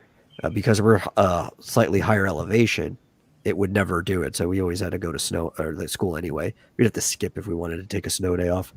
Yeah. My dad would let us too because he was skipping work that day. He's like, "Oh nope, I can't make it in. We're snowed in," and then we would just it's only an inch and a half of snow outside. Nobody's snowed in. We're like, let's go. I know a hill we're gonna sled.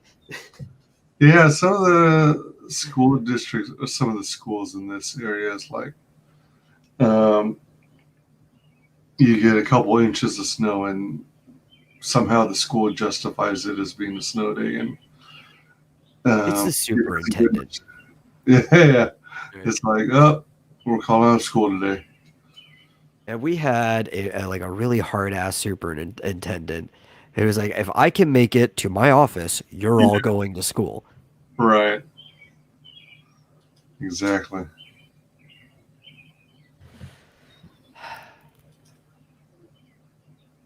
Don't miss that at all. A lot of people are reminiscent about their school days. It's like, not me. I'm glad I never have to go back to that place.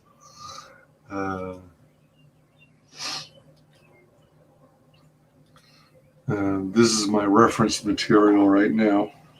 Oh, nice.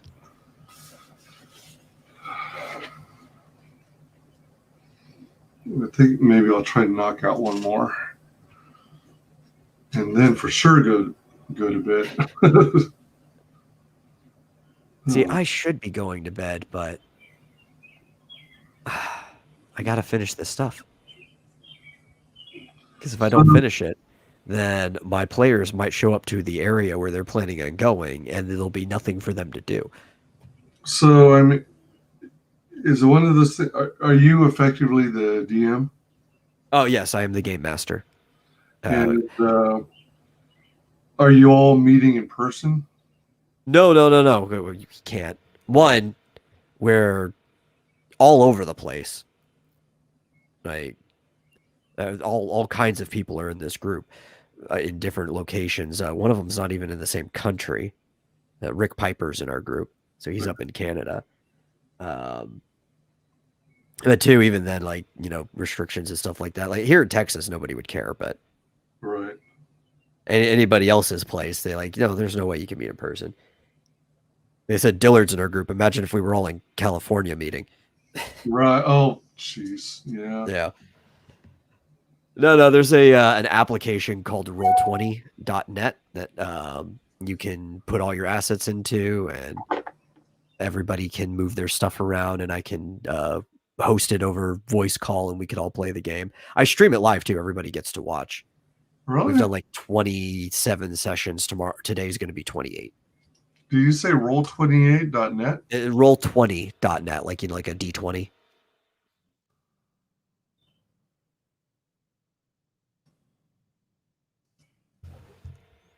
And that's where I host it, and I have to upload all my stuff. I've got so many assets too, because how long this campaign is, that I have to actually pay for the monthly membership. It's only like $5 a month. It's not a problem, but That's not too bad. yeah, that's pretty dang cool. I mean, yeah, what's it's a good system. is it? So you literally get to see the maps and Yeah. And when somebody moves their token, everybody else sees it move too, and their dice can be rolled in there. They even have 3D dice, so you can see it rolling. Oh man! And can you see the? Does everyone like upload the image of their character? Oh, I have to do all the image uploads, but they could just send it to me, and I can put it in, so everybody does have their own like character for the most part. Oh There's a couple non-artists on there, so I draw all the NPC tokens. So one of them I drew his token, and nice. Marsupial Gamers also in our group, and John drew his token for him because we were in a call making the characters, and he just felt like drawing the tokens. Till he found out that if you draw your character in this system, as like I can award key points or fate points that you can use for different things at the beginning, and him drawing his character awarded Marsupial a fate point. He's like, oh man, if I knew that, I wouldn't have drawn it for him. I was like, oh, too late now. What is your channel? I've got plenty, but we are running it on the Vomitorium, which is my podcasting channel. Is that accessible through YouTube, or is that a Twitch? It's on YouTube, Twitch, and DLive. YouTube, I'm trying to remember the exact username for it, because you can always type in the username as the URL. There's one It's called like Vomitorium. Is it? if you type in the Vomitorium podcast, you'll be able to find it. Yes, that's it. With the two guys in the hand thing. So far, I see one guy cracking up wearing headphones. Yeah. Because I recognize the song. Evan Hotep did that little thing for, as a joke, and I'm like, I'm taking that. That's going to be our advertisement. I'm gonna get copyright struck. Oh well. Yep. So you've got 69 subs on your YouTube. Yeah, I've That's YouTube like, doesn't get a lot of views. that's like the perfect number, though. It is. Yeah. Let me see here. Because We used to get the most of our plays through the actual podcasts when I do the audio upload, and I used to get a lot more plays than we're getting now because I had to shut it down for a few years. But we also run the tabletop gaming streams on there.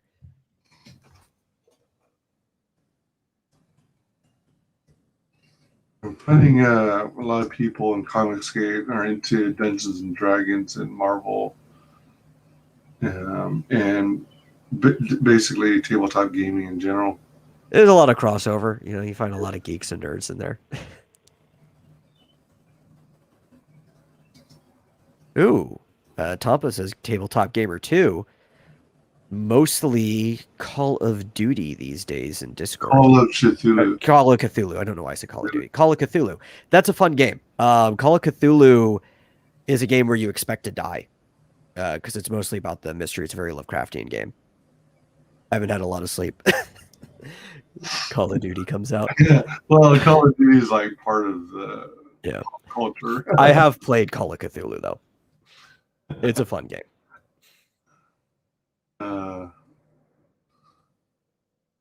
In Discord, developing my own game at the moment. Need to get some art from Jose for it. Sweet. I'm also making a game. Are you? Yeah, based off of my kind of world, the X Dynamis Chaos stuff. Oh, right. You mentioned that. Yeah, there are several creators who are making their own tabletop games. It's a trip, man. Adam Lawson did his own game too, Asunder D20 system. Yeah, I think I'm doing a D% or percentile roll system. It's D100, but everything is set to percentages. Shoot. Wait, correct me if I'm wrong, but isn't Adam Lawson the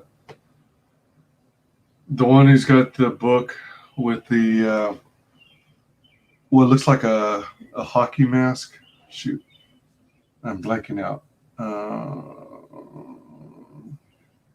Yeah, it's late too. Shoot, can't remember it. But let me see here. Kill Journal. Yeah, you're right. That's it. Kill Journal. I was blanking out. And the 8th. I don't remember if I back the 8th. But Kill Journal. Sweet. Yeah. And then there's another guy.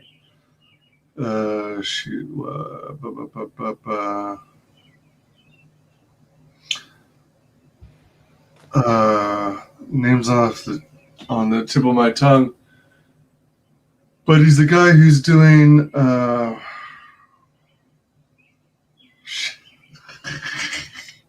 hold on a minute. Oh, damn it, I hate when this happens.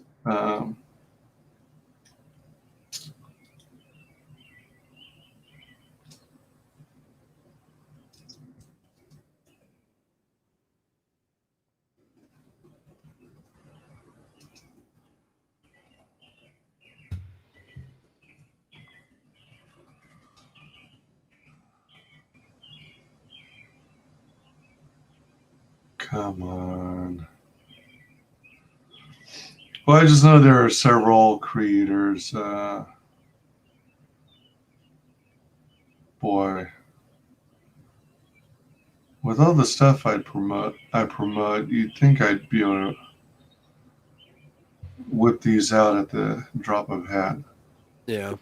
See, I'm making a job system. Oh, really? One thing I always hate. I always hate being locked into a class, and you could always multi-class in games, and that kind of solves the problem. But I like really long campaigns where characters change over time if they happen to survive. I also like killing off characters. But in Final Fantasies, like the odd ones for a while, 3, 5, and then you've got job system kind of comes back in 10.2, and you see it a few different times. What they did was your character starts off as a freelancer, and you gain job points, and you can level up jobs while you're holding it, and you unlock different abilities. So what I want to do is I want to just make a bunch of jobs that the characters have to pick from. And if you want to get to the end of the tree, like you want your character to be really good in that job, you have to dedicate a lot of time to it. Or if you want to pick up just some certain useful skills, it's kind of like a system that's built for multi-classing, but also rewards people who don't.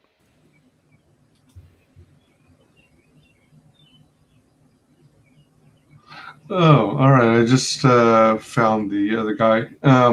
Well, there are more than these guys, but Luke Stone Studios has a guy he's working with who helped to make a RPG tabletop game for Hybrids, The Killing Field. And that's what it was. And if I remember correctly, let me see. Adam Lawson was also involved in the tabletop TV series and Escape the Night YouTube series. Oh, dang. He is legit. Wow. That's a good experience. Good crids there. Good crids.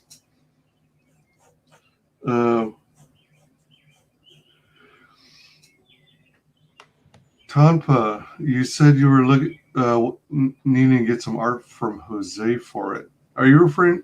Is that one of the 656 comics guys? Or is it a different Jose?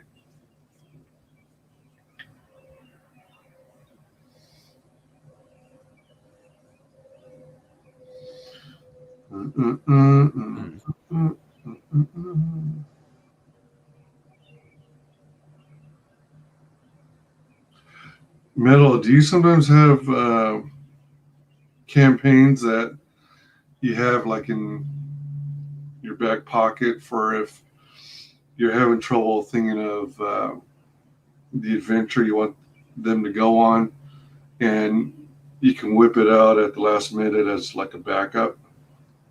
I used to when I did stuff like that. At the moment, we're actually doing a pretty structured campaign, but it's also open. Like, I'm not railroading anybody. What I did was before I got to work on anything, I built an entire continent for them to roam around on. And in case they're just like, yeah, I don't want to do the thing you told me to do, it's just fine.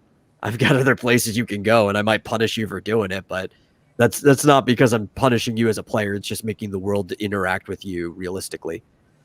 Oh, wow. Like you told the king you were going to go solve this problem. If you don't do it, there might be consequences for it. But other than that, you can run around and do whatever you want. When things like that happen, do you actually have to keep yourself a log for your own recollection to keep track of where everyone is at any given moment? Oh, I take notes, but normally I don't even have to check them. I'm pretty good at remembering where everything is in the world. Wow. I'm good at systems thinking. That's how I handle most of my stories too. Nice. But like I made a whole a roadmap to this multi-chapter adventure. Each chapter is kind of like an adventure on its own, and yeah, I tend to improv games. So we actually did a whole just like 3-hour improv that had nothing to do with anything. Theater of the Mind on my channel, where I kind of just set people up. I think it started with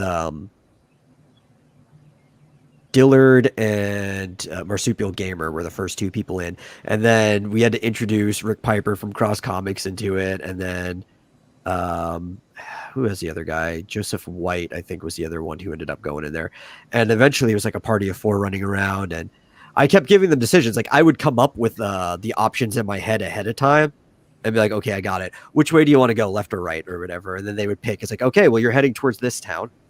Then they find out that this town is having a werewolf problem. And I kind of just improvised the whole 3-hour adventure that we did. And they decided it was smart after they killed the werewolf for the mayor of the town to resurrect its body, ride it into town as proof that they killed it.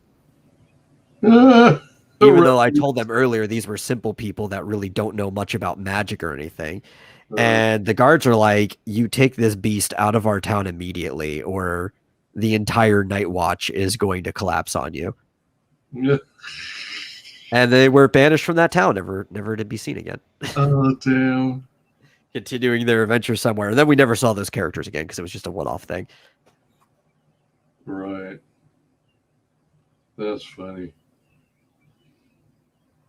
I'm usually good at just improvising stories, though, so like I could do stuff like that anytime. Do you have more fun when you're improvising, or do you like to have it kind of more or less nailed down most of the way? I'm kind of indifferent because it's a different type of fun, you know? Right. So I kind of like both.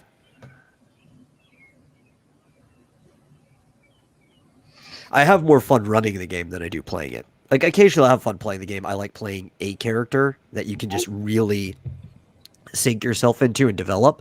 Oh, yeah. But I tend to have more fun being the guy running the world. Right.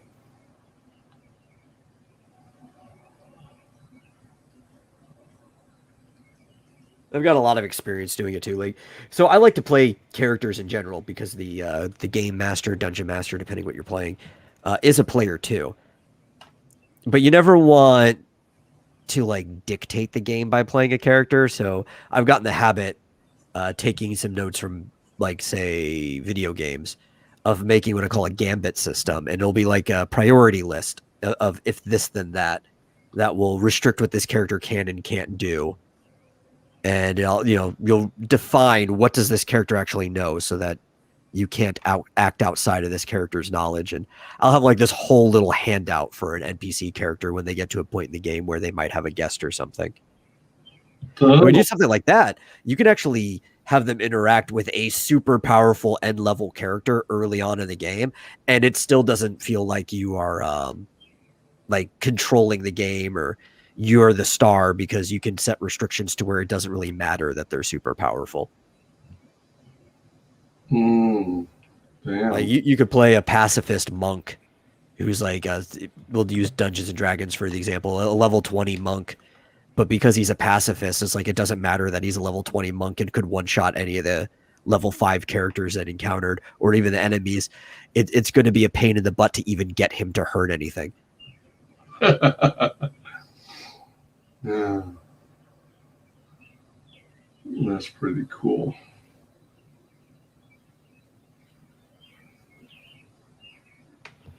Because most importantly is that you just never want your players to feel like they're the supporting cast in the adventure that they're starring in. Interesting point. Even if they actually are, you just don't want them to know it.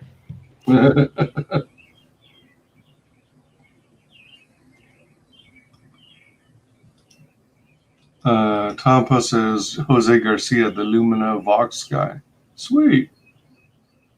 Yeah, that looks like a good book. I do improv theater.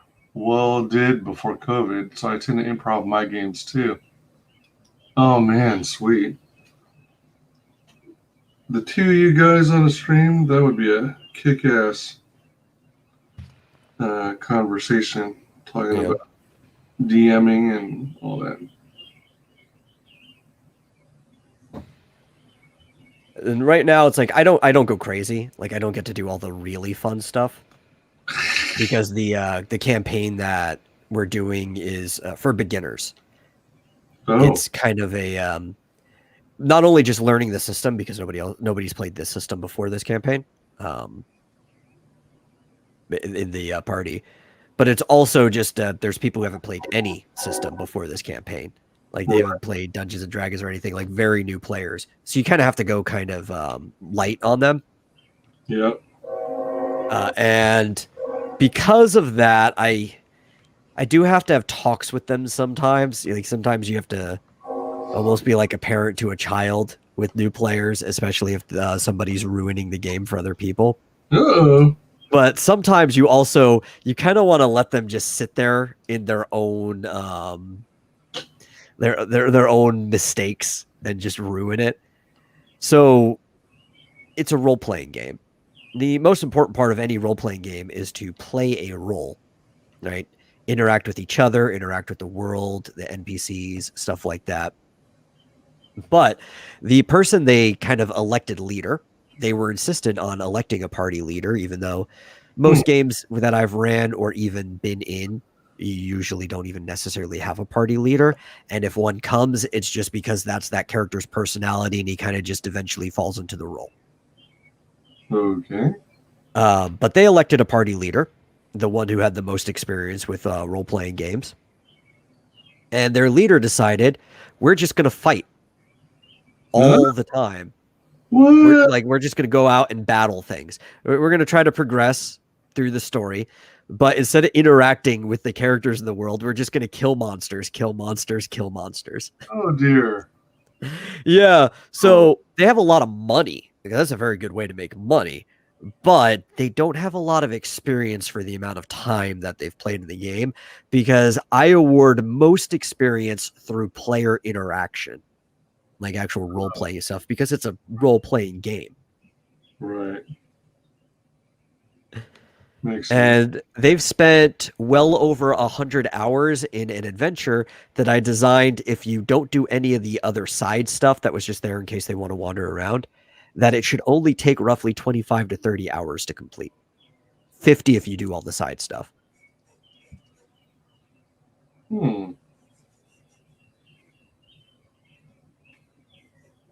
I even gave them this big metropolitan city to run around and do things in. Normally, it's hard to get players not to just do shenanigans in town. Like, normally it's hard to get them to do the main quest. Right. And, you know, I even told them a lot of this stuff early on. I wasn't trying to be too straightforward with them outside of, like, explaining rules and how these games kind of work. I was trying to be more immersive and not be like, hey, you're going to get more experience from role-playing than not. Like, you're trying to lead them on, especially being new players. But at some point, I straight out just had to tell them, is like, listen, you guys are missing a lot of experience because you're deciding not to play a role-playing game. You're playing this like a video game. Right. That's funny. That's funny.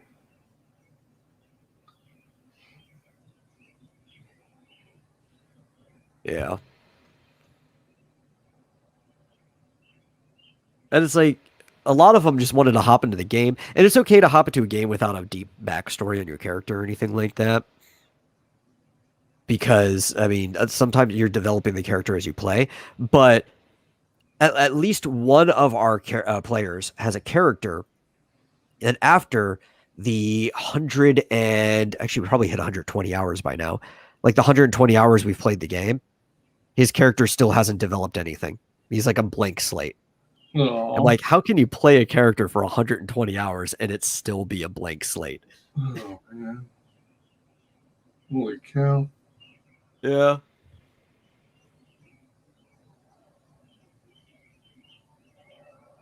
When you guys are doing these games, does it like keep track of how long you guys have been playing the campaign? Yes and no. It keeps track of how long you've been in the game. Like, how much time you spent in Roll20 and also in the individual campaign when you click on it. It's hard for me to tell by looking at my number because I have to go into the campaign a lot to edit things. I've spent like 3 times as long, maybe even 4 times as long in that campaign than any of the players have because I'm constantly going in and changing things before we play. But then also it'll be a little, what's it called? It'll be wrong or misleading if you look at the other players because a lot of times they'll go in and they'll change things or they'll sit in the game while we're talking on call for like an hour or 2 after we're done playing. So there's a lot of extra time than what should be in there. What I do is I count the streams because we've streamed every single session, right? So that I can add up the play time based on the stream length. Okay. And 120, it might actually be too low. It's about the average.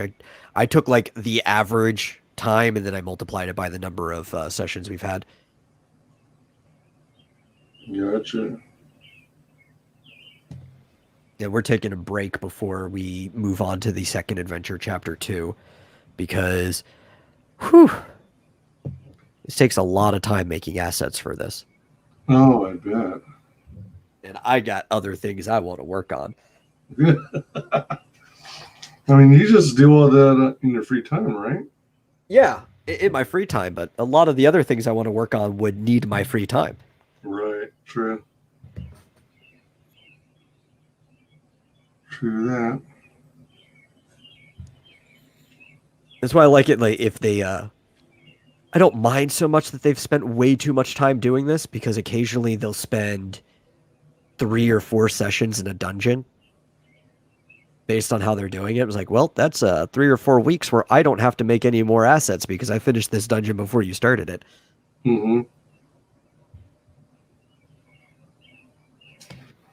That's true, isn't it?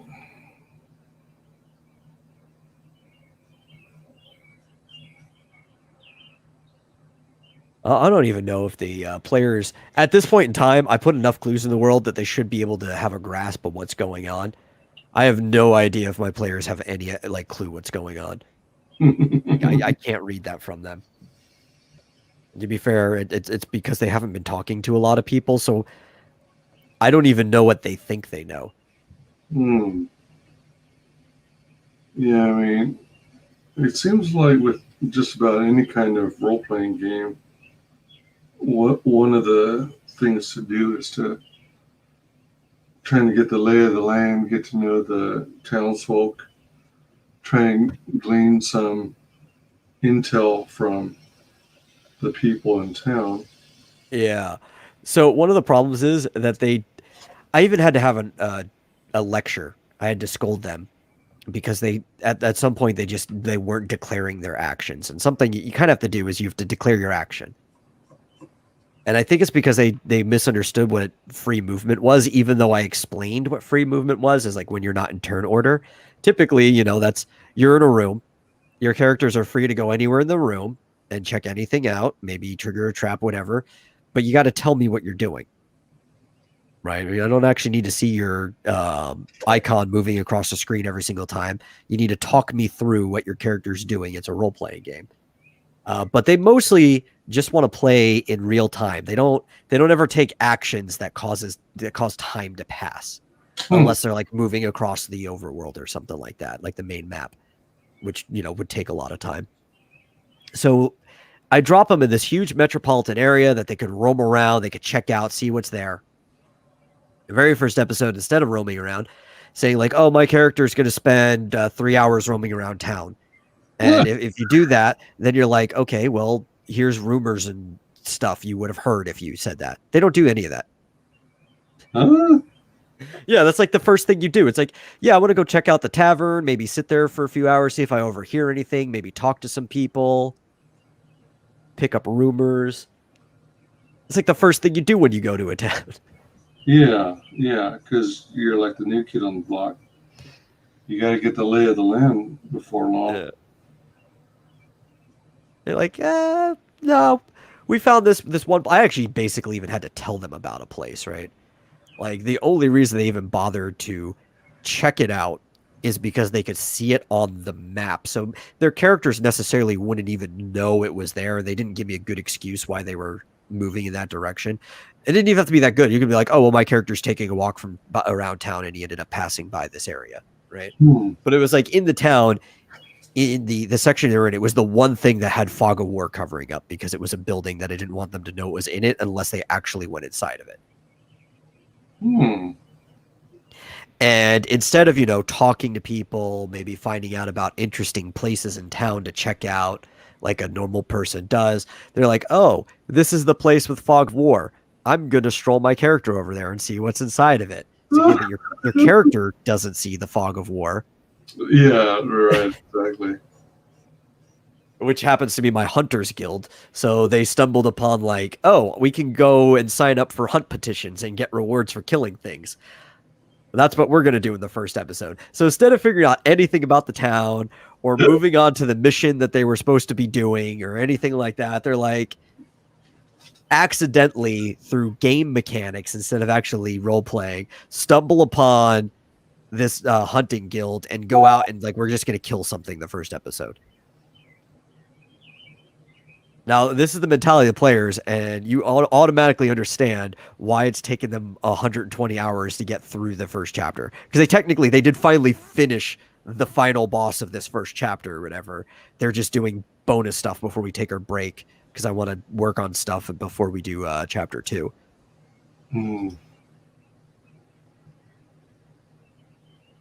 Nice. And I'm not going to pigeonhole them. I'm still having fun. Yeah. But I'm going to let them play the game the way they want to play it. I've even told them too, though, they might drive off some of their party members if they don't change their player habits. Like Dillard himself hasn't been putting a lot of effort into it because he's usually working on art while we're playing. And sometimes he gets pulled away from his family and stuff like that. Right. So he's been missing a lot. And because all they ever do is fight and they never role play or anything like that, he's told me, he's like, dude, I hate my party. I don't know if I'm going to continue playing this game. But he shows up anyway because, we're all friends and it's just how we hang out. And one of the other party members told me too, that's like, if we don't start changing our habits, I'm going to leave. I'm not having fun. It's like, I don't blame you. I've told them, you can only have the conversation so many times. Yeah, true. And I might, because the problem is it's kind of split. If it was just the one player that's their party leader, I would just tell him to leave. But it is the fact that most of the players are kind of shy and they don't want to roleplay. And I tell them, it's like, you don't have to be good at roleplay. You just have to make an attempt. You're playing a tabletop game. Everyone looks stupid doing it, no matter how good of an actor you are. Don't be afraid to look stupid. You're going to, regardless. Yeah. I mean, that is one of those things. It's like you were, excuse me.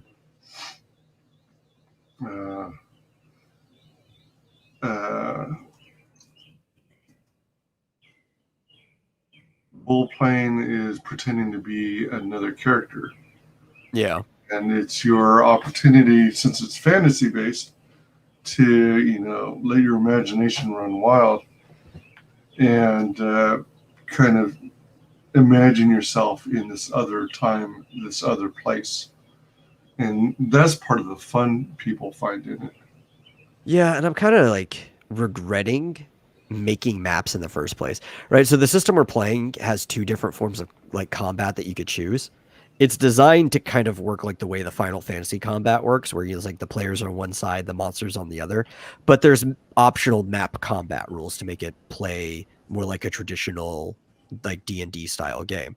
And I'm like, okay, well, let's do the map combat rules. It'd probably be the most fun for people. But because I make these maps, I think that's also part of why they treat it like a video game. They almost never use the theater of the mind, and they rely on the map. Like, here's a recent session. They were crossing this big graded bridge over a river of magma. And like, you know, you guys don't have to just move one square at the time or whatever. You could just tell me what your character's doing. He's like, I'm strolling casually across this bridge, looking down, making sure nothing's jumping up out of the lava. You know, like discuss it. But he's like, I moved 3 more squares. I moved 3 more squares. Like, your character doesn't see the world in squares.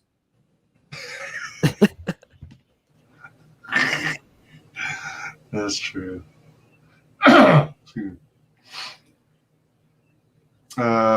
says, I do miss the cons as I run a quick 1-hour introductory game for newbies there.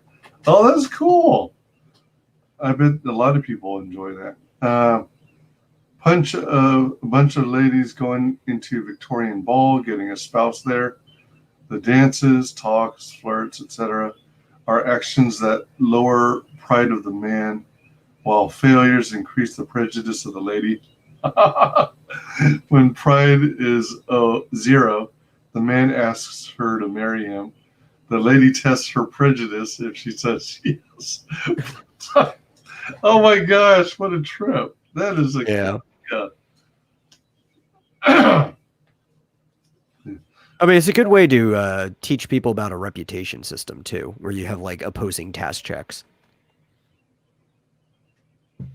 That's pretty funny. It immediately made me think of the book Pride and Prejudice, just the way you worded it.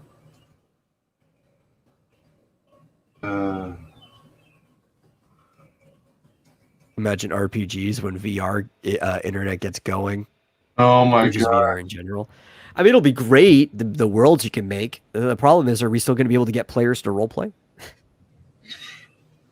Yeah, I mean, it might reduce people's interest in. I mean, it might be one of those things where they start relying on the technology to do all the heavy lifting. Now, your imagination. If the VR is just sitting in front of a table in VR, I'd be okay with that. Right? Like, you're not the VR, you're the character in there. You're the VR that you're the player in there, and there's the table in front of you, and you're still playing the game like normal. Right. That would be cool. Because then you could probably still convince people to roleplay. That's another problem. Like, there's also things that I didn't think I'd have to explain, even to newbies, because I run a lot of games for newbies throughout my entire time being a game master. But in the online version, there are things that don't happen as naturally because of the format. Like, I didn't think I'd ever have to. I've explained declaring the action very early on because it's one of the most basic things. But I didn't think I'd have to go back and give them a half-hour lecture of like, dudes, you need to declare your actions because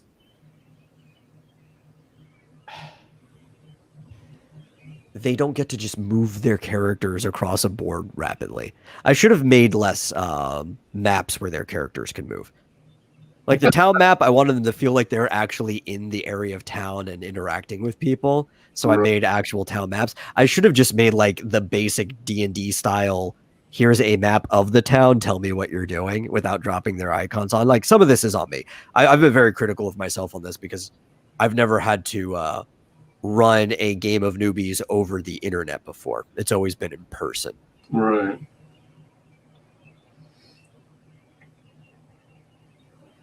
I imagine in some ways it would be easier in person. Yeah. Excuse me. Imagine RPGs when VR internet gets going, or just VR in general. Oh, welcome, Miriam. What up?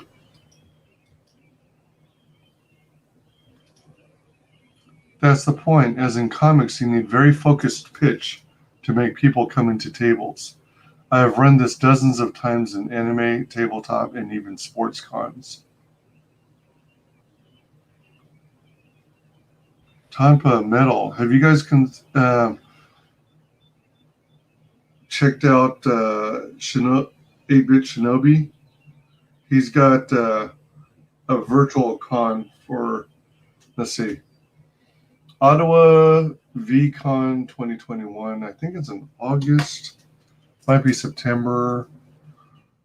But he's doing an online comic manga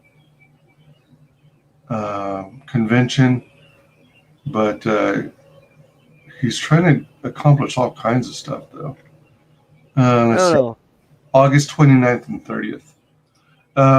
I've had 8-Bit Shinobi on my channel maybe 4 or 5 times. Excuse me. And one of the things he mentioned he wants to do is try and get enough people interested in doing like online versions of Magic the Gathering. Yeah. Things like that. I don't know if he's using that same software you're using or not. But yeah, you guys both might want to check him out, and maybe you guys can collaborate on something. Excuse me. It even came up like I had to, even though one of the characters, or one of the players, had played an entire that improv theater of the mind thing that I told you about. All right.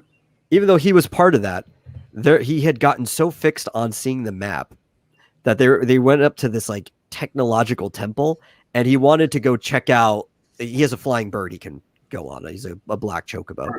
He wanted to check out the second floor. It's like, I want to see if I can see in the window.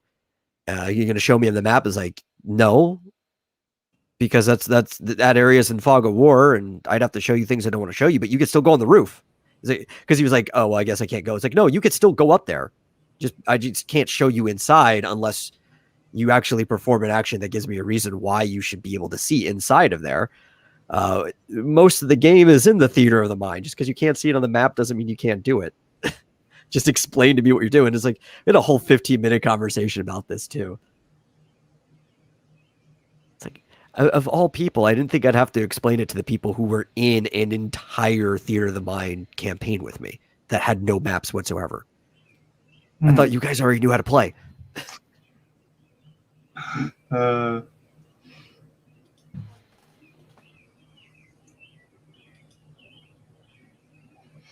What about says, if you can craft a world like in Westworld, where there was some skill involved in constructing your worlds.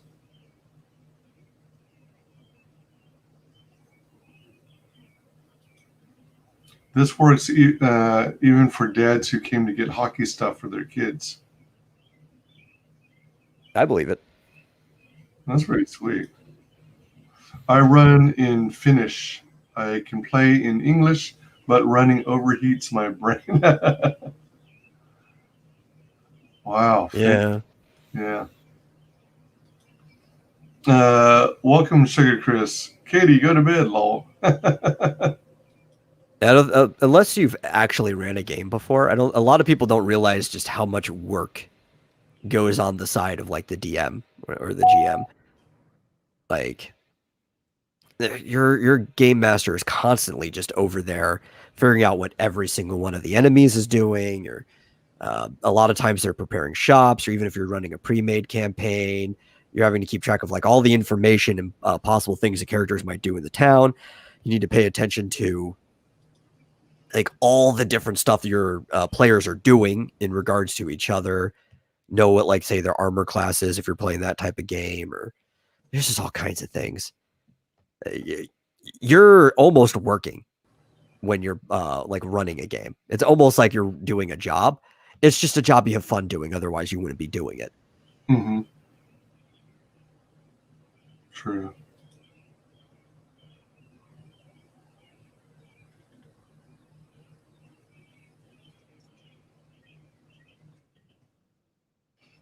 Oh,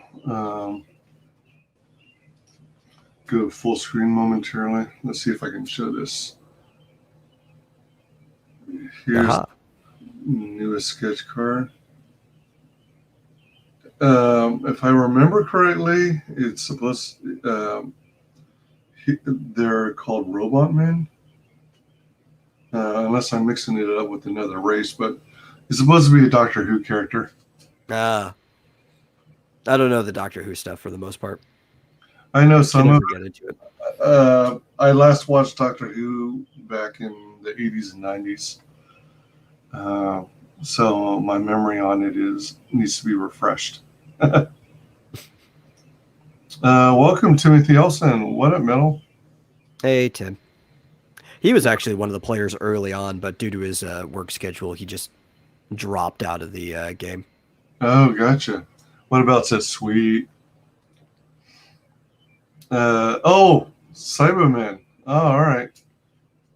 Yeah, that's right. Durr. Okay. Thanks so much, Dillard. Let me see. The Cybermen, not to be confused with the Cybermen from Dragon Ball. True that.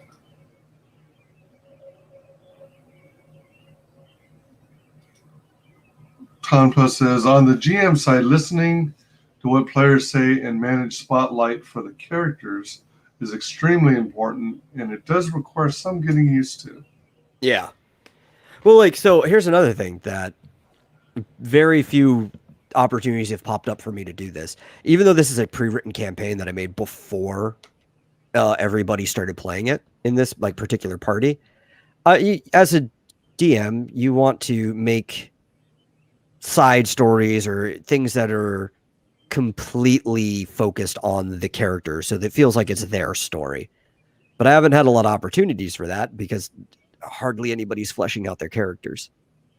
I've had a couple, but like I don't even know what their characters' motivations are. It just seems like, oh, well, there's this big evil thing going on in the world. I guess our motivation is to take that thing out.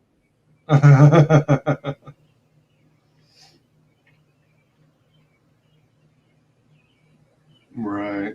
I know Dillard's character's motivation. He just hasn't really had a lot of opportunity to do the things that his character wants to do. Because he wants to be like this famous martial artist. Or cyber. Not to be not to be confused with cyber sluts. Do they live in cyberspace on a cyber ship? That's for you to find out. Ready?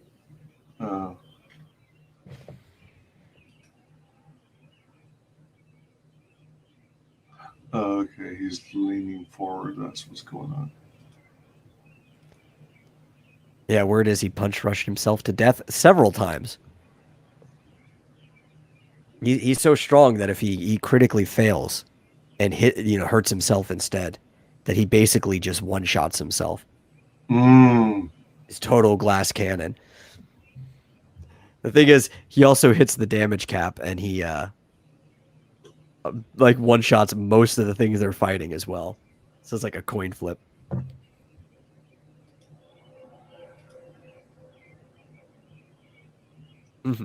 Yeah, he wants to be so famous for martial arts. They make a movie about him called Enter the Vuti.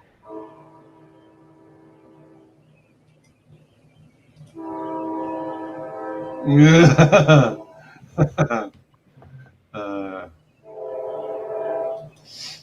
There's a porn version of it though. Hey, hold on. Well, if you get famous enough, you got to have a porn parody. Yeah, BHUTI.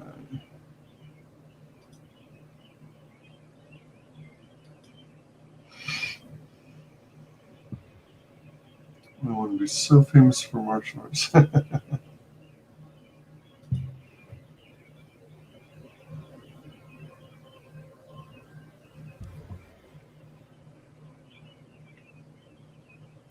Also, the characters were rude. I mean, they didn't know they were going to be sucked through a portal through time and space after they beat the boss. All right. But they left Dillard's unconscious body in another dimension. Oh, damn. That's so wrong. Dang. Yeah, he can make it back. They just don't know it yet. What up? Good morning. Hello, how's it going? I mean, I just woke up, so I wasn't heading to bed. I was pretty much heading to bed when you sent the link first time, so What? needed to. Okay, a little bit earlier. Okay, but it was still too late for me because, like, when I sent the link, it was like 6 a.m. for me. So, whoa, I just needed some sleep. You know, we artists never sleep. Hi, Michael. Nice to meet you. Hey, hello. What you guys talking about? Being a DM and for tabletop role playing games. Ooh, yeah. I mean, I've heard so much about those. Honestly, being from this country over here, I never played one until sometime. I never even knew they existed, right? So I'd really love to learn about those. Oh, sweet. Like over here, we kind of play the board games like Monopoly, but that's pretty much it. So, I mean, it would be awesome to play something like that. I just don't know, like, whether it's possible in these conditions I'm living in. So, like, people over here don't know it. These days, you can play them entirely online with people. The only problem is scheduling. Oh, right. Isn't it like missing the magic when you're playing online? Yeah, sometimes. It is better in person, but it it depends. It's better than not playing.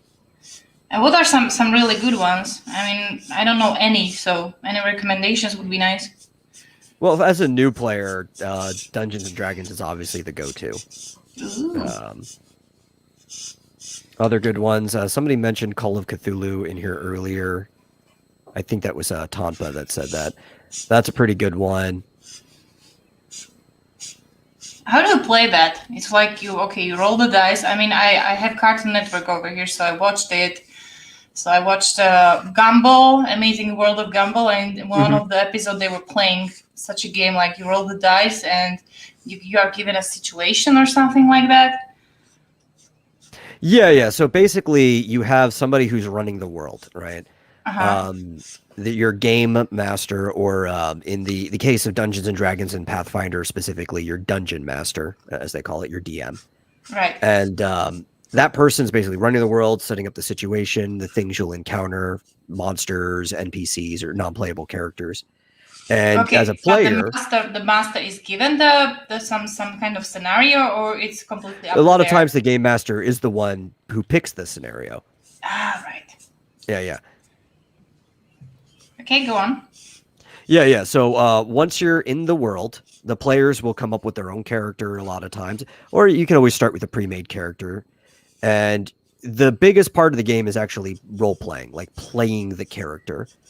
But anything that can't be solved through role play is solved through the dice. So combat is usually handled by the dice. Whenever you're fighting against somebody else, you'll roll a die to see if you hit the thing. Then you'll also roll to see how much damage you did. It'll roll to see if it hits you, how much damage you did. Sometimes there's different rolls if there's an effect on something, like if they cast a spell that might bind you in place. But other than that, most of it is just talking, saying like, oh, my character is doing this right now. And then like, because your character is doing this, the world is interacting back with you in this way. And that's how the DM would respond, but with an actual situation. So like my character is deciding to climb up this sheer cliff face. Well, that's going to be hard. And I don't know if your character can climb up a sheer cliff face, but you can try. So then I'm going to make you roll to see if you climb up it. And it might be a hard roll. You might have to roll above a certain number. Like it might have a difficulty check of 17 out of 20. So you have to roll a 17, 18, 19, or 20 to climb up this sheer cliff face. But if you do, your character is like a boss and ends up climbing straight up this wall. If not, your character might just embarrass themselves. Or if you critically fail, you might hurt yourself in the process. And then as the dungeon master, Probably not die, right? Yeah. Probably not die because you haven't made it far up this sheer cliff. Okay. But as the dungeon master, it becomes my job to explain what happens based on what the dice say. So if you do critically fail, I'm like, oh, well, you slip and fell and you sprained your ankle. Right. Okay, so if I sprain my ankle, what do I do next? Well, you can, if you have a healer, they can mend your ankle. Or you might just have to move with a disadvantage for a while until your ankle heals up. You might also have to move slower. You'll have reduced movement, so you won't be able to move as many spaces as you normally get to move. And you just kind of keep moving there and there. And a scenario builds up on itself as people keep playing. It's not bad. I would like to try that one. Probably going to be very hard game for a very first time. That seems like fun. Yeah. Like, are the players allowed to come up with some crazy scenarios themselves? Or is it completely up to the game master? No. The players can come up with scenarios. So it's up to the game master to actually run the scenario. But if a player's character has a specific motivation, a thing they need to do, then you can go to the game master or the dungeon master, and you tell them like, hey, my character is looking for, say, her long lost brother, right? So at some point in time, I have this scenario set up where when we get to this village, we're going to need to encounter the guy who kidnapped him or something like that. And you can set up scenarios like that. Like the player does have autonomy in this, but it is mostly the dungeon master that runs everything. Okay, and the dungeon master can say like, no, dude, we're not doing that. Yeah, it just won't fit in the story or like with everybody else. Yeah, they have final say in anything. So but you want to let your players do what they want to do, right? So once you're in the world, if your players don't want to walk north down the road like you planned, and they're like, let's leave down south through the town and start exploring, then you just have to start improvising and figuring out like, well, how's the world going to react to them going in that direction instead of the one that I planned? Or talk about things that are in the player's hands. Once you are in town, a lot of times players just do shenanigans. I've been in a game where the rest of the team just decided this guy really made us mad, so in the middle of the night we're going to come back and burn his shop down. And you can't stop the players from doing that. Like, they have the ability to go and start a fire if they have the material or a spell and just burn the shop down. So now you just have to decide, how is the world going to respond to what they just did? That sounds like crazy. Oh my god! If I ever got like used to this, yeah. Whew. Of course, Chris. I'm just gonna, You are supposed to go to the grave completely withered and. So I'll sugar Chris's message. Welcome to the panel, Miriam, creator of Bonds, The Drive. Dropping the link in here. What are you using to ink with? Are you using like Copics or? This is a very, very interesting set that I got. I don't know if you can see it. Windsor and Newton. Yeah, about the like black and white, the grayscale I have. Oh. And for standard inking, I'm using the Pigma pens, right? The technical pens, the microns. Oh, all right. Right, and the brushes. So that's pretty much what I use. Wow. And I kind of grew like very fond of these Windsors, even though they are like grayscale, because like you can do like a watercolor effect with that. So it's kind of nice. I've been watching Makini doing it with colors with the real Copics, right? But I wouldn't dare to try it in color because it's kind of hard to do it in computer, not when you're doing it like on a paper. So when I usually draw in color, I use classic pencils. I have watercolor pencils, but like this particular paper that I'm using doesn't react with water very well. Usually, it's wavy. Oh, all right. So I don't risk it. Is that going to be a piece that's part of one of your tiers on your campaign, or? This is a Sandstorm piece. I'm creating pretty much the one of the last traditional pieces because I think the campaign is going in demand. Let me check.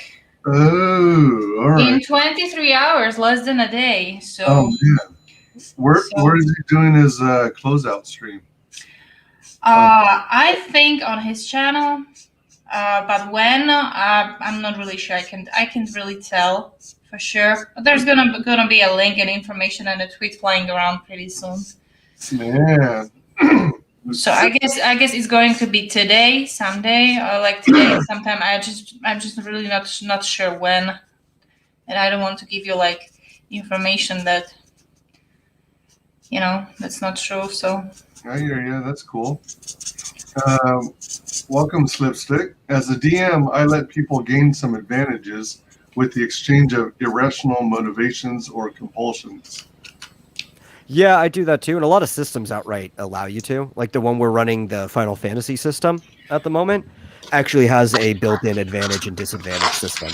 So you can have up to 10 advantage points used total between the list of advantages, or I can always come up with some as long as they're reasonable. But you have to take at least the same number of disadvantage points in that system. And there's a whole list of that too. And you can always take more. Flawed characters are more interesting to play. Not just for the player, but also to play with as a party member. What? Flawed? A flawed character, like a character with problems. Like flawed. Okay, I get it. Yeah. So like maybe your character has a limp, maybe your character has a gambling problem, maybe your character is chronically sick, maybe your character is a Puritan and won't let bad things happen in front of them. Oh, that's kind of natural because not even in real life we're not like Mary Sue. So yeah. So they're more fun to play. In general, weak characters are more fun to play than strong characters, especially if your character becomes strong over time. Mm-hmm. True. Getting catch up on chat here. Let's see here. By the way, Wyman, thank you very much for backing Sandstorm again. Oh, that was very generous of you. Thank you very much. Red told me that, and I was like, wow. Yeah, I mean, I back whenever I can afford to, and those that I really like, I back again. Let's see here. It's kind of nice that you were talking about. I think you were showing the Star Wars figures, if I remember well, when I jumped in, because the campaign that I'm talking about, it's like a response to the Last Jedi, and he was very displeased about how it ended. I really can't talk much about it because you're probably gonna, I don't know, kill me for that, but I never watched Star Wars. I still need to do that. How dare you? How dare I? How dare I? I don't have the Greta Thunberg clip ready. Oh my god, the nerves. She hasn't even watched it. It's okay. I'm not going to fault you for it. I have Star Wars up because I am participating in WyzDraws' boomerang box. Mm-hmm. Are you familiar with that, or are you participating in it? No, well, since if it's connected with Star Wars, then probably not. Oh, no, it's not. So he explains it better than I do, but he's got a group of like somewhere between 13 and 15 creators, I think, and he takes this box, he put some of his original artwork and some swag like poster in a box. Then he mails it off to another creator. The next creator adds to the box, some more artwork and stuff. Right. That is along the theme of their channel.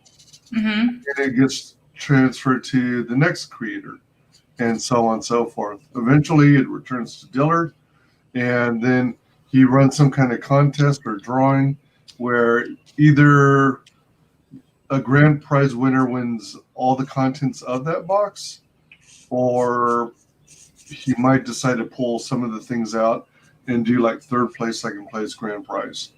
Yeah, I definitely wouldn't be able to participate in that one because the last time I was sending a package to US, it was somewhere in December. It arrived in May.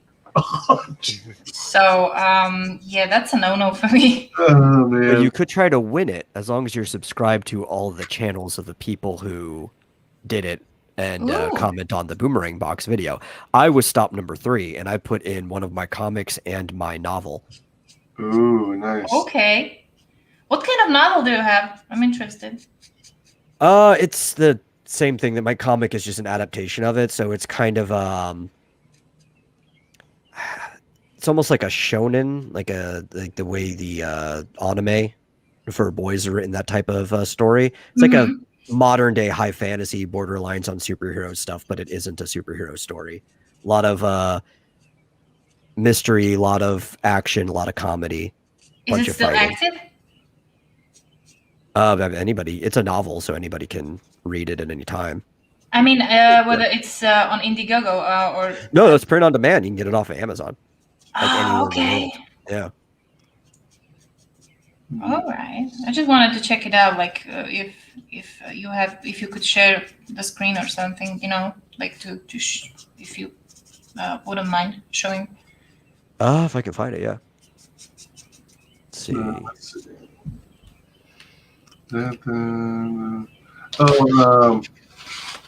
Dillard suggests you invite her to your guys' D&D game and kick out Rick Piper.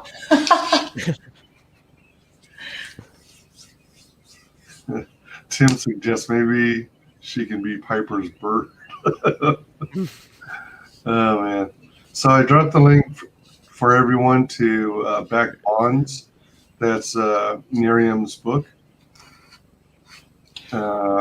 Dillard says, but tell her not to try and steal my thunder, or that's it. Tim's all, oh damn, did someone try and steal your thunder? The nerve. Slipstreak says, often I would DM with an AD&D DM guide for reference and a bunch of D10s. Dillard says, yeah, I play a super creepy necromancer and Marsupial isn't impressed with my super edgy personality. Timothy is saying, oh, you're actually playing D&D. So this would not be the Final Fantasy, yeah. You're playing? No. We do actually have another D&D game that we just started. And but we haven't continued it. We'll probably play it during the break from the Final Fantasy game that we're taking. Ah, interesting. So your character in the D&D game is the opposite of your Final Fantasy character? Yes. Cool. What about, it says wonderful artist. Yeah, Miriam kicks ass.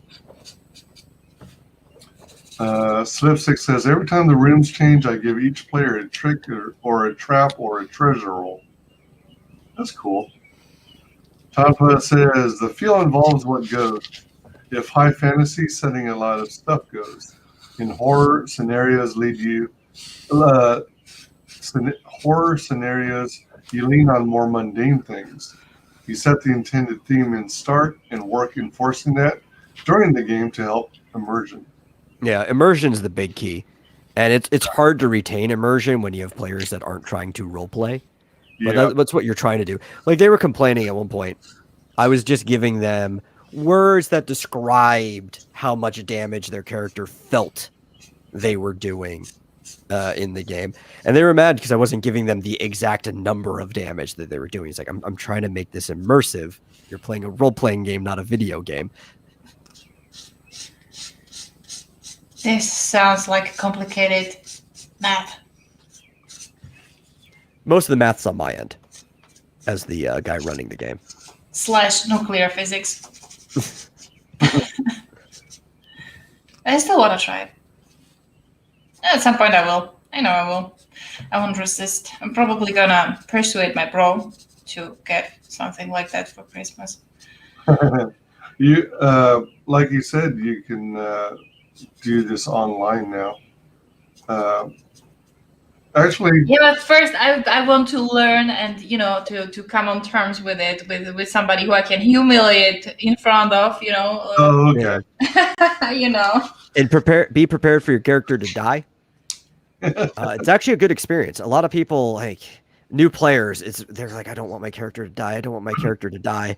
Right. But like one of the most fun thing about the game is playing a character to fruition, like all the way until their death, seeing them go from like beginning to end, and then rolling a new character and continuing the story. Okay, almost like you're reading a book. You said you had a comic, right? I do have a comic, yeah. Is the character in your comic in some kind of danger of dying? All the time? Technically, yeah. Okay, and are you planning on parting ways with the character? Because that's pretty much the same feeling, right? If you're leading your character throughout the comic, you have, for example, the story set up in a way that the character or some character is going to die eventually in the story. It's pretty much the same. Like you are like, yeah, I don't want them to die. I don't know. The character might die multiple times for all I know. Is it like a cat, like 9 lives? It's more like traditionally how comics where sometimes characters just don't stay dead. Basically. Yeah. How dare they? How dare they not leave them in peace? Some characters don't deserve peace. Mine included. Wow. You are having some badass character over there. Brutal. Miriam, you're getting lots of props for being such a great artist. Oh, thank you very much. Timothy says, "Stone her. She has not seen Star Wars." Do it.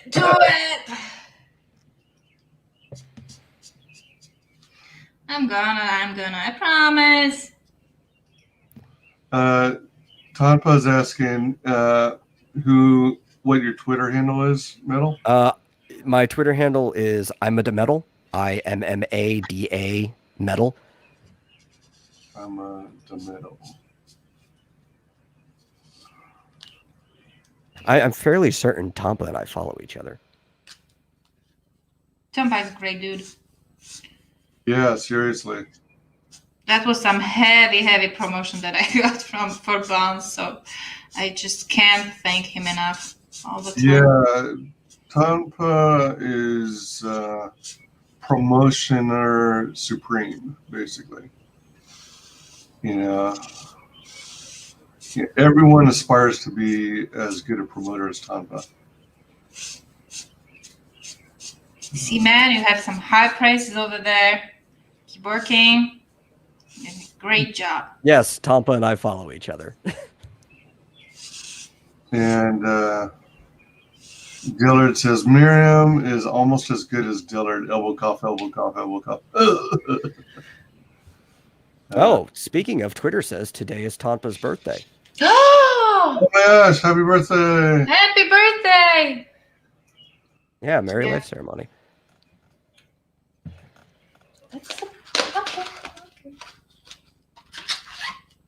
Happy birthday, happy birthday, happy. You know, unless you put the wrong date. Some people do that. Like, I don't want you to know my birthday. I'm going to put some random day. That could be too. Well, then expect, right, that Yeah. people are going to be wishing you happy birthday left and right. Yeah, and Tampa's going to end up with a lot of birthday gifts by the end of today. Oh, he's just gonna open them at the right birthday time, right? Oh, Dylan's trying to get me in trouble. Tampa works almost as hard as WyzGyz at promoting.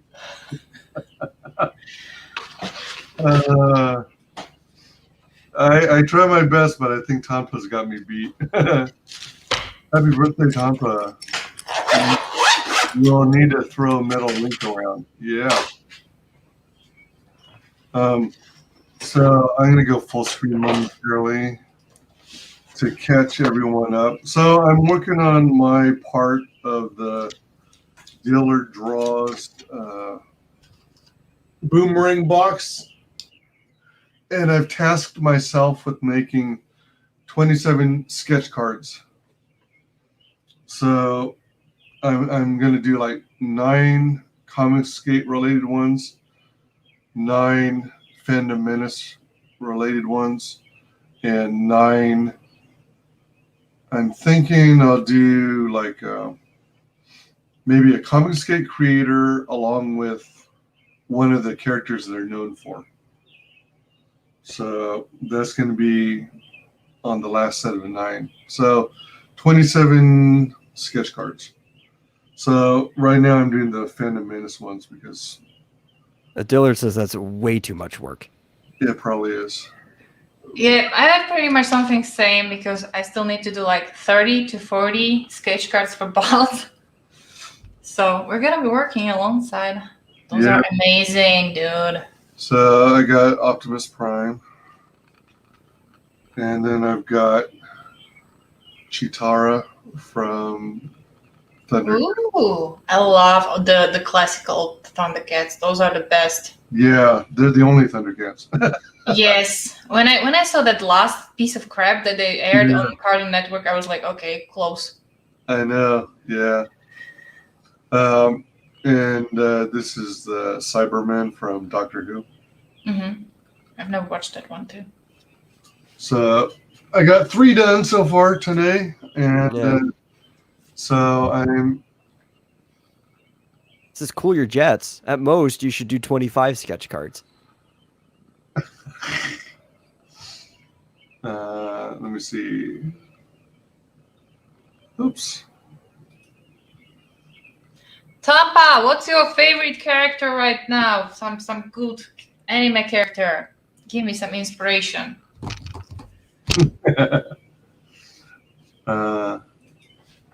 Yeah, 6.6 is the one. Oh, so that's accurate. Yep. That's way too much work.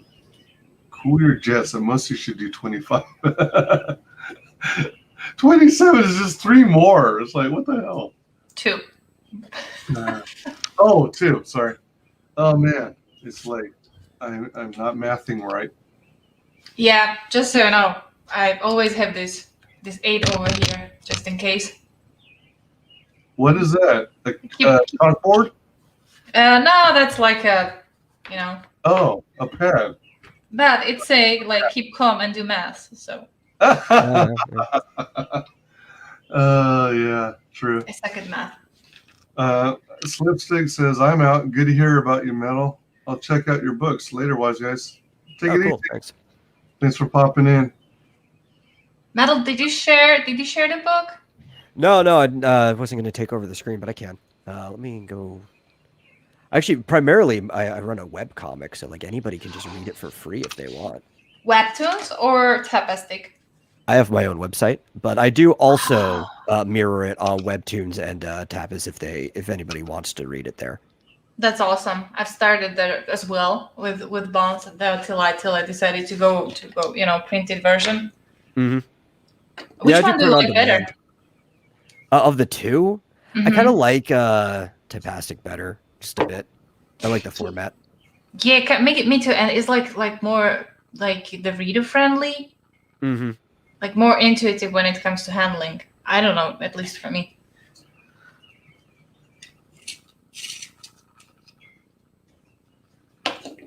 Yeah, I tend to do here. Actually, let me just pull up a page. Your thing when you get a moment. Yeah. Dillard says Tapa's favorite character is the Buckler, of course. Excellent anime. I could pull up the cover of the one that I put in the box.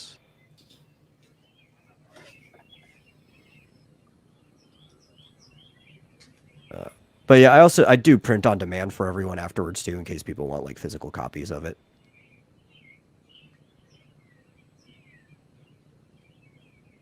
It's a kind of cartoony. People tend to like it though. Like it's more comedy than anything.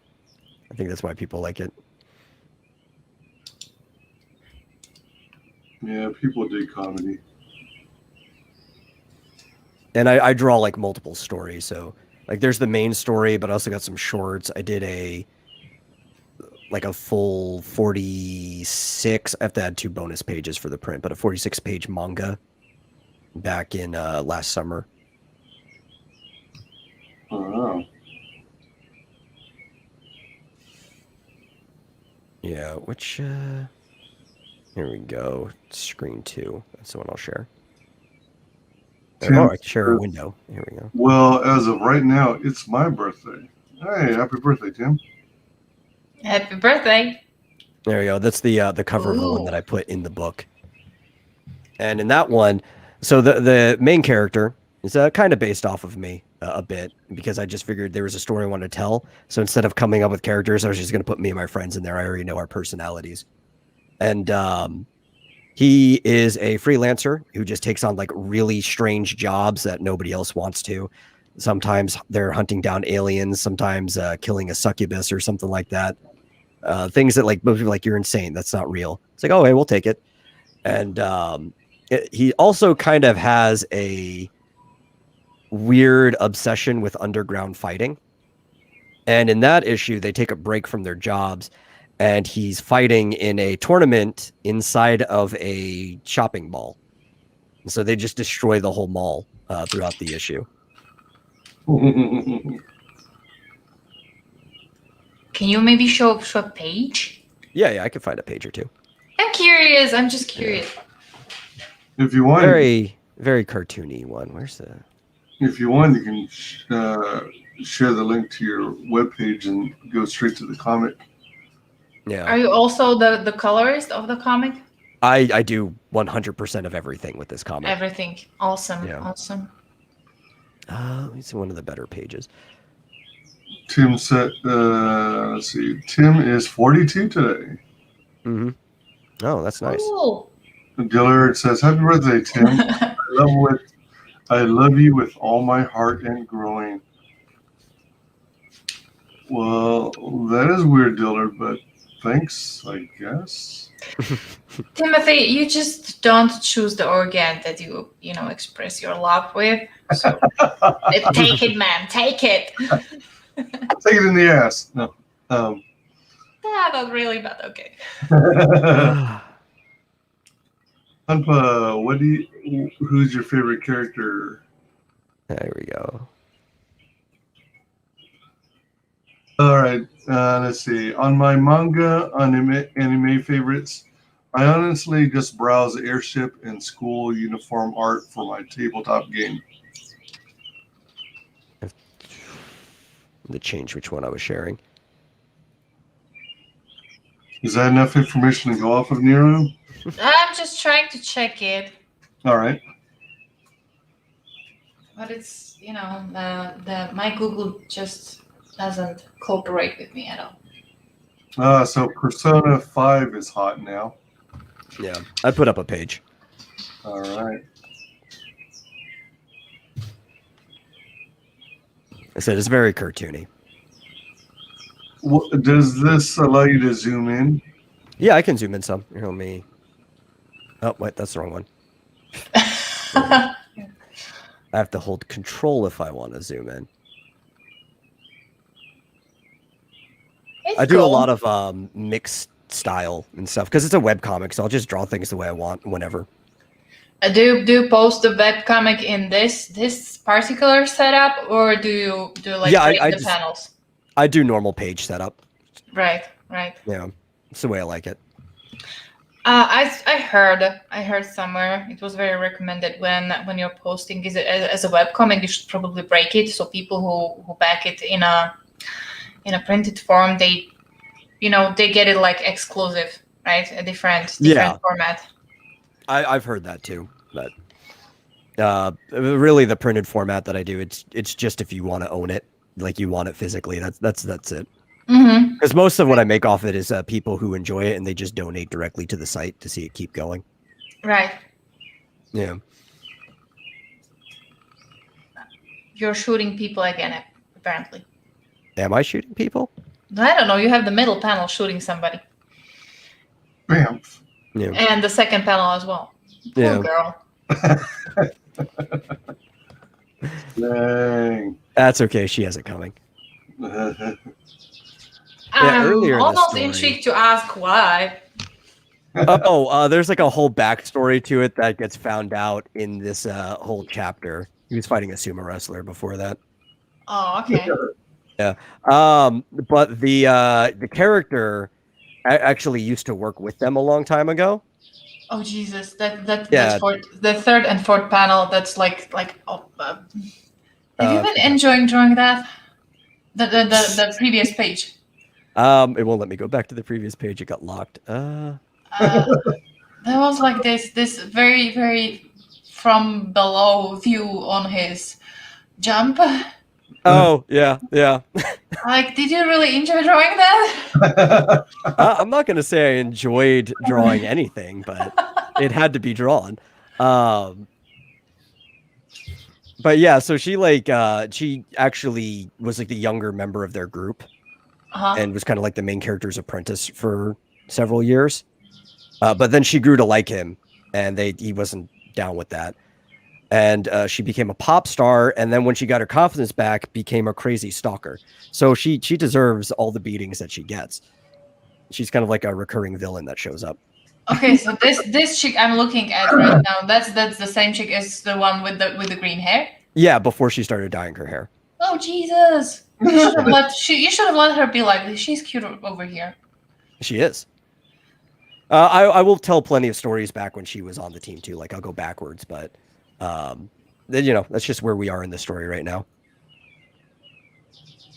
Awesome. I really dig the fact that you're drawing it on your own completely. I apologize. I have a call, so I'm just gonna mute myself for a bit and also reposition my camera in a bit. So just give me a few minutes. Yeah. So good.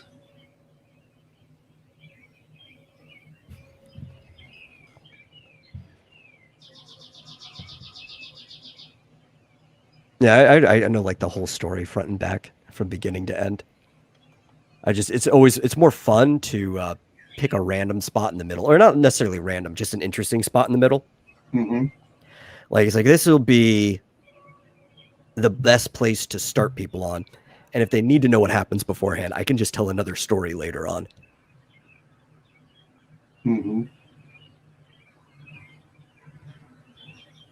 Like the first episode, because I break them down almost like pulp serials. So I call them episodes instead of issues. And the first one, they went down to Corpus Christi to literally hunt a succubus.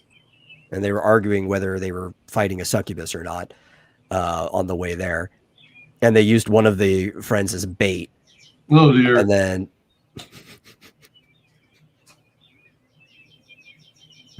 yeah. And then ends up hopping out of the building after the succubus and flying all across the town, jumping across rooftops and stuff like that. Wondering, like, where the heck are the cops during all of this? Yeah, really. I was gonna say, where are they?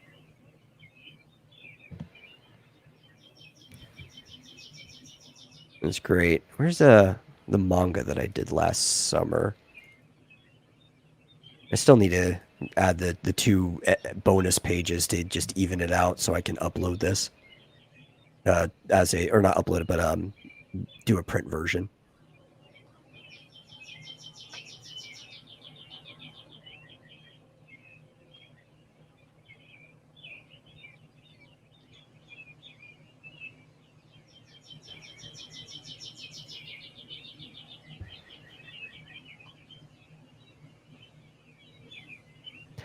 I actually had a lot of fun drawing the manga. I normally don't see doing art as fun. It's just something that I've been doing for a really long time, and it's something I have to keep doing. It's like a discipline. Mm. But the manga I did last summer, I actually had a lot of fun doing it, and it's been a while since I had fun doing art. Sweet. Tonto says, so, Metal, what is the most important thematic theme for Final Fantasy as a tabletop game? What makes the game feel Final Fantasy? The most important thematic theme. Well, other than the fact that like the system is really built like you're playing a Final Fantasy game, combat-wise, like the numbers are almost exactly the same, but obviously mixed to where you're rolling die as a theme.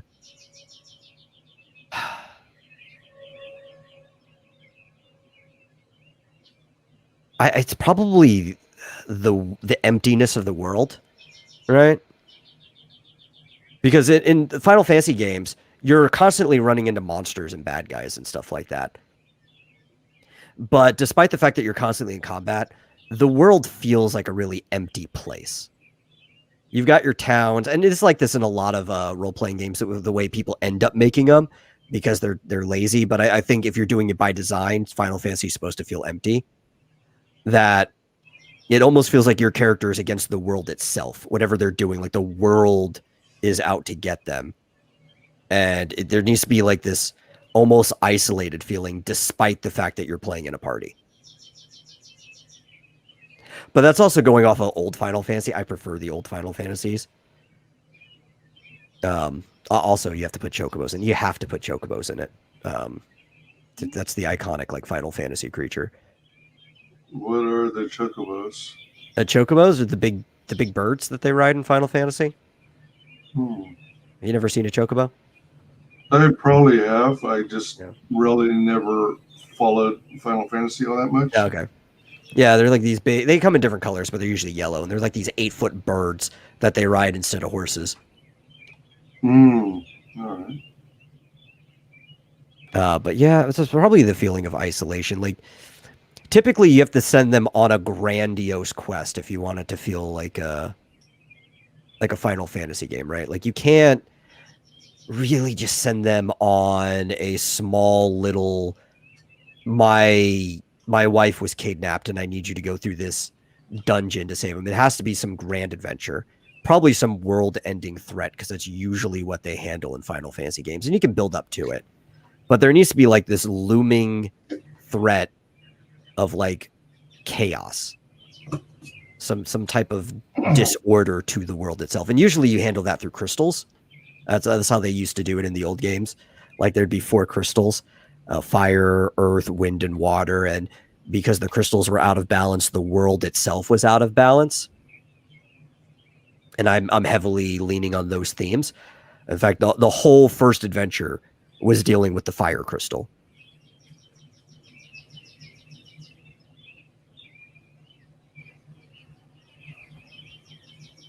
And so it's probably maybe even more so than the feeling of it's the characters against the world. It's the feeling of fighting chaos, right? Like you are the order to the world. You might be a nothing, right? Like you started off with no ability whatsoever, but you were called. You have this internal calling to be the order to the world, even if you don't see it in yourself. That's interesting. And there's, there's greater reasons in the Final Fantasy stories on that too. Like eventually I find out that pretty much everything plays out as a like a game of chess between Cosmos and Chaos, but on different worlds. Because the way Final Fantasy treats worlds is interesting. It's pretty much every world is its own universe, but it's centered around like the Earth equivalent in that world. So they're all happening all the time. Like it's a shared universe, but it's more of a shared multiverse. None of them happen in the same causality. Well, almost none of them. Some of them take place in the same place. Like, there's reason to believe that Final Fantasy 7 and 10 take place in the same place.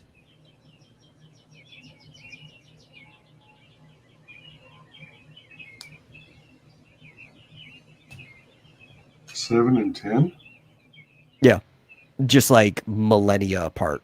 Like or more than a millennia. It's like many, many generations to where you can't even recognize the world. But there's direct references in 10 that allude to 7. And they even reference the live stream.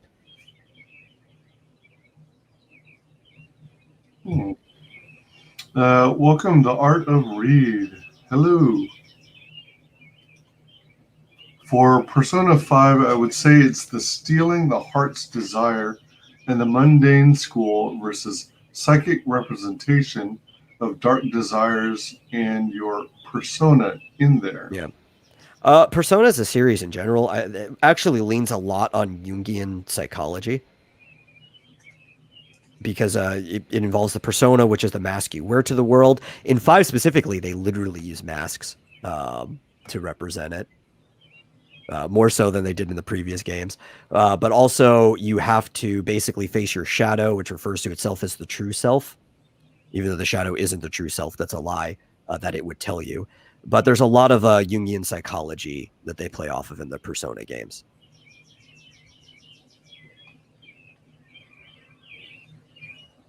Though Persona just was never as good as the main SMT series, Shin Megami Tensei. It's just more popular because it's easier and normies like it.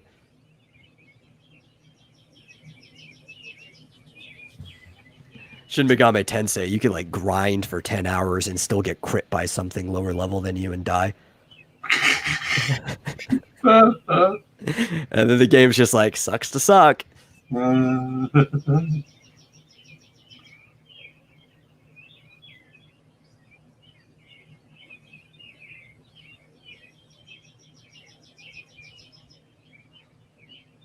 I love games like that, though. It's just like unapologetically non-forgiving. Right.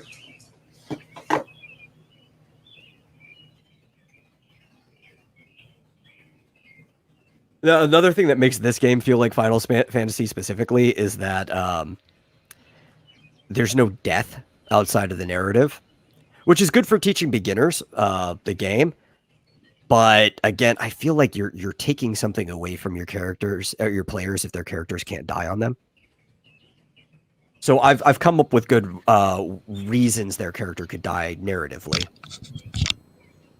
And one of their characters actually has died because he sacrificed himself to kill a flying monster while they were 1,500 feet in the air on an airship. So that was pretty fun. He had to roll up a new character. He's like, I'm just going to suplex this character to the ground. And it's like, there's a city below you, right? He actually ended up killing somebody in the process. Still talking the role-playing tabletop games? Yeah. Yeah. I just remembered that recently we were making fun of the abbreviation, right? Because it's like TD, RPG, right? Mm-hmm. Like, let's call them TDs. Yeah.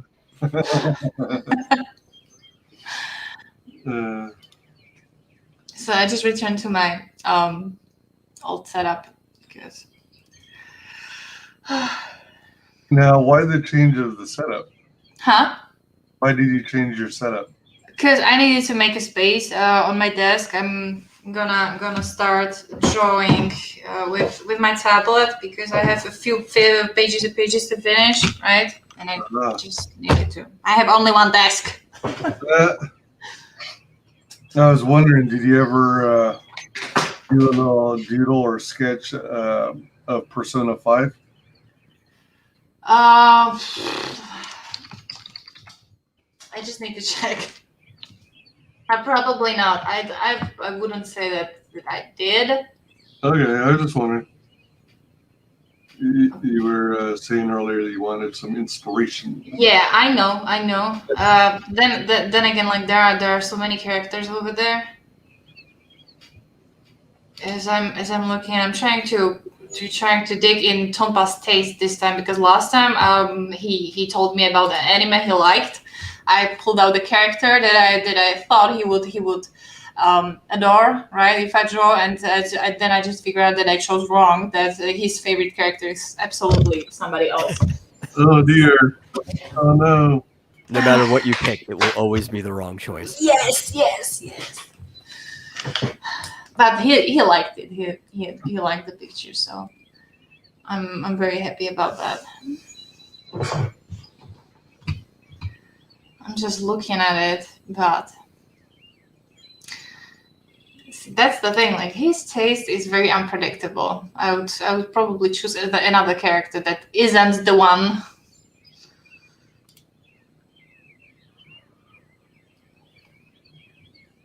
I'm gonna leave you guys guess, because you're gonna help me with that.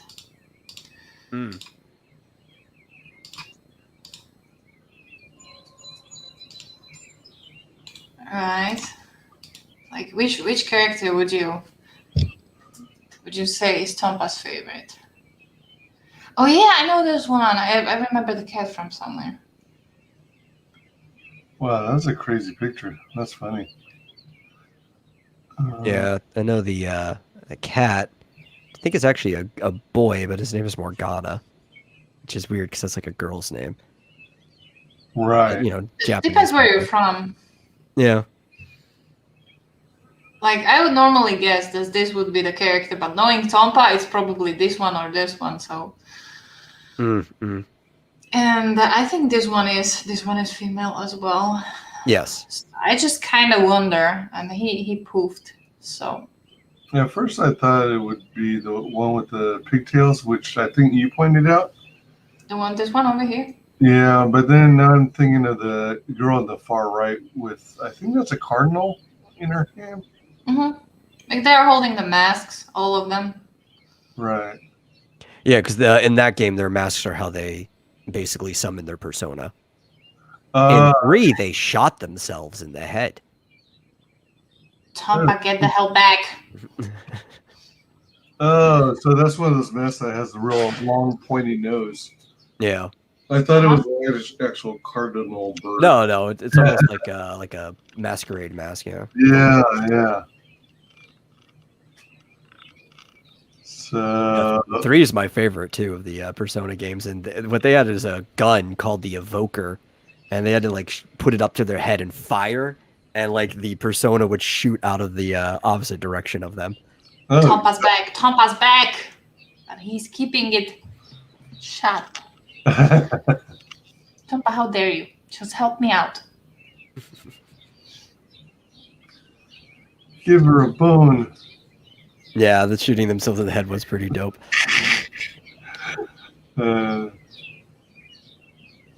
I think they actually made 1 or 2 Persona games for the PlayStation Portable. Yeah. I didn't get some of the Japanese games for the PSP because they were so much more expensive than the others. Yeah, them shooting themselves in the head in 3 was actually a JoJo's reference. because everything's a JoJo's reference. Actually, Persona in general is a JoJo's reference because they're based off of the stands that they did from Stardust Crusaders and on. Because Japan loves their JoJo's Bizarre Adventures. What should I do now? Should I draw all the 4 girls? Well, that would be an undertaking. Man, Tampa's not Tampa's being very secretive again. budging. Uh-huh. Pick one. Pick one of the characters, Tampa. What's weird is this game, particularly with their characters' personalities.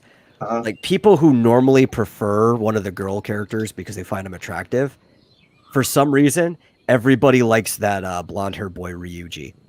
He's like everyone's favorite character. I don't know why. This dude over here. Yeah.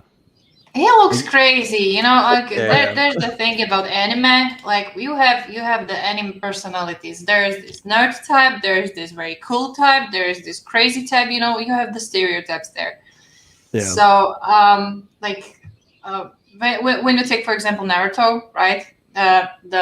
All the girls were just fangirling over Sasuke because he was the resting Edgelord. beach face all the time, and he was the cool guy. He was the silent type, and he was the ultimate sorrow guy.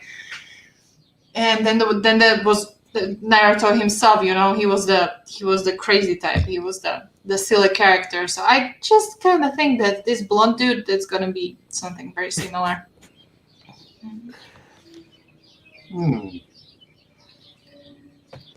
He's kind of the good friend type.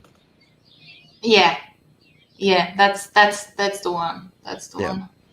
Because the main character of the game is the guy with the black hair in the very back there on the far side. It's the Joker, and he's the one you play as. Oh, okay. Okay, what is this dude over here like? I don't remember. It's been a while since I've touched it. I wasn't too big of a fan of this one. I think the redhead in the back is actually your teacher. Seriously? She looks youngest. The weird thing is, like, ever since he kind of had it 3, but the Persona games kind of moved into being a dating sim almost. Like it's an RPG, but you build up support with the other characters and you can kind of date the girls. That's why the normies started liking it, because you could date the girls.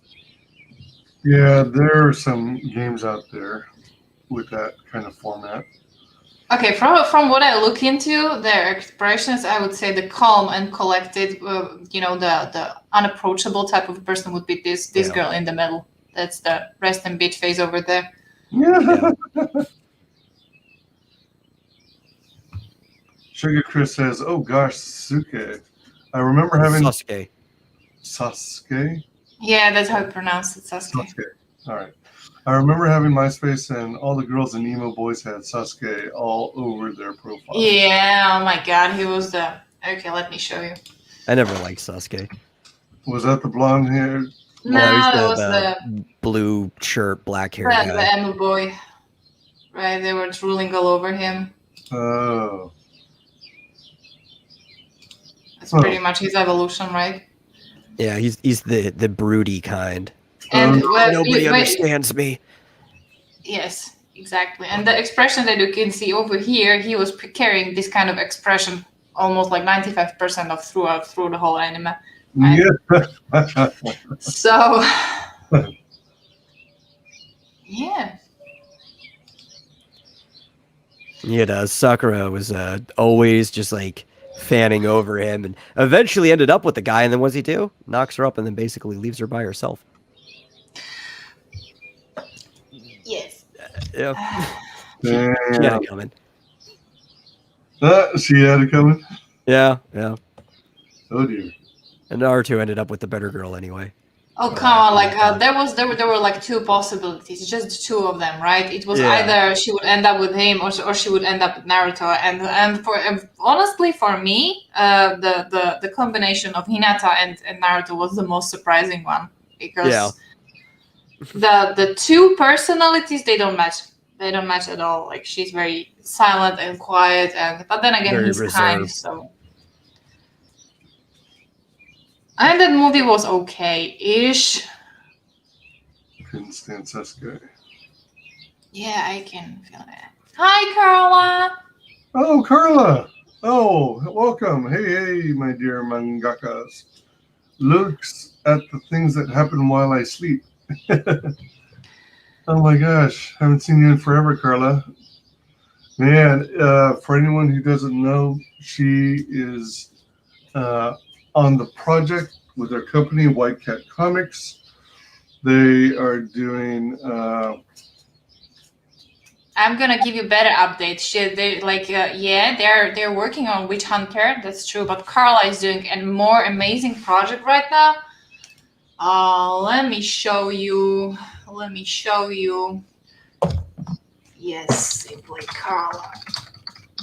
Simply Carla. And there you have it. She started to run her own YouTube, right? She just hyped up completely. She's doing the musical video reviews, as a musical teacher reviews, and she's doing these crazy dance videos with amazing choreography. And you need to check it out. I mean, she's nailing it. Oh yeah, she's kicking. That's really awesome, and she's growing so fast. I mean, if you don't follow her yet and aren't subscribed to her channel, you better do it now because I'm gonna buy it. Yeah. Oh my gosh. Yeah, she's. Oh man. I've been checking out her. I think they're TikTok videos. And man, she's got all that choreography already memorized, and it's like, oh. And those are like only pieces. From what I heard, it's gonna be one big stuff. So Carla, you better nail it. Oh my gosh.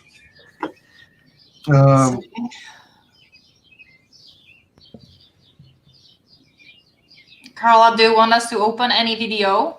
You blushing you. Carla, if you want to come on the panel? I can drop you a link if you like. You better come, Carla. We don't care if you're in pajamas like I was when Wyman messaged me. I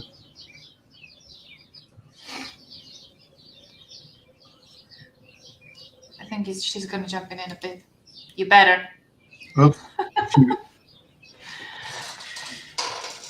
Tompa, could you please do me a favor and choose the character already?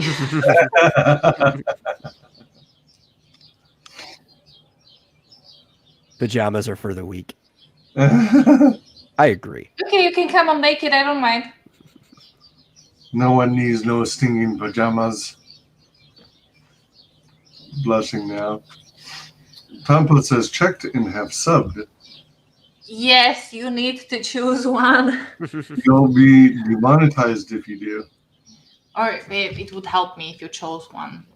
Pajamas are for the weak. Oh, I need to choose one?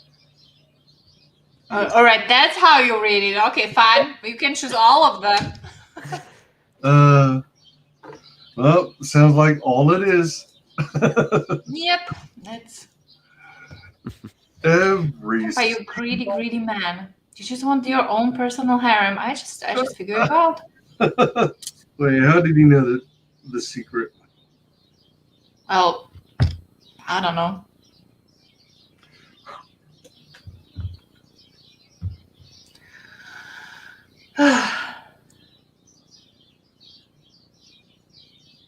Anyways, what are your plans for Sunday? Is it Sunday over there? Yeah. Yes. Okay. And what is the time over there? 5:46 a.m. Why aren't you sleeping? And I'm an hour behind at 4:46. Why aren't you sleeping? I don't know. I'm crazy. Because I got things to work on, that's why. So you stayed all night? Yeah. Yeah, basically. And I have a role-playing game to run at noon. I think, or no, 2. I set up at noon. It's gonna be like the DM master is gonna. "Oh, I'm so tired. Just do whatever you want." That would be the first time. No, honestly, I handle better than most people do with lack of sleep. But I think it's because I've had insomnia my whole life, so I'm just used to it. Oh, Carla's in the middle of the night.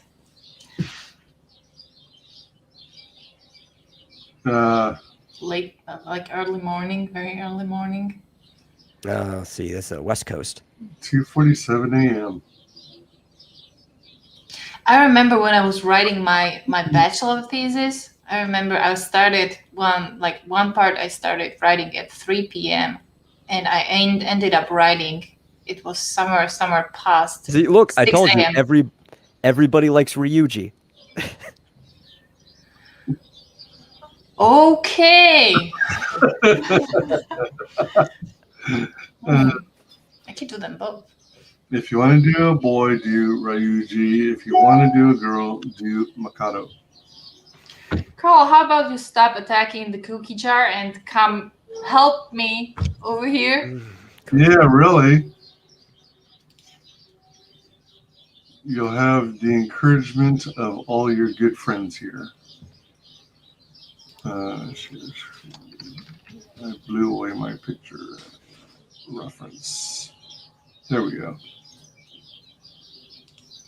I'm surprised he chose the girl, like the girl with the resting bitch face. Which one was the resting bitch face? The far was The it? middle one, the middle one. Oh, the middle one. All right, gotcha. Okay, again, I would never choose this one. I don't know why, but oh my god, my choice of characters is very, very terrible with Tompa.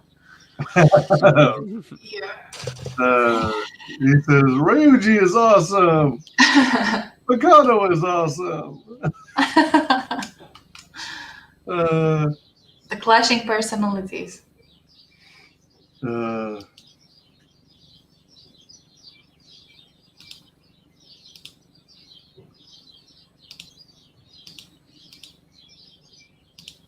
I've got my ear to the pulse. I know what people like. So you knew? I said Ryuji. Okay, Ryuji, but it didn't say Makoto. No, I did not. Okay, like 50%. Okay, fine, still better than mine. So fine, you won.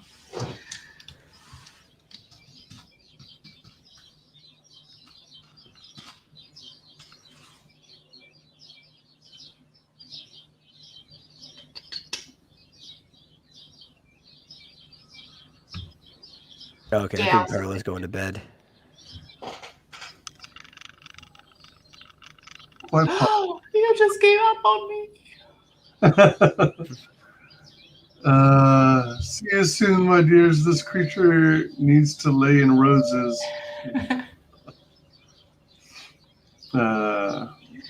Timothy says, no, I am awesome. You know how to read these messages, Wyman, for sure. Now everyone bow down and forsake all others for me. What were you saying about reading them, Miriam?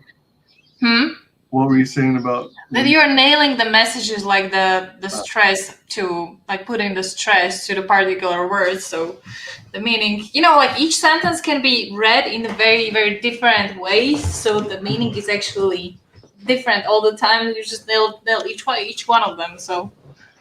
Oh, thank you. Yes, you're a master of intonation. Yes. Oh, shucks.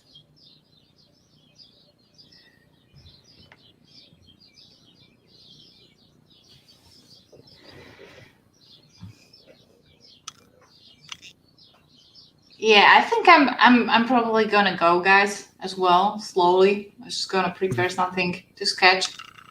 And you better go to bed. I hear you.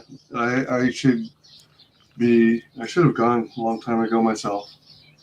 I might go to bed. But if I do, I'm gonna have to send my players on like a wild goose chase or something to keep them away from this mansion I didn't finish. Is it one of those things where while you're running the game, you can on the side finish building the mansion? Oh, probably not. I mean, it's in Photoshop. So like Photoshop uses a lot of my computer's processing power. Oh, right. But if I finish the base, I could upload all of like the furniture into the system and just drop the furniture down while we're playing. I could probably do that. Yeah. Yeah, I see this advertisement every now and again where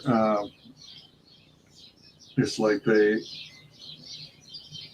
it's for software for DMs to create.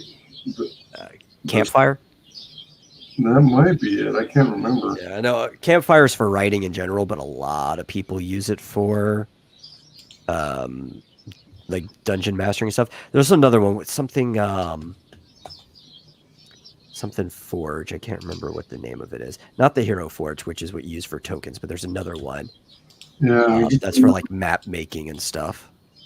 Yeah, I mean, that was a thing that was emphasized on their little video ad.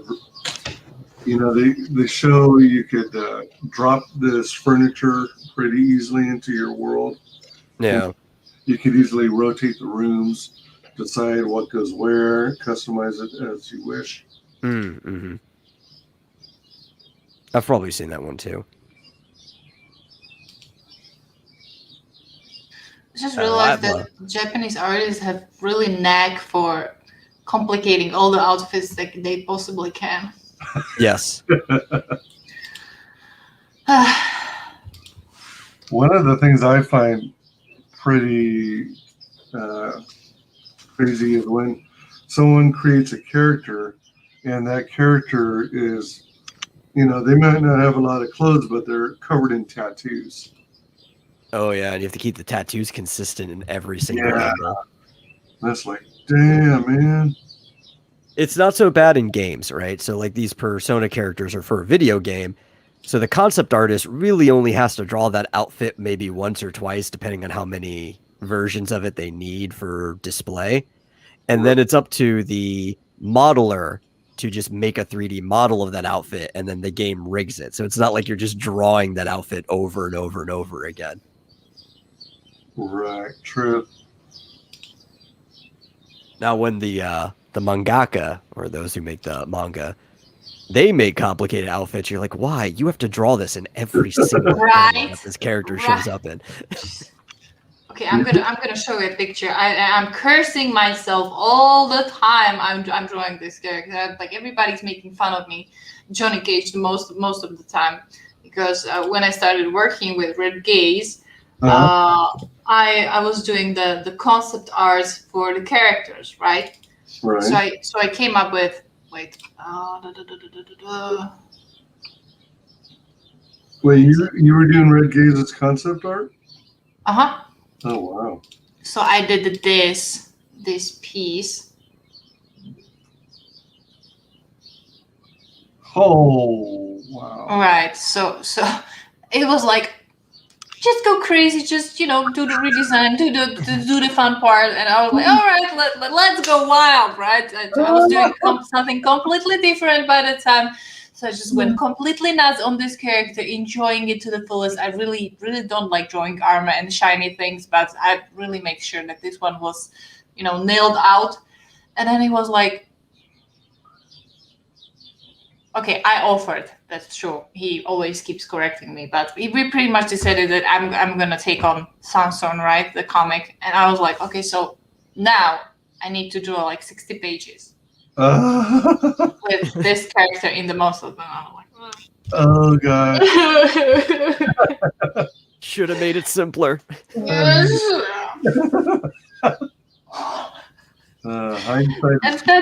the thing, right? Like I have this really Nazi-ish approach to my art, because when I do something once, I'm just not gonna give you something that's lesser in quality.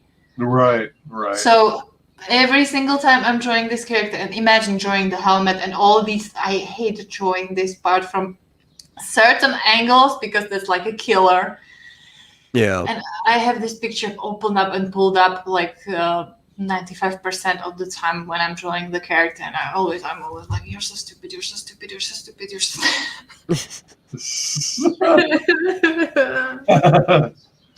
That's cool. That's Yeah. why all my characters are simple, because I'm the one that has to draw them. Right. I mean, my main character is like a dark-haired chick in sports clothes. That's like you Yeah. can draw it anywhere, anytime. What did I do to you? Tom Fuster, tried to do fan art on this. Thanks. You're trying to do the fan art of. Yeah, I remember that one. I think Red was showing that to me. Oh my gosh. That was awesome fan art, right? I think you enjoyed it too. Yeah, you can't complain about fan art. It's like you're the one who chose to do it at that point. I know. True. Could have drawn anything else. I know. That's absolutely true.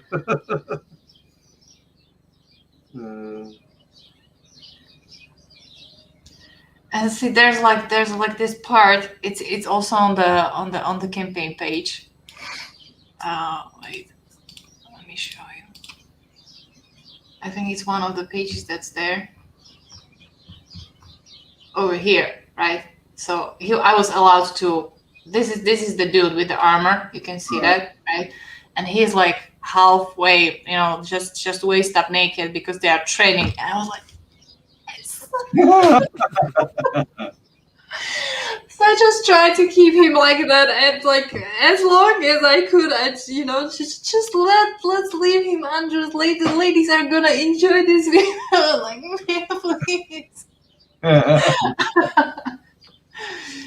So I think like for 5 or so pages, he's waist up without this armor. So at least that was very enjoyable. But now he is fully dressed, and the worst part, I'm about to draw the action scenes there, the fight scenes. So there's gonna be like very, very difficult angles, a different perspective, right? So, but I'm very motivated to do it. So just gonna do it.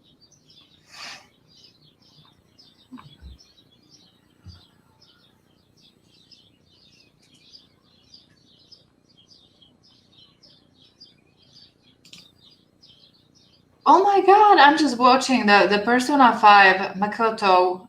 They did a Figma figure of her, which is really awesome. Mm. Have you seen those Figma figures? Yeah, they're pretty good. They're awesome for drawing. I have the basic set of the boy and the girl, and I even reordered the man and woman, but they came in a very terribly poor shape. Mm. So I'm using the boy and girl from time to time. Are you talking about like physical models or like digital, kind of like poser style models? No, like physical model. I keep sharing and resharing. Because but Figma makes like posable figures and stuff like that. yeah. Yeah, really good ones. Like there's that. They have a good link from The Legend of Zelda too. They have all kinds of different figures. What? This is like sort of like an action figure, a posable action. Yeah. Yes. I would definitely add a few more joints here and there, for better maybe rotatability, because for example the waist in these figures is kind of, like sometimes you are able to rotate yourself in waist, but it's kind of hard to do with these figures, but besides that, they are really awesome. Yeah, they have them for like at least games and manga, like all the popular stuff that in Japan, you can find them for almost any franchise you're interested in. Yeah. They're awesome. They're pretty awesome. That's cool.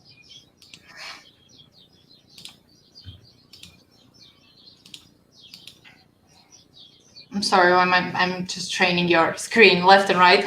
No, you're good. You're good.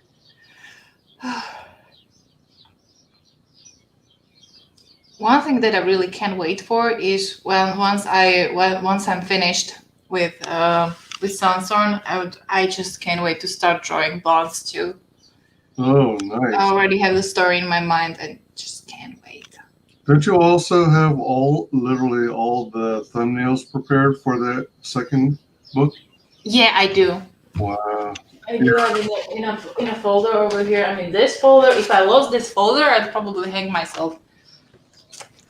Yeah, I remember being fully impressed at the quality of your thumbnails. And I'm lazy and very hardworking at the same time, so I just figured like, okay, let's do these thumbnails right, and then I can just scan them and blow them up on the full screen, you know, and then just continue working from over there.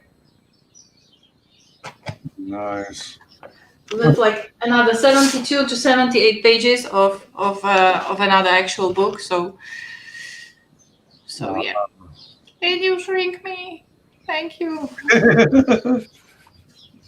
Well, you don't like having the place all to yourself? Nah, I hate that. That's the moment where I would just turn off my camera because it's like everybody would know.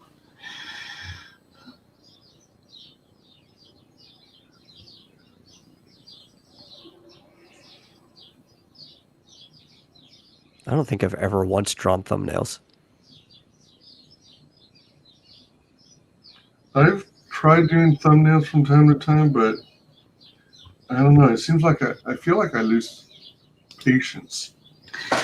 The thumbnails are very good when you're drawing the story for one simple reason is when you have them all in the page, and you can see like multiple of them, you can see the flow of the story fully. You can see how the setup of the panels, whether you're repeating yourself, whether you're you know. Yeah. That's pretty much the only. But for example, in the first book, I wasn't using the thumbnails at all. I just started when I started working with Red, because I wanted to make sure that the comic, you know, like doing your stuff is one thing because you're doing yourself. So if you screw up, you're pretty much just hurting yourself. But if you screw up working for somebody else, that's kind of bad. Yeah. So. You don't want to screw up someone else's project. Definitely not. Well, you don't want to screw up any project, right? But No, sir.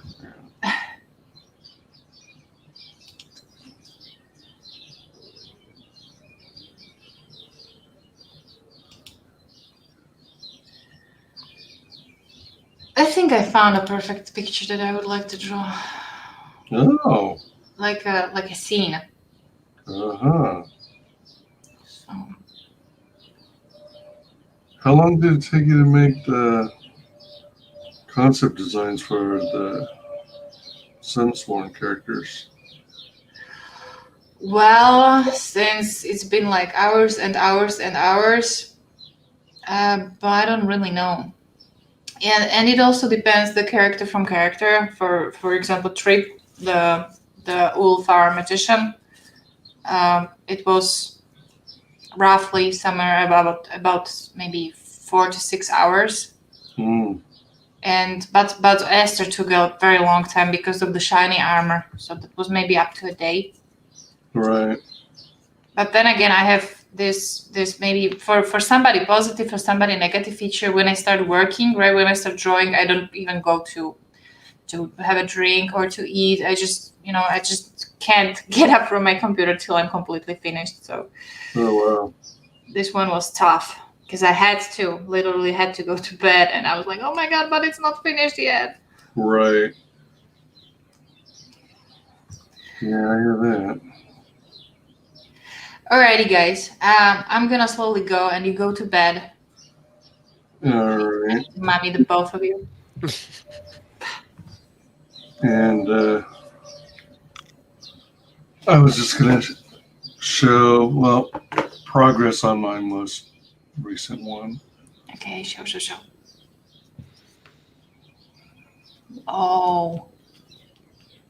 So it's mostly going to be black because of his black uniform, and then I think I might keep it inked and then just throw in some color, which is going to be the splash from his lightsaber.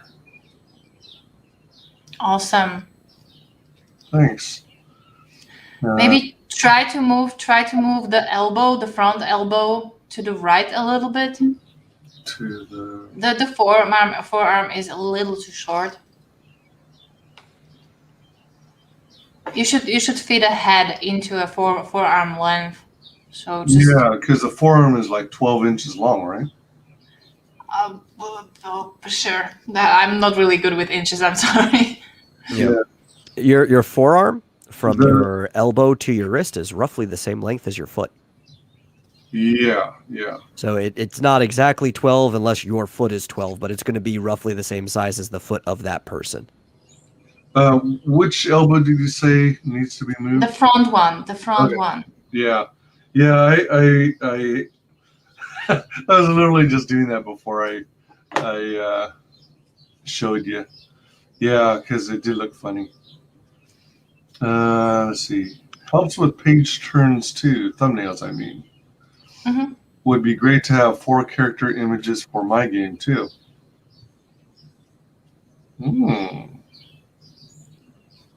Well, you know my DM anytime. All right. Well, oh man, it's already light out. Shoot. I'm supposed to be getting up right now. All right. The thing is, before we got to talking and before you jumped in, he said, okay, I'm going to do one more card and then I got to be out of here. And then we talked so much they didn't even get to do in the card.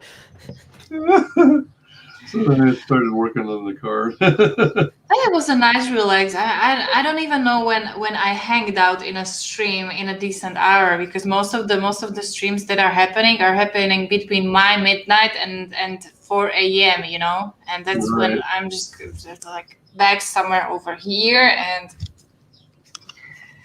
Yep. I hear you. All right. So I guess we will call this a night. I think I'm going to work on Luke Skywalker a little more before I call it finished. At least the pencil stage.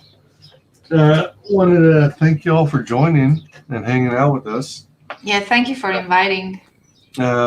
It's good to have you. Hope to have you on in the future too. I do these every now and again. I don't really plan them very well, so no telling when the next one is.